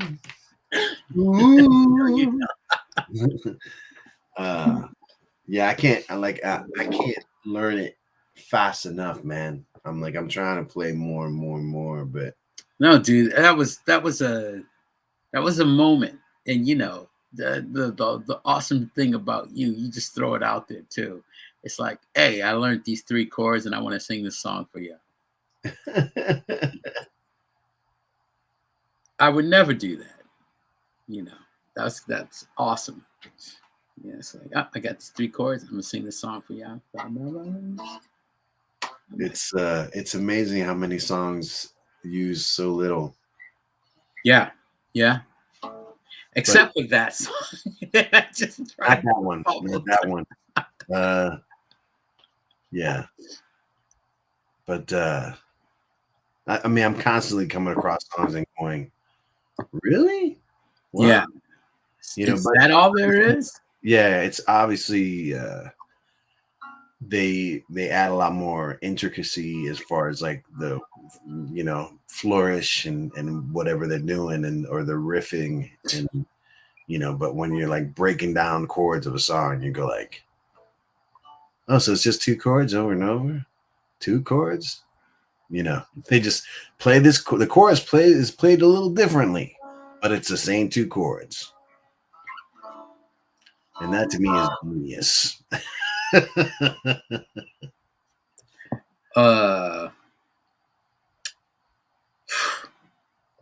Dude, I burnt out that Chicago Greatest Hits album at one time in my life.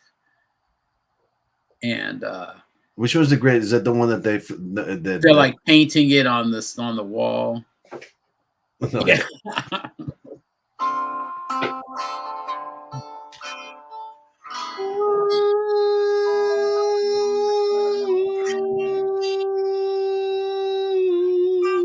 Yeah.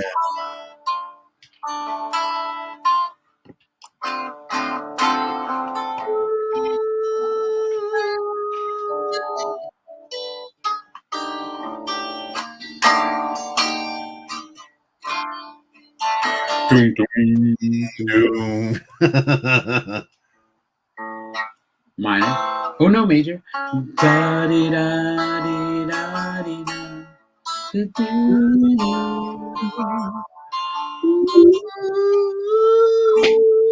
Wishing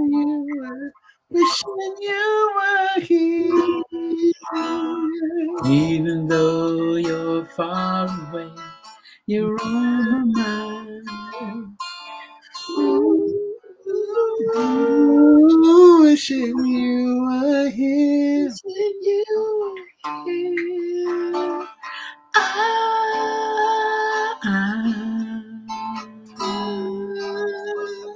Ding, ding, ding, ding. Ooh,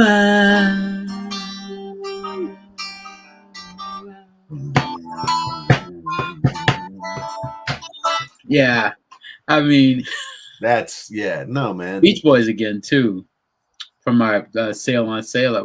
Maybe we should cover that one. I'll do those background vocals. Wishing you were here. Yeah, why not? That's like one you can do all by yourself, though. That's like, well, that my song Love Junkie. I still a little bit of that progression. That's not a bad thing, man. That's not a bad thing. I mean, I feel like it's like, but where they have this D pedal, I got an A thing going. I'm like, oh, it's so good, but it's no good. You should do me like you should, but you shouldn't. Oh, it's so good, but it's no good. You can let go, but just like me, you couldn't. Oh, it's so good, but it's no good. You should do me like you should, but you shouldn't. Oh, it's so good, but it's no good. You should never me. I forget my lyrics. You couldn't. It's an all natural occurrence. But why does it hurt me so? I will send you the cuts. I'm not giving. Yeah, that's good. That sounds very 70s-ish. Yeah, I know. It's like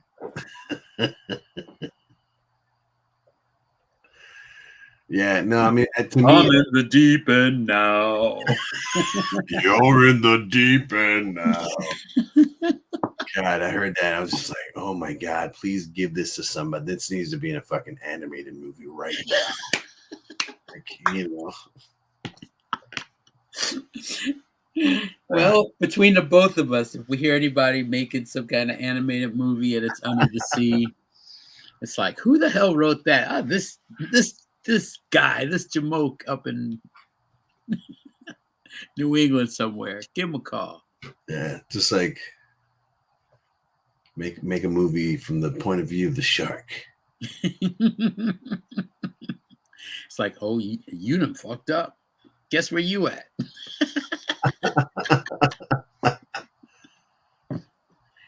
Just you and me. I hate to tell you, partner. You you done fucked up. Yeah, you done fucked up.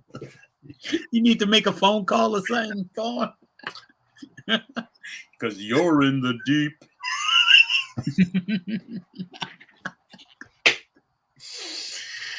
Oh my God. Out of all the shit we've done, you can edit it and go right to this point. I don't go back to the episodes, man. That's the craziest part. Is that no? Listen, that's dude. Because then you get like little chunks of gold that otherwise you might get rid of. Yeah. Accident. It flows the way it flows, right? Yeah. No, I do often wish it was more conversational, but at the same time, I know that a lot of the shit that's out there is just a couple people talking, and yeah. But no, dude. Listen, Truck Stop Mixtape is gonna blow up into a whole like variety show, basically.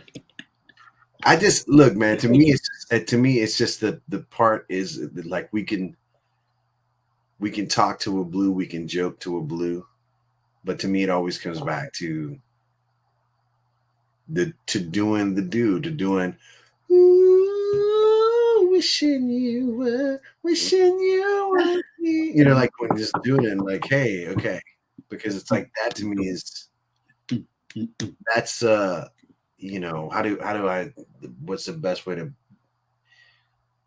these moments and things that you figure out by yourself. Yes, sir. You find out that someone else did the same exact thing as you did. And then, but Right. not in a bad way, not in a like, No. oh my God, everybody's doing this. It's more like a self-discovery kind of thing. Like, oh, you know, you just like, oh, so you found that, you know, whatever this song, you know, like, oh wow, you know. Like I just like to me, man, I love music, but I love art in general so much that it's like, you know, somebody I get accused and lately more than ever that like, oh, but you just like anything. And I can't, it's not an argument for me. I kind of do like anything. You know what I mean? Yeah, it's got to be pretty horrible for me not to like something. You know, and and to me it's almost like it's not even like I feel like there's some aesthetics that I can't get into. But it's almost never about the artist or the song, you know. It's really more like auto tune or this kind of thing or whatever, and it's just like, you know, I don't have the argument like, you know, it's like what are they singing about, what are they rapping about, what are they saying? It doesn't make any sense. And like I can find a million tunes that don't make any sense from you know, but, right, like this isn't adding up for me. Yeah, that doesn't logic isn't key for me to understand. Right. I mean, because normally I have to say, I mean, if your ears are on, and it's not even about your ears being on, but you know, you find your loves in the strangest of places sometimes, you know, and it's like, oh, really? And you know, then all of a sudden, you know, you've got, you know, you're downloading all this shit. Yeah. You know, something. You know, I feel like at the same time it's also like, you know, it's an age thing. It's like, you know, as you get older, you know, like you said, like during the pandemic, you're like, absolutely, I'm not drinking. Why? Because I know exactly where this is going to end up. I know. I know where we're going. You know, and I don't have the sort of you know, the excuse of, well, I'm out at a party. You're not out at a party. No. You were by yourself and you just had a $5 bottle of wine all by yourself in 30 minutes. And you could barely get I'm sure. No, there are places you could still get a $5 bottle of wine. Actually. Yeah. Trader Joe's. Yeah. But you know what I mean? It's like, that's like I do. I will, you know, I'm and I don't how do you say it? Not guilt, but I don't shame anybody in their thing, whatever you do, whatever people do. No, man, you good that way, bro. Yeah. Listen, man, you know, Gio, they're. But let me tell you, these kind of people, I really dislike. No, no. But to me, it's just like, you know. But I've never been one to like drink at home. Right. You know what I mean? It's like maybe a beer, maybe a drink, but I've never been able to like we're gonna stock the bar and you know, make sure there's a 6-pack in the fridge. Being like wasted at home. It's like, but then like in the same, you know, token this is like, so basically I prefer to act a fool in public. Let the wheels come off in public. If I'm going to be the lowest point of my life, if I'm going to be the most embarrassing that I can be, let there be an audience. And let them know that I am extremely drunk. That's the showman in you. Yes, yeah. That's like whatever the shit. Ladies and gentlemen, please direct your attention to the center ring. Coming out of the rock and roll saloon right now. Is Gio. Yes. Accident waiting to happen. But no, I mean, it's like, but for me, it's always been about just like having a good time. Hey, dude, who basically came up with the ideas when you guys recorded Last Laugh? It was all me. You are the chosen. Not kidding. The Last Laugh for Liquid Circus. Well, that song. Because for some reason that just popped in my head, right? And it's so funny because in my car, like half my stereo was working, right? So I didn't have stereo. I had a one side. So I was like an old Beatles record, right? Then one day I heard it in stereo. I'm like, what? I said, I'm like,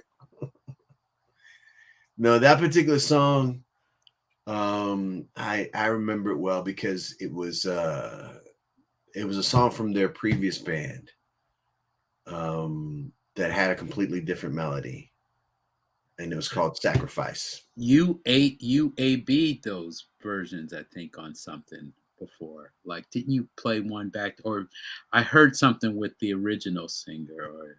Or yeah, no, I've never done it, and I it's funny because I remember when I first joined the band, and there was just like a lot of I wouldn't say hatred, but animosity and like bitterness, just any kind of breakup, kind of regular. Right. Stuff. So you just left that alone. It wasn't my fight. So it was just like, and I knew the entire band from afar, and I was a fan, and I was younger. Dude, I had no idea. I didn't even realize that you joined into them. Yeah. I had no idea. They had pretty much, they were done. Yeah. But they were still playing. They were still getting together and playing. And I ran into Dominic in the neighborhood. That's crazy, bro. Yeah. And because it was such a dynamic and like it was a force, man. It's definitely funny, but to me it's like it's such a weird, like it's like school. It's like a weird period time. Yeah, because I like, it's definitely something where I mean, I think before that I've always been writing songs, but that was like definitely the first time I was like writing with a particular purpose. And but after that band, I realized that I was actually like, it was influencing me in the wrong way. Because I wasn't really I was going in with the vibe and the style before I was thinking about the song, like the content. Never consciously, never like talking about it or anything. Like I think we should do, like it was never like that. It was just that my concern or my wanting it to be a certain thing. That I let that be everything, and I was just like singing in a certain way and whatever. And then it's been a problem. And I know that you have this sort of situation too, where all kinds of music, it's kind of hard to figure out, well, what do I sound like? Or what is like, I don't have like a particular, like, I just got this voice and this is how I sound. It's like we do. Yo, Jason's in the house. I'm gonna send you a link, Jay. It's like you know what I mean? It's like, let's do Freddie Mercury and let's do this other guy. And it's like we all just like, we're shapeshifters. Yeah. No, straight up. I had dude, my band up here that I had, they were like, and even in the band description, the one of the cats were like, yo, that's not a Neon Grandma tune. I'm like, well, what the hell is a Neon Grandma tune? I'm like, really? Or what the hell am I, for that matter? What am I writing? But I'm glad Jay's coming on because I can jump from that tune to I'm gonna wait because he's gonna pop up any second.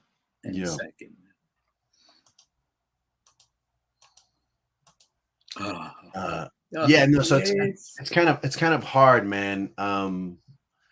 It's always been, but in that, so deliberately, I was definitely like trying to find a place to fit, like in a way that so I feel like I was singing with like a pseudo like slight English accent, and I was doing like dark, like whatever, nothing like nothing in my mind was just like, well, I should be singing like that. It was just more like that was what I was feeling, and that was like that wasn't even me. Right. Like the thing, and it's like the weirdest part is that the last year or two of the band, I was realizing that, and I was making deliberate attempts to move away. To like, okay, I'm not sure of who I am yet, but I know that I'm not that dude. I'm not like, God fix all, whatever I was doing, like, like whatever Morrissey, Bowie, whatever. It's definitely like more of like goth and goth, dark, goth god thing. Yeah, but dude, in all fairness, I know exactly what it was. It was that David Bowie thing. It was just like, he's just like brooding and yeah. But I mean, you had, and I'm not even just you, but I think y'all had a little extra pressure as a band because y'all was so borderline. Y'all were borderline on something. Conflicts burning in your blood. Jay knows exactly what I'm talking about. I'm gonna tell you straight up, here at 3:20 a.m. East Coast time, my fucking neighbors are hating me right now. I love y'all. I hate to tell you this, Theo, but they were hating you for years. Fair enough. They saw you walking in with that bottle. They were like, "Oh shit, here we go." It's gonna be like 1997 all over again. So you are right on time, brother, because I was about to transition from that not last laugh, that to Color Machine, bro. And I love the story behind that, but that's a song that I never had the right band to cover that song with, because I wanted to cover that song. I still might. It's a funny thing, man, because it's for me, it's not like a love-hate thing with that song. Like it's a hate thing. No, it's not even a hate thing. It's really more like it's kind of it was a personal breakthrough for me in a weird way. That song in particular, because I feel like the idea of just saying what you feel and just not worrying about, well, we need to get to a chorus at some point, or this is going to be whatever. And it was just like, sort of like discovered it wasn't necessary to do that. No. And it was just like, oh, you can do this,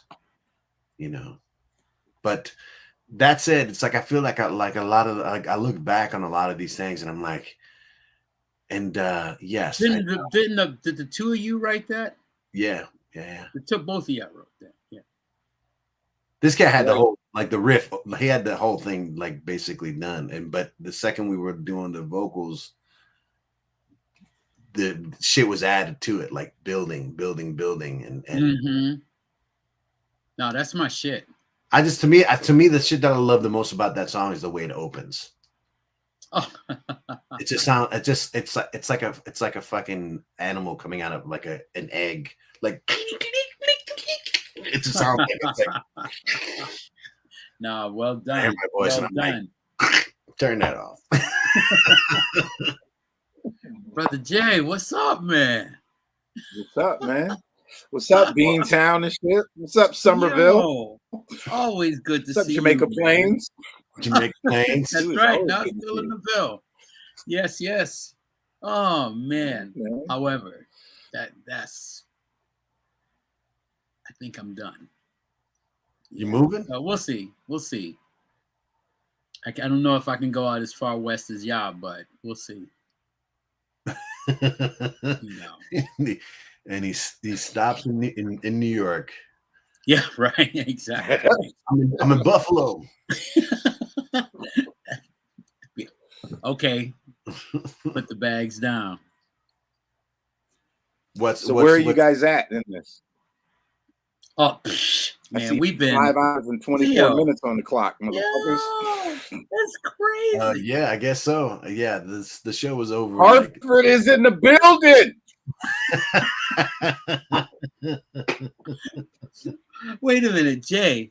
When G-Will was about to sign off, and I was like, "Great job, nice." It's like, hey, maybe y'all want to hang out. I'm like, yo, you should definitely be in bed now. I was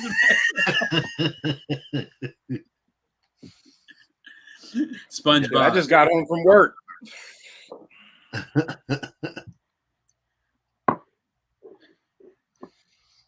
As a band once said back in the day, hey, ba-dum-bum-bum-bum-ba-dum. Welcome to the Y'all know I brought that up here and we played it like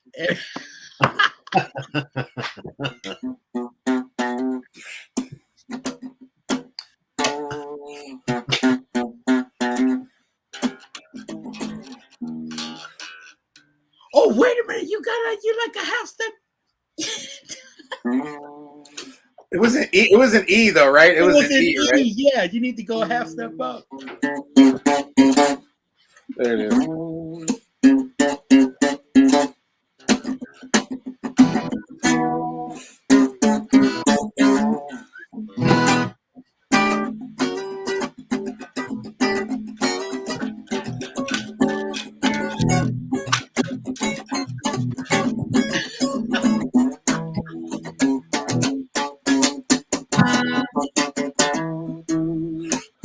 I heard that.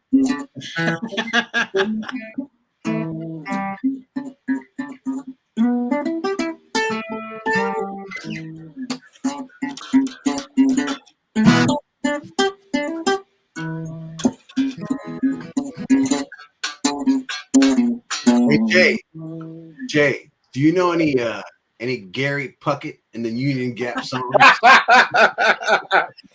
Hey, is this better?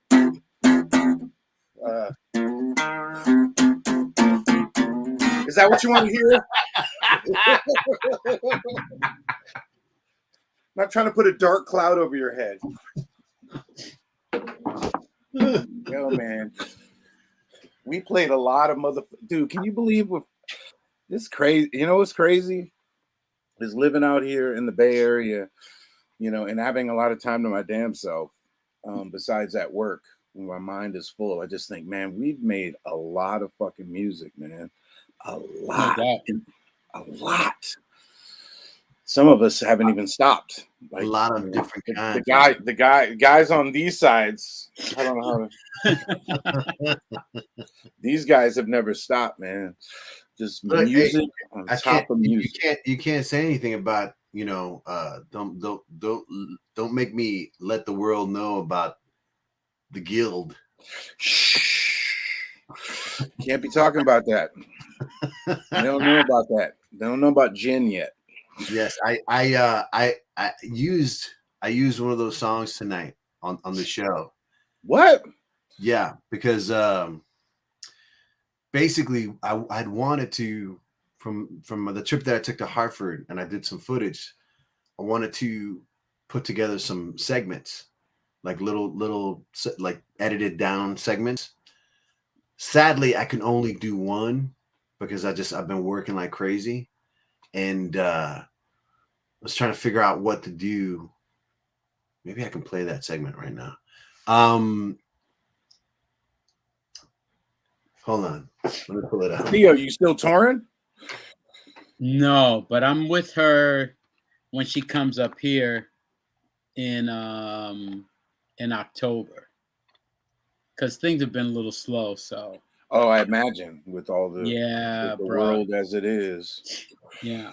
That was great seeing you though. That time when you came through the bay and Yo, shit, showed up like so this I was so happy you motherfucker. came through, bro. Yo, of You course. said, you know. Of course. And then I caught Afternoon, Gio Raph the and next I time decided to head around over when I to. was Oh, this looks dangerous. This is dangerous already. Jesus. So this is what I wanted to do was do like 5 to 8 different little segments. That looks like kudzu. Where is that? Fucking Georgia and shit. That's house, man. That's Chatfield's house. He moved back to Hartford, to the West End. Yeah, I Mid-afternoon, Raph and I decided to head over to Chatty's place. Jonathan was always a part of our musical adventures in the West End. People often rehearsed in his basement that we affectionately called the Blue Room.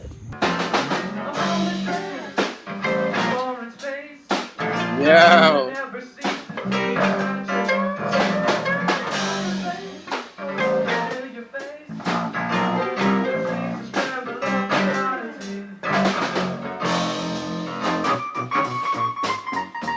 Every time I visit Hartford, we always threaten to play again, but it never actually happens.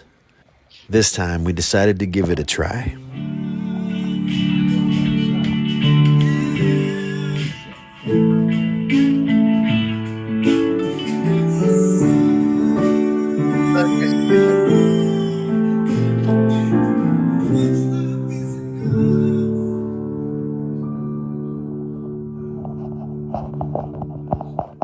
Chatty boy. To me, it's just like this is like 70s songwriter or classic rock, but songwriter style. Like that sort of the change into the, you know what I mean? Like the simple, I don't know. I love that stuff. I'm going to the soul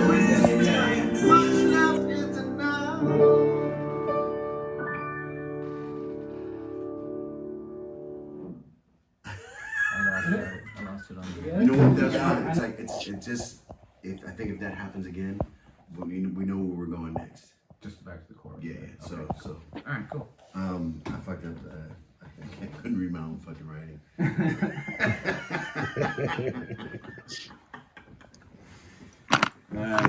Is it recording now? Yeah. I was like, we're gonna fucking nail this shit in one take. It was. No, man, I was like, gonna fucking nail it. I was like, this is cool. Like, we're gonna get this in one take. And then I got to the solo. I was like, I don't know where I'm on the fucking paper.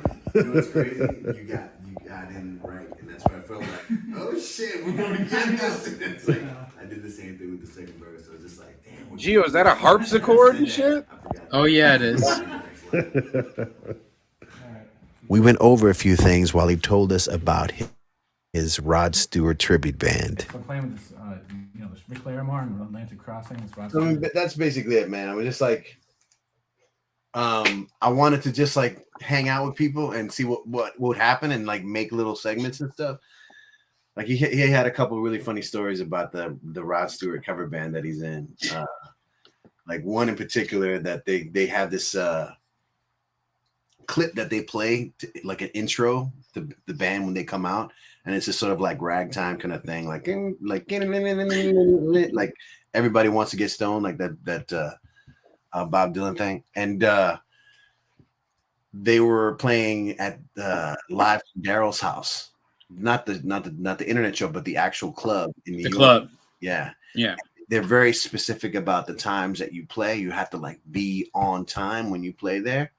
And they had given them a tape. So this is like a recording. So when they come out, they have to play this intro. The lead guy, who's the Rod Stewart guy, is getting ready and he's putting on these fancy clothes and whatever. And they start playing the thing because it's at 8:00, and they start playing the thing at 8:00.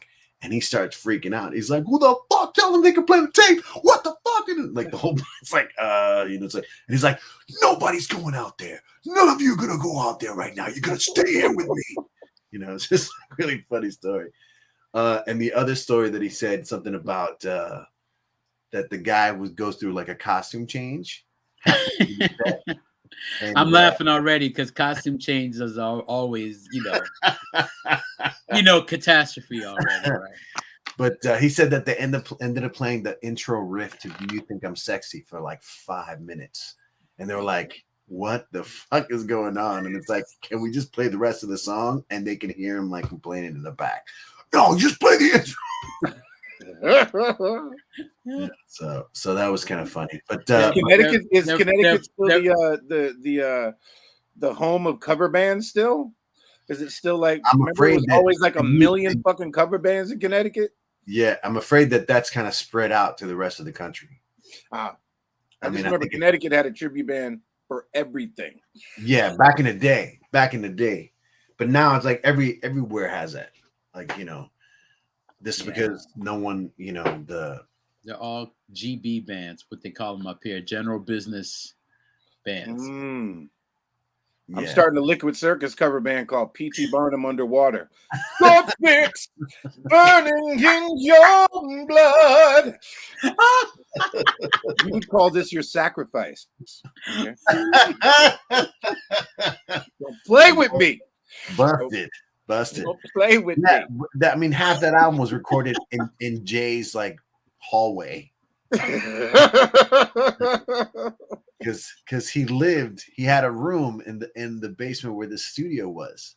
John Boldrick. Yeah. Yeah, in Farmington.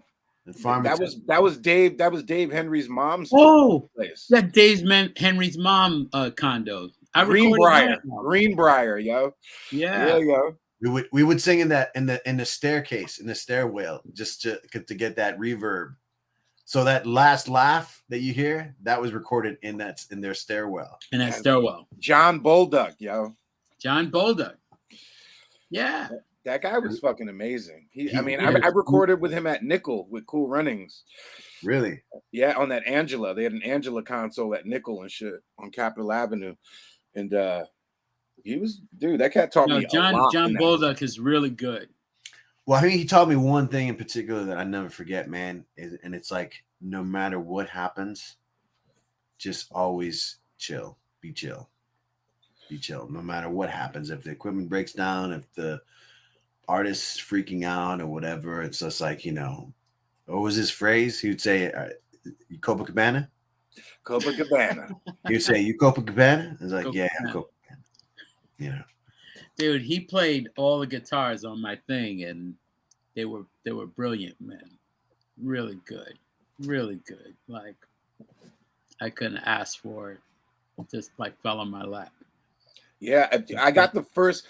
I mean, I was always, Gio. I mean, obviously, you guys both know, but I was, obviously had a bug for the studio thing when you couldn't have a studio and shit. When you could, I was renting 4-tracks and shit from fucking Melody and shit for the weekend.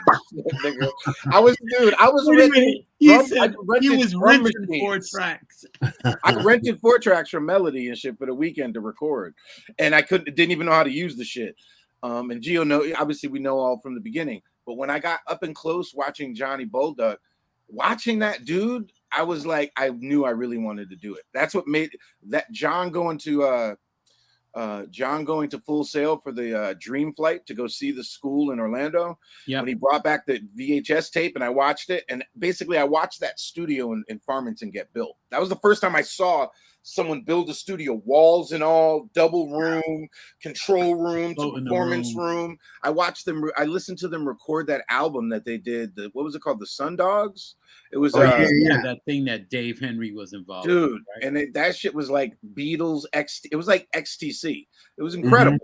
And I watched them build that room and then record that album and then record Liquid Circus, and I was just like, yo. And then I got to do a little bit with Liquid Circus on that record, and I was like, yo, I want to do this for the rest of my life. And so I quit Cool Runnings and went to Full Sail because I just saw it up close and personal in the room next to me. These guys were just making incredible recordings, man. I knew it was possible.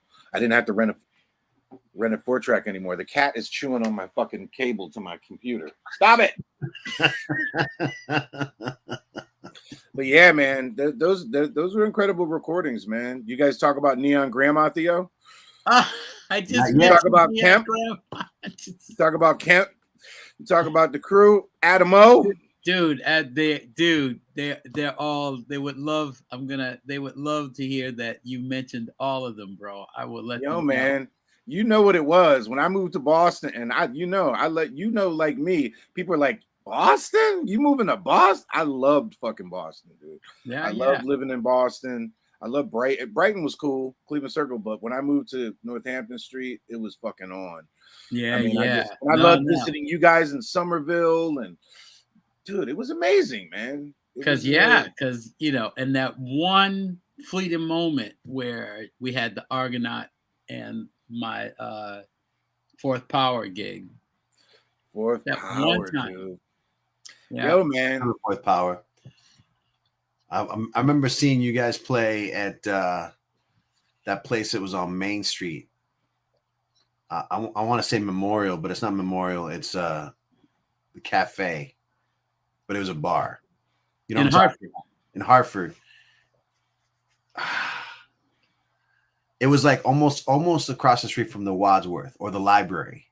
Oh, that place right behind. The municipal. No, we didn't play. No, the Munis. I saw you guys play the Muni. I saw you play the Muni, Theo, with Fourth Power. Yeah, and I think that I want to say Myron was playing with you. Yeah, Myron was Myron played guitar. The main floor. Because they had the basement down, you know, they had the other space, yeah. And they started doing the rave parties back in the day. Right. Yeah. The after hours style. Down in the basement. I went down there. I was down there. But yeah, that time period, listening to Neon Grandma, listening to Fourth Power stuff, and I mean, obviously all the playing that we've done and shit. But I remember at that time, Gio had just headed out to LA. Dude. But Neon Grandma, me and Eileen, I mean, we were just like, dude, this shit is incredible, man. It was such an amazing, eclectic group of guys, and Adam with his poetry and his harp playing, and Kemp with his soulfulness, you with your soulful funkiness, and it was incredible, man. I never shared that stuff with Gio. I have to synergy. No, but I heard it through Jay. I actually saw you guys play once up in Boston, and it was like a very casual gig. Oh, okay. Might have been like a warm-up gig for something else, but it was for just somebody else. Yeah.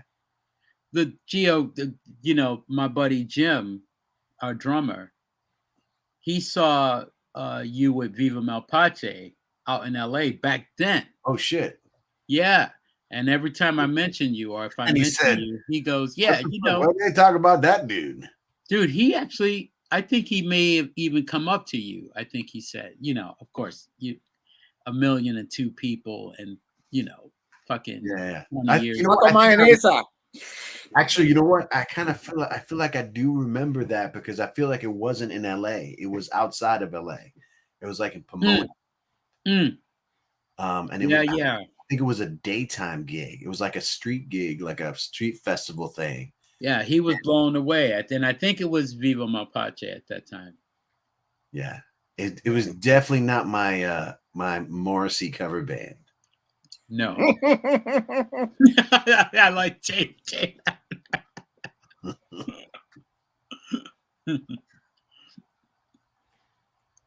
Jme Strchld's a thief. Time to fix your clock. Fantasy 6. No, man. I don't know if you know that, Theo. I don't know if I ever told you that, but you're amazing. A big part of my development with your man and shit, and my man and shit. Well, our man shit. What am I talking about? Yeah. With your man VE and shit. With Gus. Oh man. Gus yeah. Dusty ass. That y'all motherfuckers changed my life, changed my trajectory. Because basically I had John was my mentor. You know what I mean? He quit school and was playing in fucking hotels and shit in Hartford, playing at the Hilton and shit. And our families would go down and watch him, and he'd be singing Reasons and shit. He was a bass player, but he would sing Reasons, and you know, he was amazing. He was fearless and talented. But I was like, I want to be like that. And then I met VE, you know, going into high school when he got on stage at the Purple Rain show and shit, and fucking that whole thing just, and then Carol, and then Myron, you know, of course I met Carol and Myron, He wasn't fucking with us at all and shit, you know. I'd be at the house in Sands and Myron would be like, yeah, whatever. He wasn't trying to hear it at all and shit. It was awesome. But that shit changed my trajectory. You know, I met Gio. I mean, I met Gio in that same time frame. I mean, I remember we sat and listened at Sands' apartment to Bat Dance when it first came out. Remember that? In Vinny's room and shit. Listen to that. In the little room there. It was the Scandalous suite. Yeah. Scandalous sex suite. Talk about you and me. Dude, we sat and listened, and Myron wasn't having it and shit. Vicky Vale, Vicky Vale, he was like, nah, nope, this is not Purple Rain. I just remember him laughing when Prince does that part where he goes,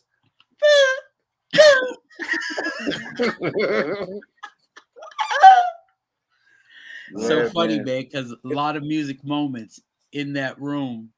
Yeah. At that time, because you know, for a lot of us, that was the house that we could go to. They couldn't come to my house. Yeah. Well, they had the records. But they had the records, hang out, you know. Pops was either driving on the road somewhere. Mom's was working, doing her, you know, nursing thing. Stacking up lottery tickets and shit.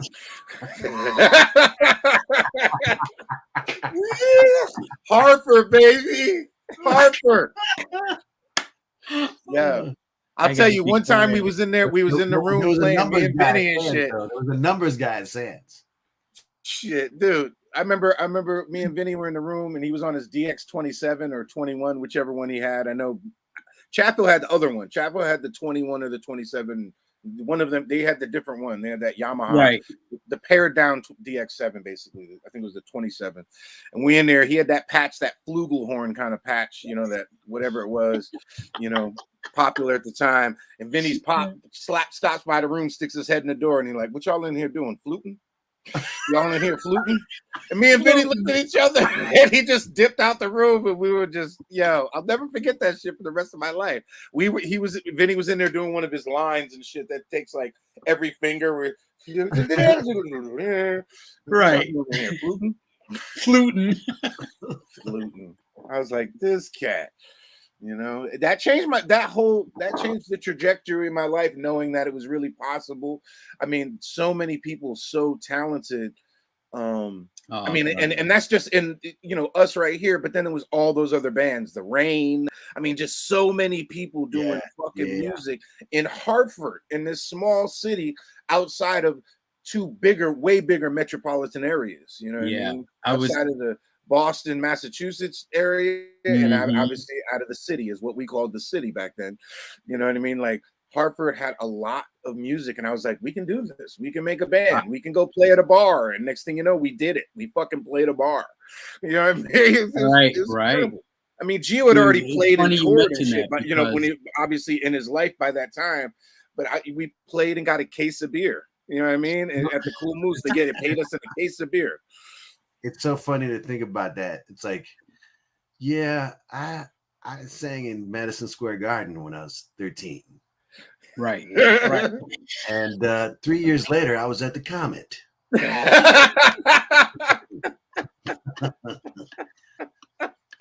So yeah, life lessons. Life lessons. Chatfield, that whole connection with Chatfield. But was it actually? It wasn't Menudo though. No, La Marmalada. Marmalada. Yes. Yeah. Yes, brother. It was the Dominican Menudo, basically. It was Dominican Menudo. Yeah. I mean, basically, the show that I was a part of there was a Dominican Independence Day festival. And they basically brought every artist from Dominican Republic that they could, and it was just like everyone did like 2 or 3 songs, and you know, kind of thing. But yeah, but you open for Air Supply, motherfucker, at Disneyland, yo. Don't be fronting this shit. I got your credits written down somewhere. Let me get my papers. I got I'm all out of love.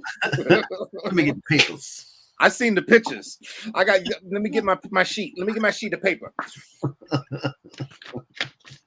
There it is. Tell him. Tell him about it. He did some things. He did some things. Be like Next a thing you know, medieval he's in my scroll and living room shit. recording on the Curtis Mathis in a boombox. Hear ye, hear ye. Town crier and shit up in this piece. Town crier. Town crier on a mug. Yo, man. I keep saying it, but it made it real that it was like, yo, you know, we were looking at Prince and Michael Jackson and fucking Hall & Oates and you know, Tony Basil, whoever you want to say. We were watching on the young MTV at that time. That was only like, you know, whatever years in, 6 years in, and we were fucking doing it ourselves. We were trying to do it ourselves. Yeah, you know, and it was happening. I remember going to see Elon before it was Liquid Circus at Scarlett O'Hara's, getting in underage and watching them perform. No, and also being in awe, being like, wow. I was completely fucking like, I want to do this so bad. Yeah. No, that stuff. Seeing the videotape of Carol and them doing their Prince show, dude. Yo. I remember I listened to the radio. I remember I was listening to, I think, RTC or QTQ, and they were on the radio playing like their single, and they were on the radio, and I listened. You know what I mean? I remember I listened, and they were like having an interview, and it was late at night, like a super late night joint. And I was just like, I know who these people are. And Dave Henry played with Carol. Oh, yeah. Dave Henry played drums with Carol. Wow. And Myron and shit. It's such a cyclical thing. And next thing you know, years later, I'm playing with Dave Henry and living with him. You know what I mean? Like years later, It's just nuts. Insane, bro. Insane. I'm smiling so much, my head is beginning to hurt. Right. And then we did Green Eggs and Ham. You know what I'm saying? You know? Dude. I got to see that a couple times. I think I saw you guys play at that bar that was across the street from Union Station. Grunions? Oh, not Mad Murphy's. Mad Murphy's. Mad Murphy's. It was Mad Murphy. I played my first bass solo there. Ever. I was like, you're like, wait a minute. We went from the Monday night jazz concert, and then it was like, you know, and I wasn't of age. I couldn't get in, but I got in, and so I had my bass. Yeah, the jam session. So we're playing Chameleon. Yeah, Herbie. Bass solo. I'm like, I had no idea. We're like, oh, like,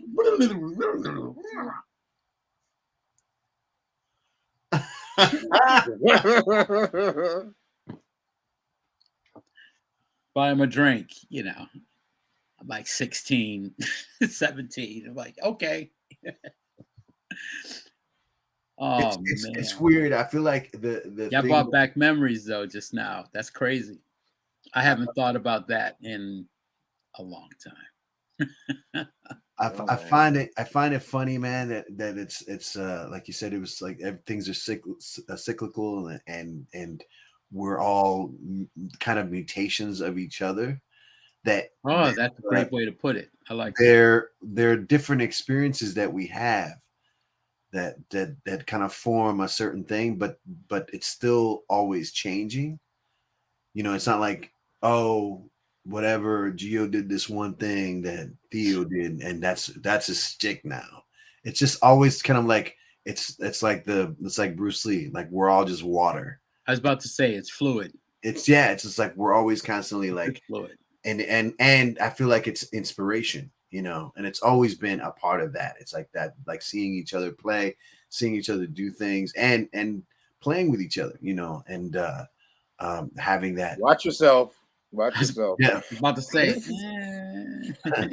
But I remember, you know, when I first met Theo, the first few times I met Theo, I think it was definitely at Sands. Yeah. You know, a few times at Sands. But then like a couple of years later, I want to say you were living at that crazy church downtown. No, I wasn't. My friend was living at the church, Okay. but I would I come feel like and visit him. when I'd see you, but I sang. I was a choir boy at that church. oh, Yep. So was Ventura at one point. Yep. I just remember remember that. like seeing you there like several times. I'm like, Yeah, absolutely. lives here now. Like, wow.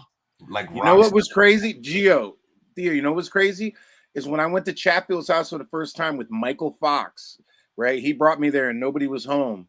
And that's how I was at Chatfield's house. He wasn't even there. Nobody was home and the door was wide open. And we went in the backyard and we ran around and we left. And I was like, did we just rob a house? We didn't take anything, but we're like, we were just in somebody's house. And he was like, no, they're a real cool family. Later on, I become close with them in high school. They're a couple years younger. We make MRA. We're rehearsing at the house. And I look at the wall and Vinny's on the wall in fucking Chatfield's house, the children's like theater, like being in the play. He was in plays with Chatfield in them.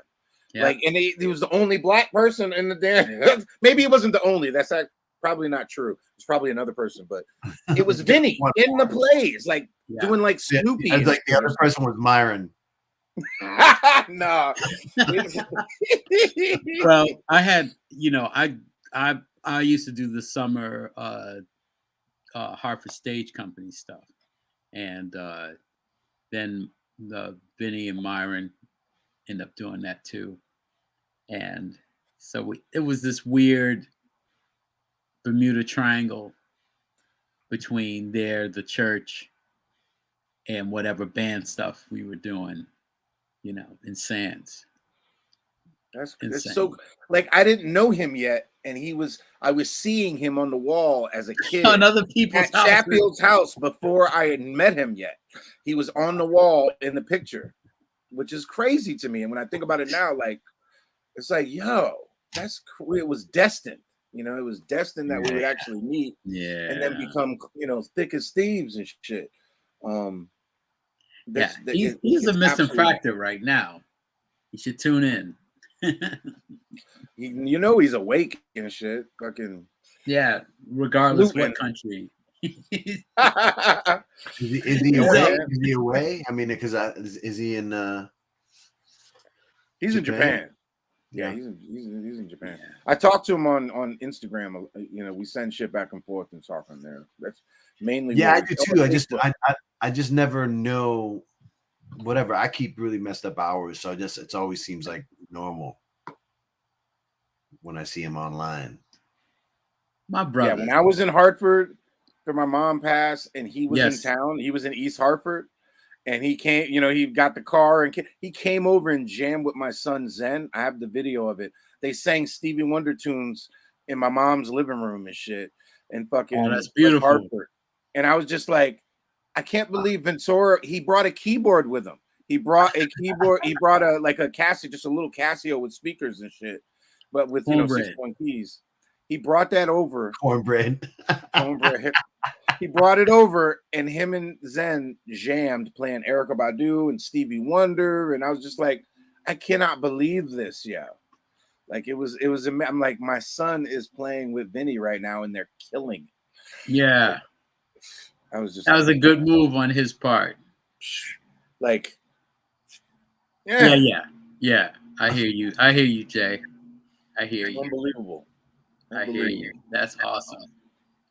And walking the streets in New York with my son Zen when he was at NYU, right? And I did the same thing with Vinny. Remember, we did the same shit with Vinny when he was at the new school. Drove him up. Shit. Wow, that's crazy. Yeah, man. You're right.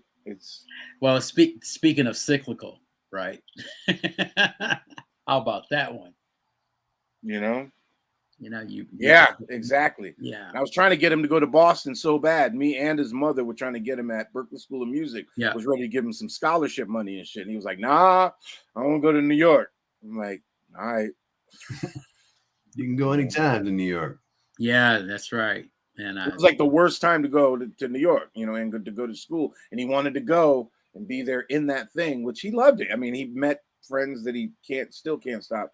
They talk all the time and visit each other and shit. But he loved New York City, man. He would love to be there now, if he could. Me too. Yeah, me too. Me too. No, I felt like an old man, yo. That was the first time I felt like a really old man. Was walking with my son arm in arm through Washington Square Park, during COVID. And I was like, I looked around and I'm like, I look like an old man with some young man helping me. You know what I'm saying? Like straight up, like I was like, I look like an old man that this young person is helping to his apartment or some shit. As opposed to running through Washington Square Park.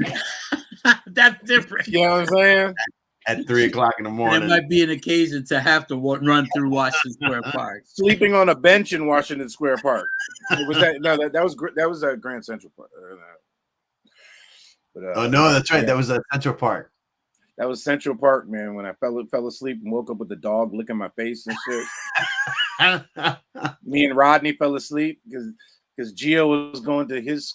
I think you went to your school. We drove Vinny down for his audition, I think, or something. Yeah. We both went to for our schools. We had interviews. That's what it was. Yeah. We won't talk about the rest.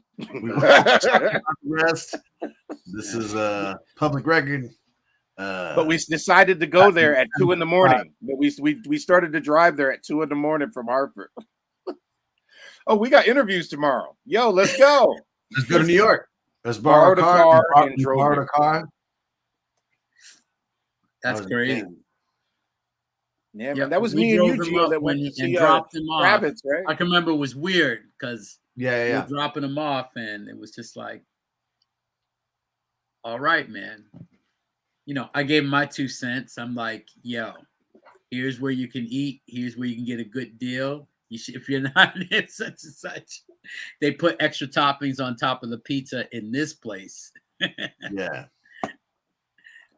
That's that $5 special. A slice and a soda. Slice and a soda. Or great papayas. Astor Place Pizza. Astor Place. Grace papayas. Yeah. Papaya King. Great. Well, that's he was in the Village. That's further. I don't think there's a Grays down. There was a Grays in the West Village, right on 8th. Really? Right by the entrance to like a block away from the PATH train. I was about to say from the train, I bet. Yeah. Yeah. But it was as at the end of that it's funny, man, because like I was just gonna say, Jay, that I don't know if you remember that one time we went to New York during the day. It was like a day trip. We just went out there. I think it was I was returning equipment. I think it was like I had borrowed like a film camera and you came to the city with me. Or we went and picked up the video toaster. Was that from B&H? That was it. We went to B&H, yo. And we went to B&H store, yo. Yeah. But we were in the Village, and that's like, remember, I took a picture of you. Remember, like you were showing like a fake tattoo. Yes. Oh my god! But the action like around you, there was like some kids playing on one corner and like an old lady looking at you funny.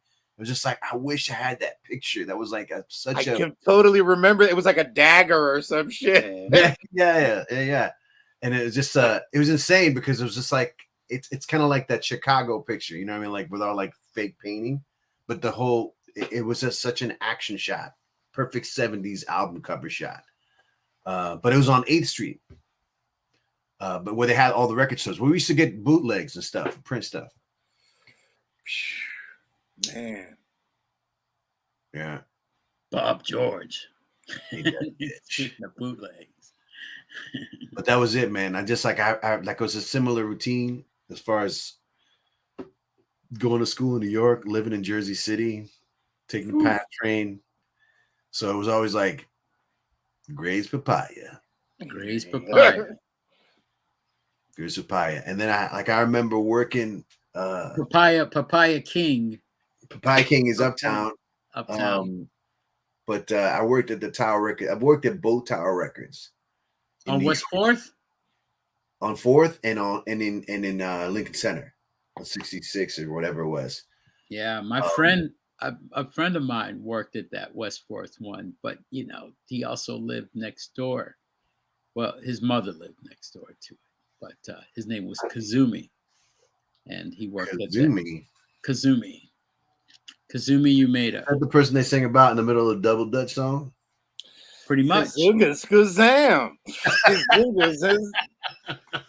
My man is a brilliant songwriter, though. He Brilliant. sounds familiar, man. Do you remember what years it was? Because I worked at that place for at least almost 2 years. What years were you there? Was it 89, 90, 90? Exactly those years. Yeah, he would have been there. Exactly. That was a crazy place at that time, man. Dude, he would have been there. He would have been there. Isn't that where you got the graffiti Japanese thing? guy with John Lennon glasses. What's that, Jay? I said, is that where you got the graffiti bridge thing? Yeah, the crazy, yeah. The like in-store thing that you build, they have in the store. Like remember when there were stores, but remember when record stores had a budget to like make these giant things? Like, dude, Neil was talking about that before you came on. Little Breakfast in America.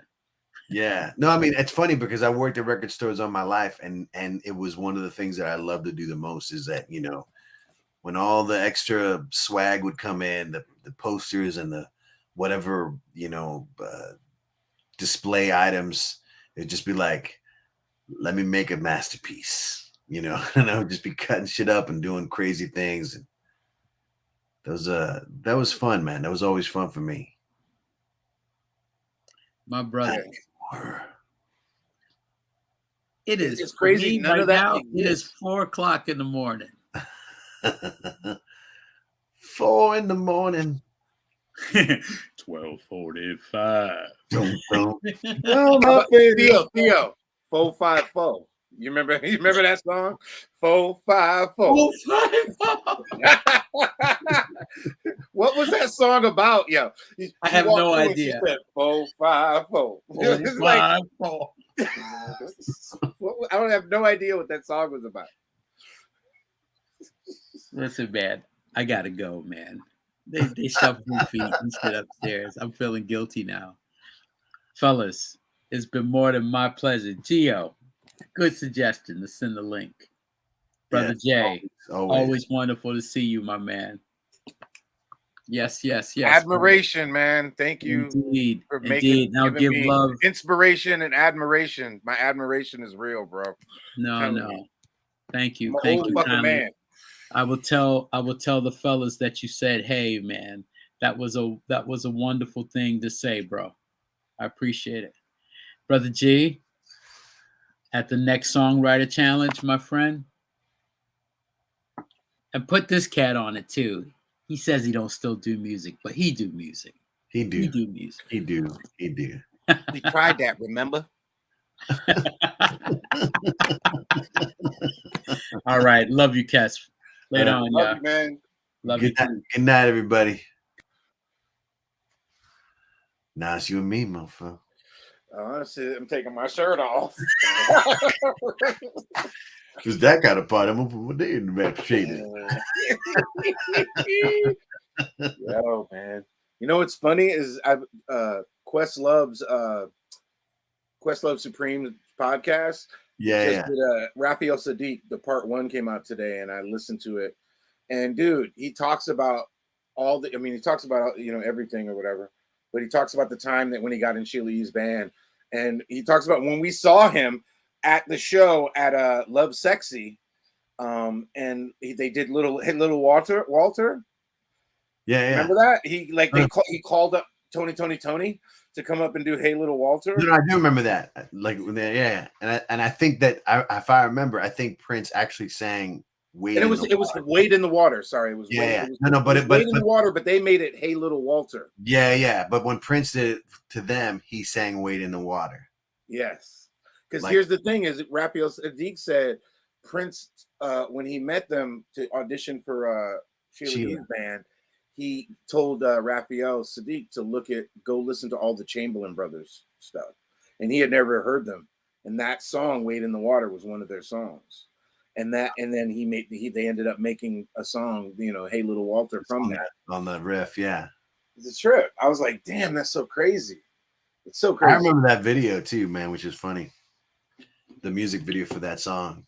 So how did this go tonight, man? How did it go? It was cool, man. It was, I feel like it's always just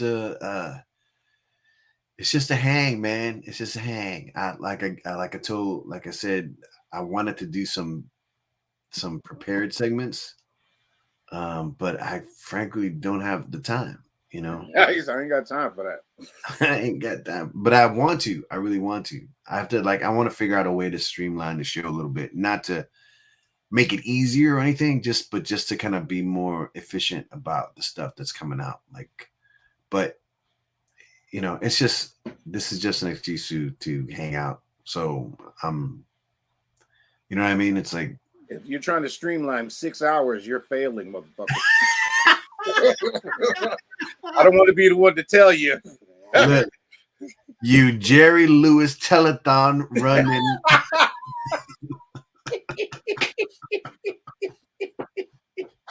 yo, you know it's the what is it? KQED or what is it? PBS, the PBS telethon. When that comes on, yeah. Oh my lord, man, dude. Did you get Chatfield on, or you just showed the segments? Did he pop in? Yeah, no, we ended up doing this. We did several songs. Oh shit! Like live? Yeah. What's that? No, not live on the show, but we did them live to tape. It was just nice. Yeah, no, it was really cool because the thing is, Chatty's always been like, the hell, man, we gotta let's play something together. Let's play something. And we always see each other like at the weirdest times. If I'm in Hartford and I see him like it's 2 o'clock in the morning. It's like, hey man, with this, it's like, So I said, look, I'm gonna come by with Raph during the day, and let's record a song or two, just like live to tape for the show. So that's when we got together and we did a song for Nina. We did Fire and Rain, Jme Strchld. Oh wow. Ironically or coincidentally, Carla recorded the same thing with Dom with Dom on guitar. Wow. So, Dom sent me this a couple days ago. He's like, hey, I'm gonna send you a video of me singing or Carla singing Fire and Rain for her friend Nina. And I was just like, I did that 2 weeks ago when I was in Hartford with Jonathan. But it's still I played them both. But yeah, no, when we were there, and then Jonathan, we're talking about the stuff that I did earlier this year, the songs that I wrote, and we ended up playing one of them. That was really cool for me, just to hear his piano, it was cool. It was cool to hang with him too, and hang with him you kind of forget who people are. Mm-hmm. It's like you gotta kind of bust out of the routine and let's go for lunch and instead of it's 3 o'clock, let's go to the blah blah blah. It's like, no, we're not hanging. And it's like, he's a funny dude, man. He's hilarious. Totally, so is. I hung with him and Justin and Jake and Kamora and Melissa showed up, and we were in Jake's backyard with a fire pit going, and it was just the hilarity ensued, man. I was just like, wow. Look at us, old and still just cutting it. And it got late. It got too late. It was nighttime. The fire was blazing too much, and it was time to go home. It was time to go home, man. It was because they had to go to school. It was a Sunday, and the kids had to go to school the next day or some shit. Or it was a weekday. I think it was actually a weekday, and it was just like, we can't do this. People have shit to do. It was great though. It was great to, like you said, even it was great, man. It's just my thing was just I was working a lot. I was just there for a couple of days, but I had to work. So I just saw people very limited time, but it was good enough, I saw Carla, I saw Kamora, saw Melissa, saw Taryn. I saw Jake too. I saw Jake for a second. How was Melissa? She was okay. I mean, notwithstanding, the whole situation, but I saw her for a second because she showed up at Carla and Gannon had a housewarming. Yes, I wanted to go to that so bad. I was happy that it coincided that with my trip, like, you know, that I was able to go, but I was only there for like 10 minutes. But when I was there, Melissa showed up, and then she realized something about her dogs, and then she had to go back home. She left the boys there, all the kids, and she went back home to lock up the dogs or something because they were free. Crises averted. But that shit, when they're living in the Gruber house, right? The other side, it's just on the funny. long side, and Gannon's like childhood house side of the Gruber house, which is crazy on Tremont, man. It's crazy. It's weird. It's really weird because a lot of it doesn't feel like it's changed. You know, a lot of it just feels kind of the same. And walking down, you know, Warrenton and walking down those streets, and they had a whole I think called Porch Fest. So they had bands playing and people playing music in different areas of the West End. Oh, really? Yeah, it was called West End Porch Fest. That's dope. It was pretty cool. Again, I was only able to do an hour of it, but I ran into Breck and Carice. What? Yeah, some other people too. They keep aging backwards. They're aging backwards. Sideways or something. I don't know what it is, but it's like they look the same to me. Breck sold the soul to the devil, and Carice is aging backwards. Every time I see them, because they come out here at least once every 2 years, they're out here in the Bay. Yeah, that's so the last time I saw always them. hang out with them. I'm like, how are y'all getting younger, man? What the hell? Yes. But they take really good care of themselves. I was going to say, they exercise. Is that what it is? No gimmicks, no weird diets or anything. They exercise. They run marathons. I'm sure they bike. They do trail run. I know they ride like, you know, mountain bikes and do all kinds of stuff. The shit that we don't do.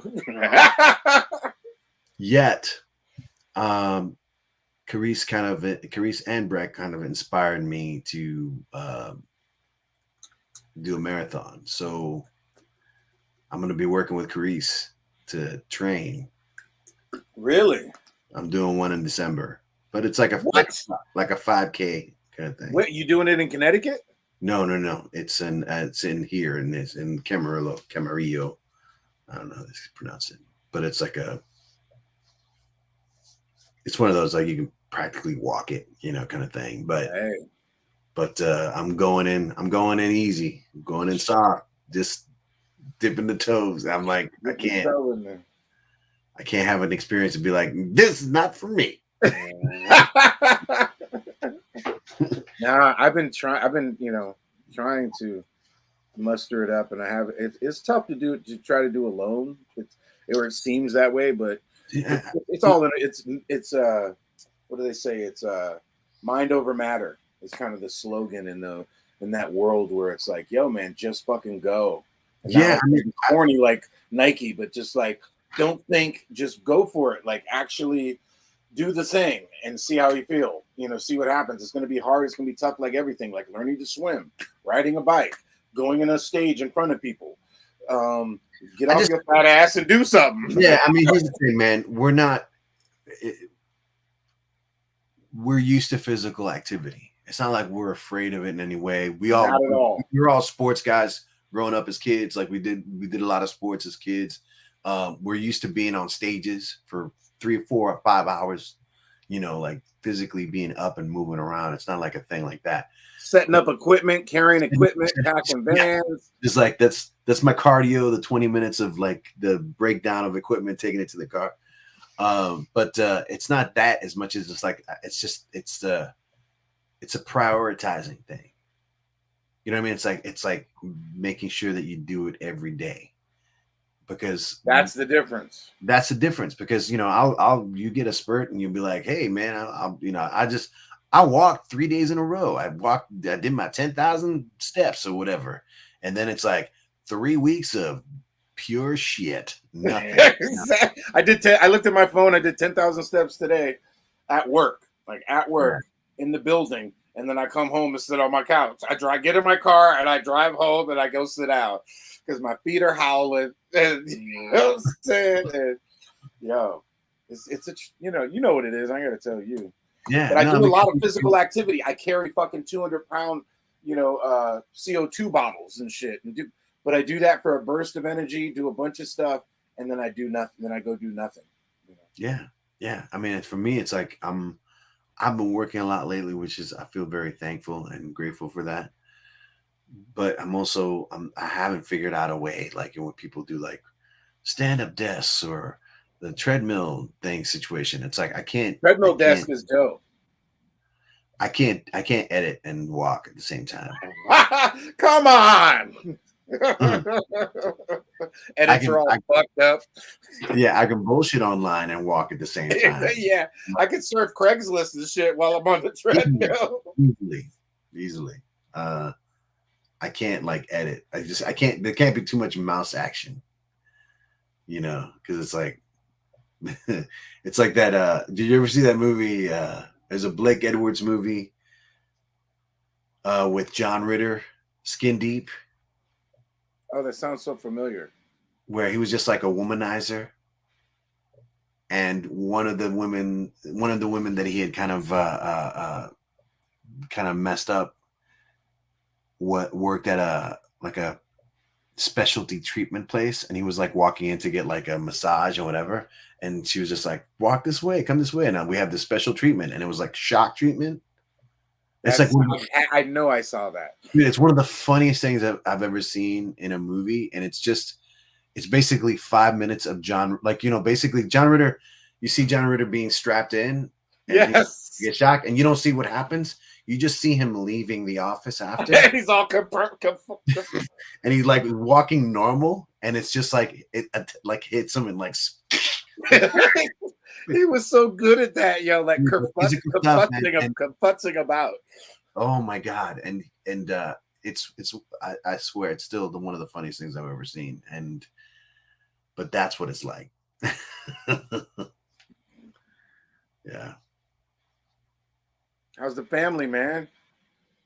All good, man. All good. It was Miles' birthday today, 15. Happy birthday, yeah. Miles. I'm that old gray-haired man. You probably don't remember. That's the guy. You probably don't remember. Diabetes. Diabetes. Oh, that's awesome. What'd you guys do? Well, it's the school day. Well, we're gonna be doing stuff on the weekend. That's dope. Have you seen movies lately? I was ready to go see fucking Dune. Like I actually looked it up, and I looked it up. I was like, I hit up Rock and shit on Sunday, and I said, "Yo, 10 o'clock showing." And then I realized it was October 22nd and shit. I was like, "Damn it!" No,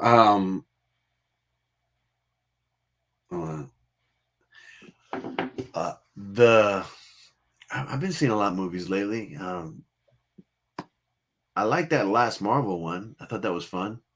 The 10 Rings. Oh, Shang-Chi? Shang-Chi and the 10 Rings. I haven't seen that yet.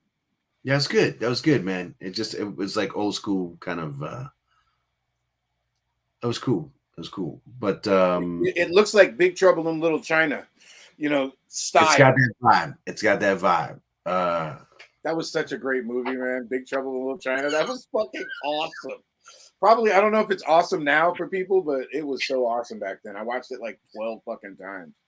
It was hilarious, man. I mean, it was like a moment in time where Kurt Russell could do no wrong. No wrong, yo. Like he was just like, it was like Escape from New York, The Snake Thing, the Thing, and then Big Trouble in Little China. It was just like such different movies, though. It's so crazy. He could do it all. Long way from his days at Flubber. His Disney movies. Yeah, it was a good time. It was a good time in general for movies, man. Yo, yeah, man. When you writing a script, you working on any movies, scripts, or working on any bigger projects besides work? No. I mean, just some music stuff, just writing songs here and there. But I want to. I've got like a lot of ideas that are burning my like holes in my brain. Just kind of like write me. I got a title for you, Mr. Fancy Bitches. That's it. Sold. Greenlit. Yeah. It's a guy with 6 white kittens. A guy that has 6 white kittens. Mr. Fancy Bitches. That reminds you of it was either King and Queens or Seinfeld that had an episode called Fatty McButterpants. That's good. Fatty McButterpants. Dude, I'm gonna try to get Jin off the ground. I'm trying to get my new studio up and running. I've been neglecting it. There's stuff there. I've done a lot of work on it, but nothing's plugged in. And I haven't been there in 3 weeks. Are you still digging the area as far as like? Oh, being at 16th and Mission? Yeah. It's a fucking mess. I love it. It's like being at it's like being back in New York in 1985 and shit. Motherfuckers are selling sneakers in front. I have to step over people selling household goods and shit. I'm like, wait, that's from my car, nigga. Give me that shit. How are you selling me my own fucking jumper cables? Motherfuckers selling me my old jumper cables and shit. But yeah, it really is that strictly that corner is just I love it. You know how we are. I'm like, people are like, this is crazy. I'm like, I like this. This is where I thrive. When you go to the little store next door and they got all the food out, little Mexican store, and your Gatorade, I love that shit, man. No. I mean, it's just I love it too when you get pockets that feel like that have not changed in 40 years. Yeah, they can't change it. Of all the gentrification going on, motherfuckers are putting blankets out and they're sitting on them for 9 hours in front of your place. It's been 1973 here since 1973. You know what I'm saying? For real. The signs on the building are still the ones from 1973. Like my building is like that. It literally looks like ITT Tech from fucking 1993. Is there a I'm not joking. Like if you when you see it, you're gonna go in the building and go, this looks like we're inside of an ITT Tech school or something from the late 80s, early 90s. Yeah. And it probably was like at one point, because there's like it really looks like you're gonna go, this is crazy. And it's an artist building with nothing but artists in it. You from outside you can't tell because it has like a gate that you get in the building. Everything's all still not taken. You know what I mean? It's like when you see it, you're gonna go, yeah, this looks like the cult building, but it doesn't look like the cult building, but that style where the landlord's just like, it's this much. Don't complain about anything. Long dark hallways. Dude, that's it. It really is. You just keep thinking, I hope nothing happens to my car, man. I just hope nothing happens to my car. You know what I mean? But I really have a motivation to try to get it together and get computer up and running. Zen really wants to record. He's been writing a lot. He's working. He works around the corner on Valencia at a Burmese restaurant, and he wants to record. And so now he's kind of my motivation to do it. And I also want to finally get Jin off the ground. Pick 10 tunes out of the 70 idea that I've come up with, and like pick 10 and try to make something of them. Even if I just take movie dialogue and put it over it, you know what I mean? Like do something. No. You should. There's more than enough there to choose from, man. I had like that. It's funny because my car, every car that I get in seems to like always kick off like my phone music, but I have nothing on my phone except for the handful of things that I've downloaded on it. It's not like in the past where you're not for me, like where my phone was like my iPod.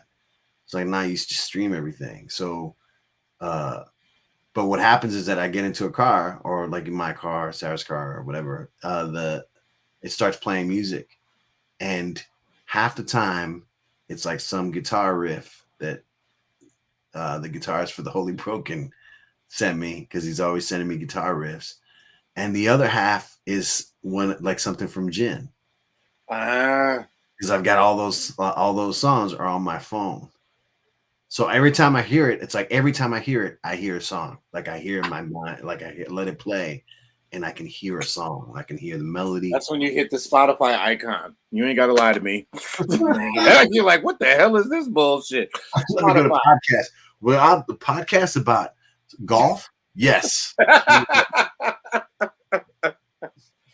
I sit in here with the guitar and watch YouTube videos and just write riffs, and then when I get 3 to go together, like or that match, I just go and record them in my bedroom, and then I'm like, what do I do now? I should finish it. I should add some keyboards, and I'm just like, nope, and I just move on, and then I forget what I played, but at least I got it down. At least I want to export the files as audio files, and then put them into at the studio, and then work on them like a professional that I'm supposed to be, and work on them as try to make a finished product instead of just coming up with ideas after idea after idea. Yeah, no, just seeing it to the end, just like something. No, I mean, but I just after I find that almost all of them are fully like realized. They just like I can hear them. So I keep in my mind. I'm like, it's actually no, you can't see, but it's like I've got like Post-its on this mirror over here, and one of them says gin. And it's just like because I'm constantly hearing that shit, and I'm going, God damn it, man! I should just like write something to like one song at least. But and I couldn't even tell you like because every time it's a different song that pops up, and it's always like it sticks. It always sticks.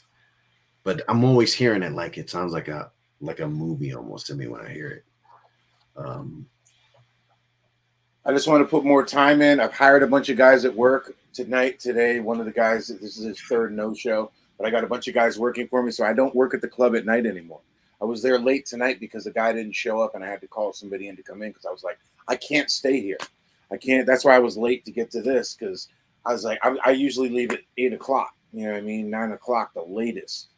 And I didn't leave until, when I left, because I was waiting for somebody to come and relieve me because the guy didn't show up.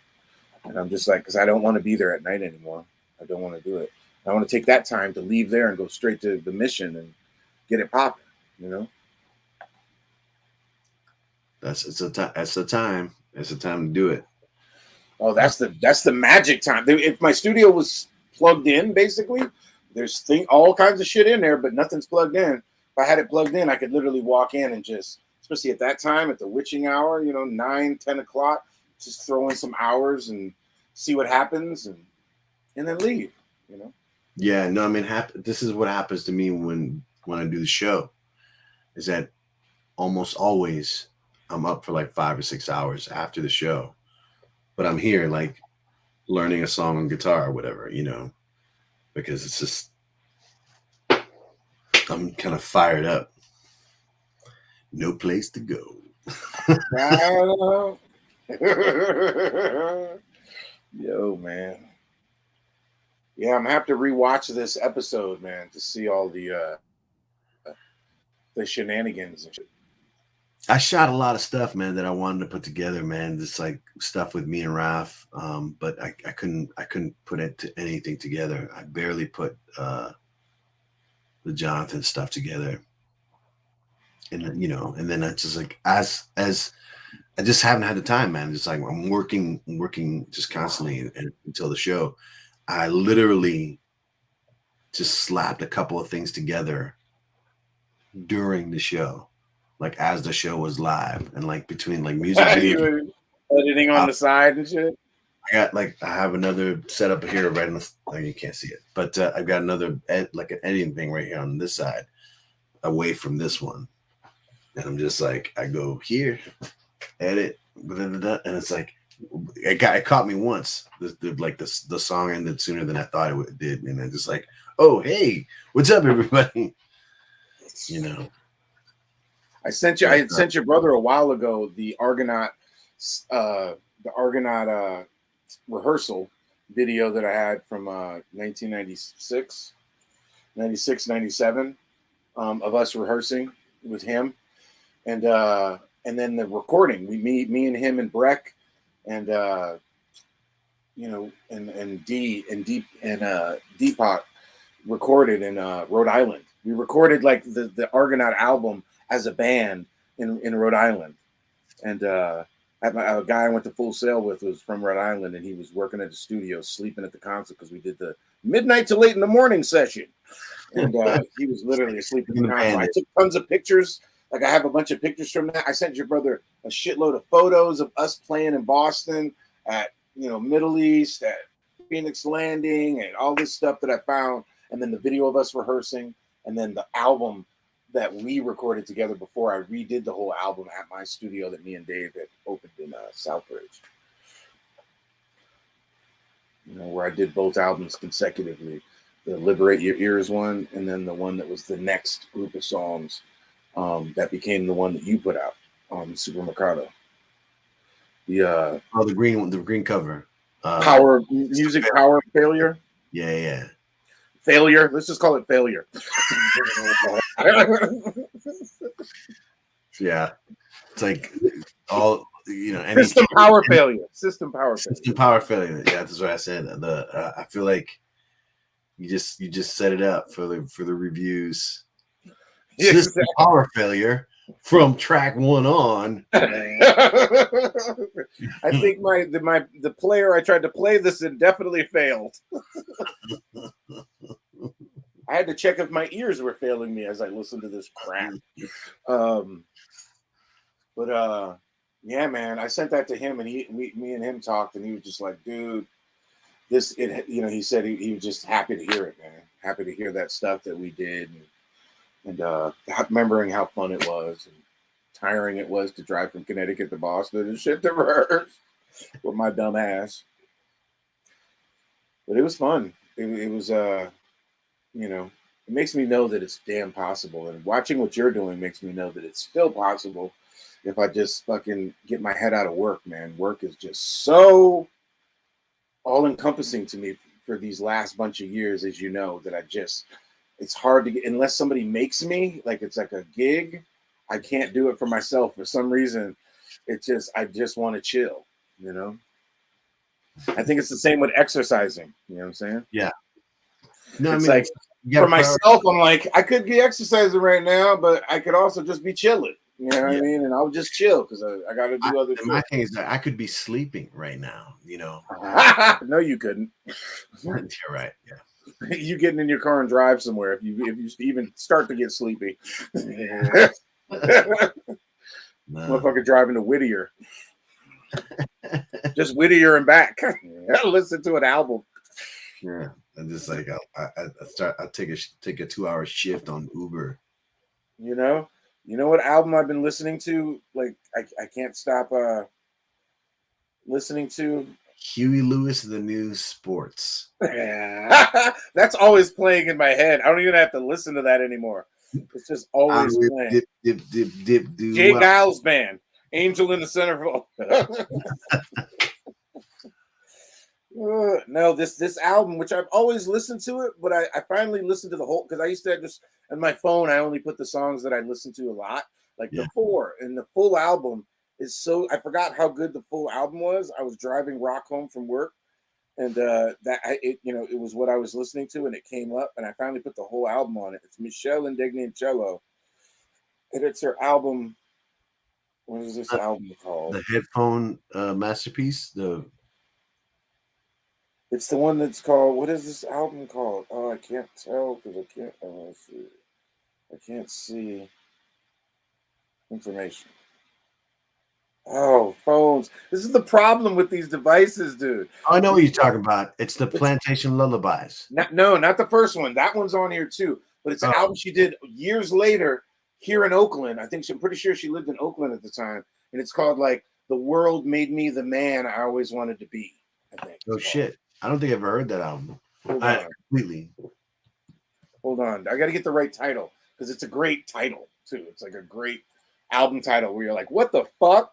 And then you listen to the record and it's incredible. Like just the fusion of her bandmates I mean, here it goes. It's called The World Has Made Me the Man of My Dreams. It's from 2007. Yeah, wow, that's crazy. I remember hearing an album before that, like around the time she was doing the Prince stuff. Comfort Woman? Maybe that was it. That's 2003. I'm trying to We remember. also had Comet Come to Me. That was 2014. It might have been that one. Because I remember me and Eileen went to go see it, even though we were already broken up. We went to go see her do that thing, do the Prince covers, and it. in LA. Dude, it was incredible. Yeah, no, she was great. It was weird and just unexpected. The versions of the songs, and I was just like, "Yo, damn, that must feel good to just be able to make madness." Yeah, it was weird because it didn't feel at the time what I thought it felt like if someone were to mash up Prince with his own music. That's what it made. Yes. You know, like take the lyrics of this song and put it on this other song. It just felt like there wasn't any sort of blasphemy moments or like this does not work. It was just completely like this is how it's done in Bizarro Land or whatever, you know. The Dude, band is you still listen to this record and you listen to that record, man, like take that down or get that. The World Has Made Me the Man of My Dreams. It inspires me so hard because it's just so bugged out and beautiful and harsh and then it's like punk and it's like I mean it's just I'm like it's everything. It's like Dirty Mind. It's like that kind of album where you're like, what? And wow at the same time. So good, man. So fucking good. But one of the records is called Relief, a stripper classic. You know, there's a song on there for me and you. It's called Elliptical. Won't be listening to that. Get on. It just says get on the elliptical. Get on the elliptical. No, it doesn't. But it's a beautiful song. It actually is called Elliptical. Just the whole record is really good. I haven't even seen this album cover. Huh? Like I've never even seen this album cover. Me either. That's the funny thing is that my the kitten is bugging. I've seen the album cover for the first time right now. Like I just looked it up on Wikipedia, and I've never seen this album. I've never seen the album cover before because I always think of Comfort Woman with her face on it up close, like that. That's that one and Plantation Lullabies are the album covers that always. Piece of Beyond Passion too, where she's on the top going like this. But the Plantation Lullabies, which she's got that nose ring that's connected with the chain, and it's all like blurry, and that record is amazing. But Comfort Woman, it's like her face sideways, and it has like the stars and stuff. That one might be the one she recorded in Oakland, maybe. But she has like Pat Metheny on there. Damn, Bob Power mixed this shit. Wow. Chris Dave on drums.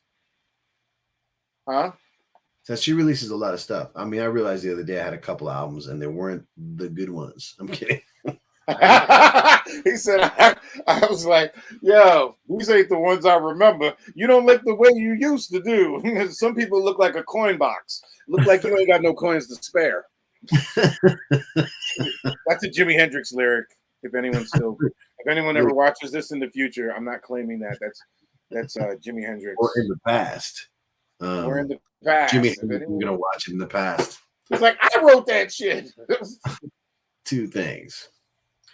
No, I was joking, but kind of joking because I remember getting the album Bitter.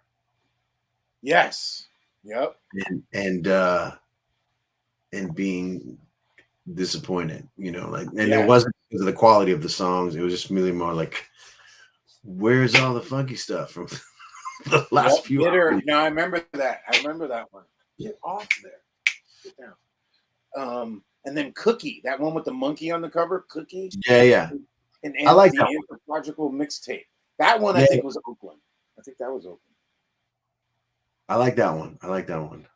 But you're right. The Bitter one, I was not interested in. The one that your girlfriend song, right?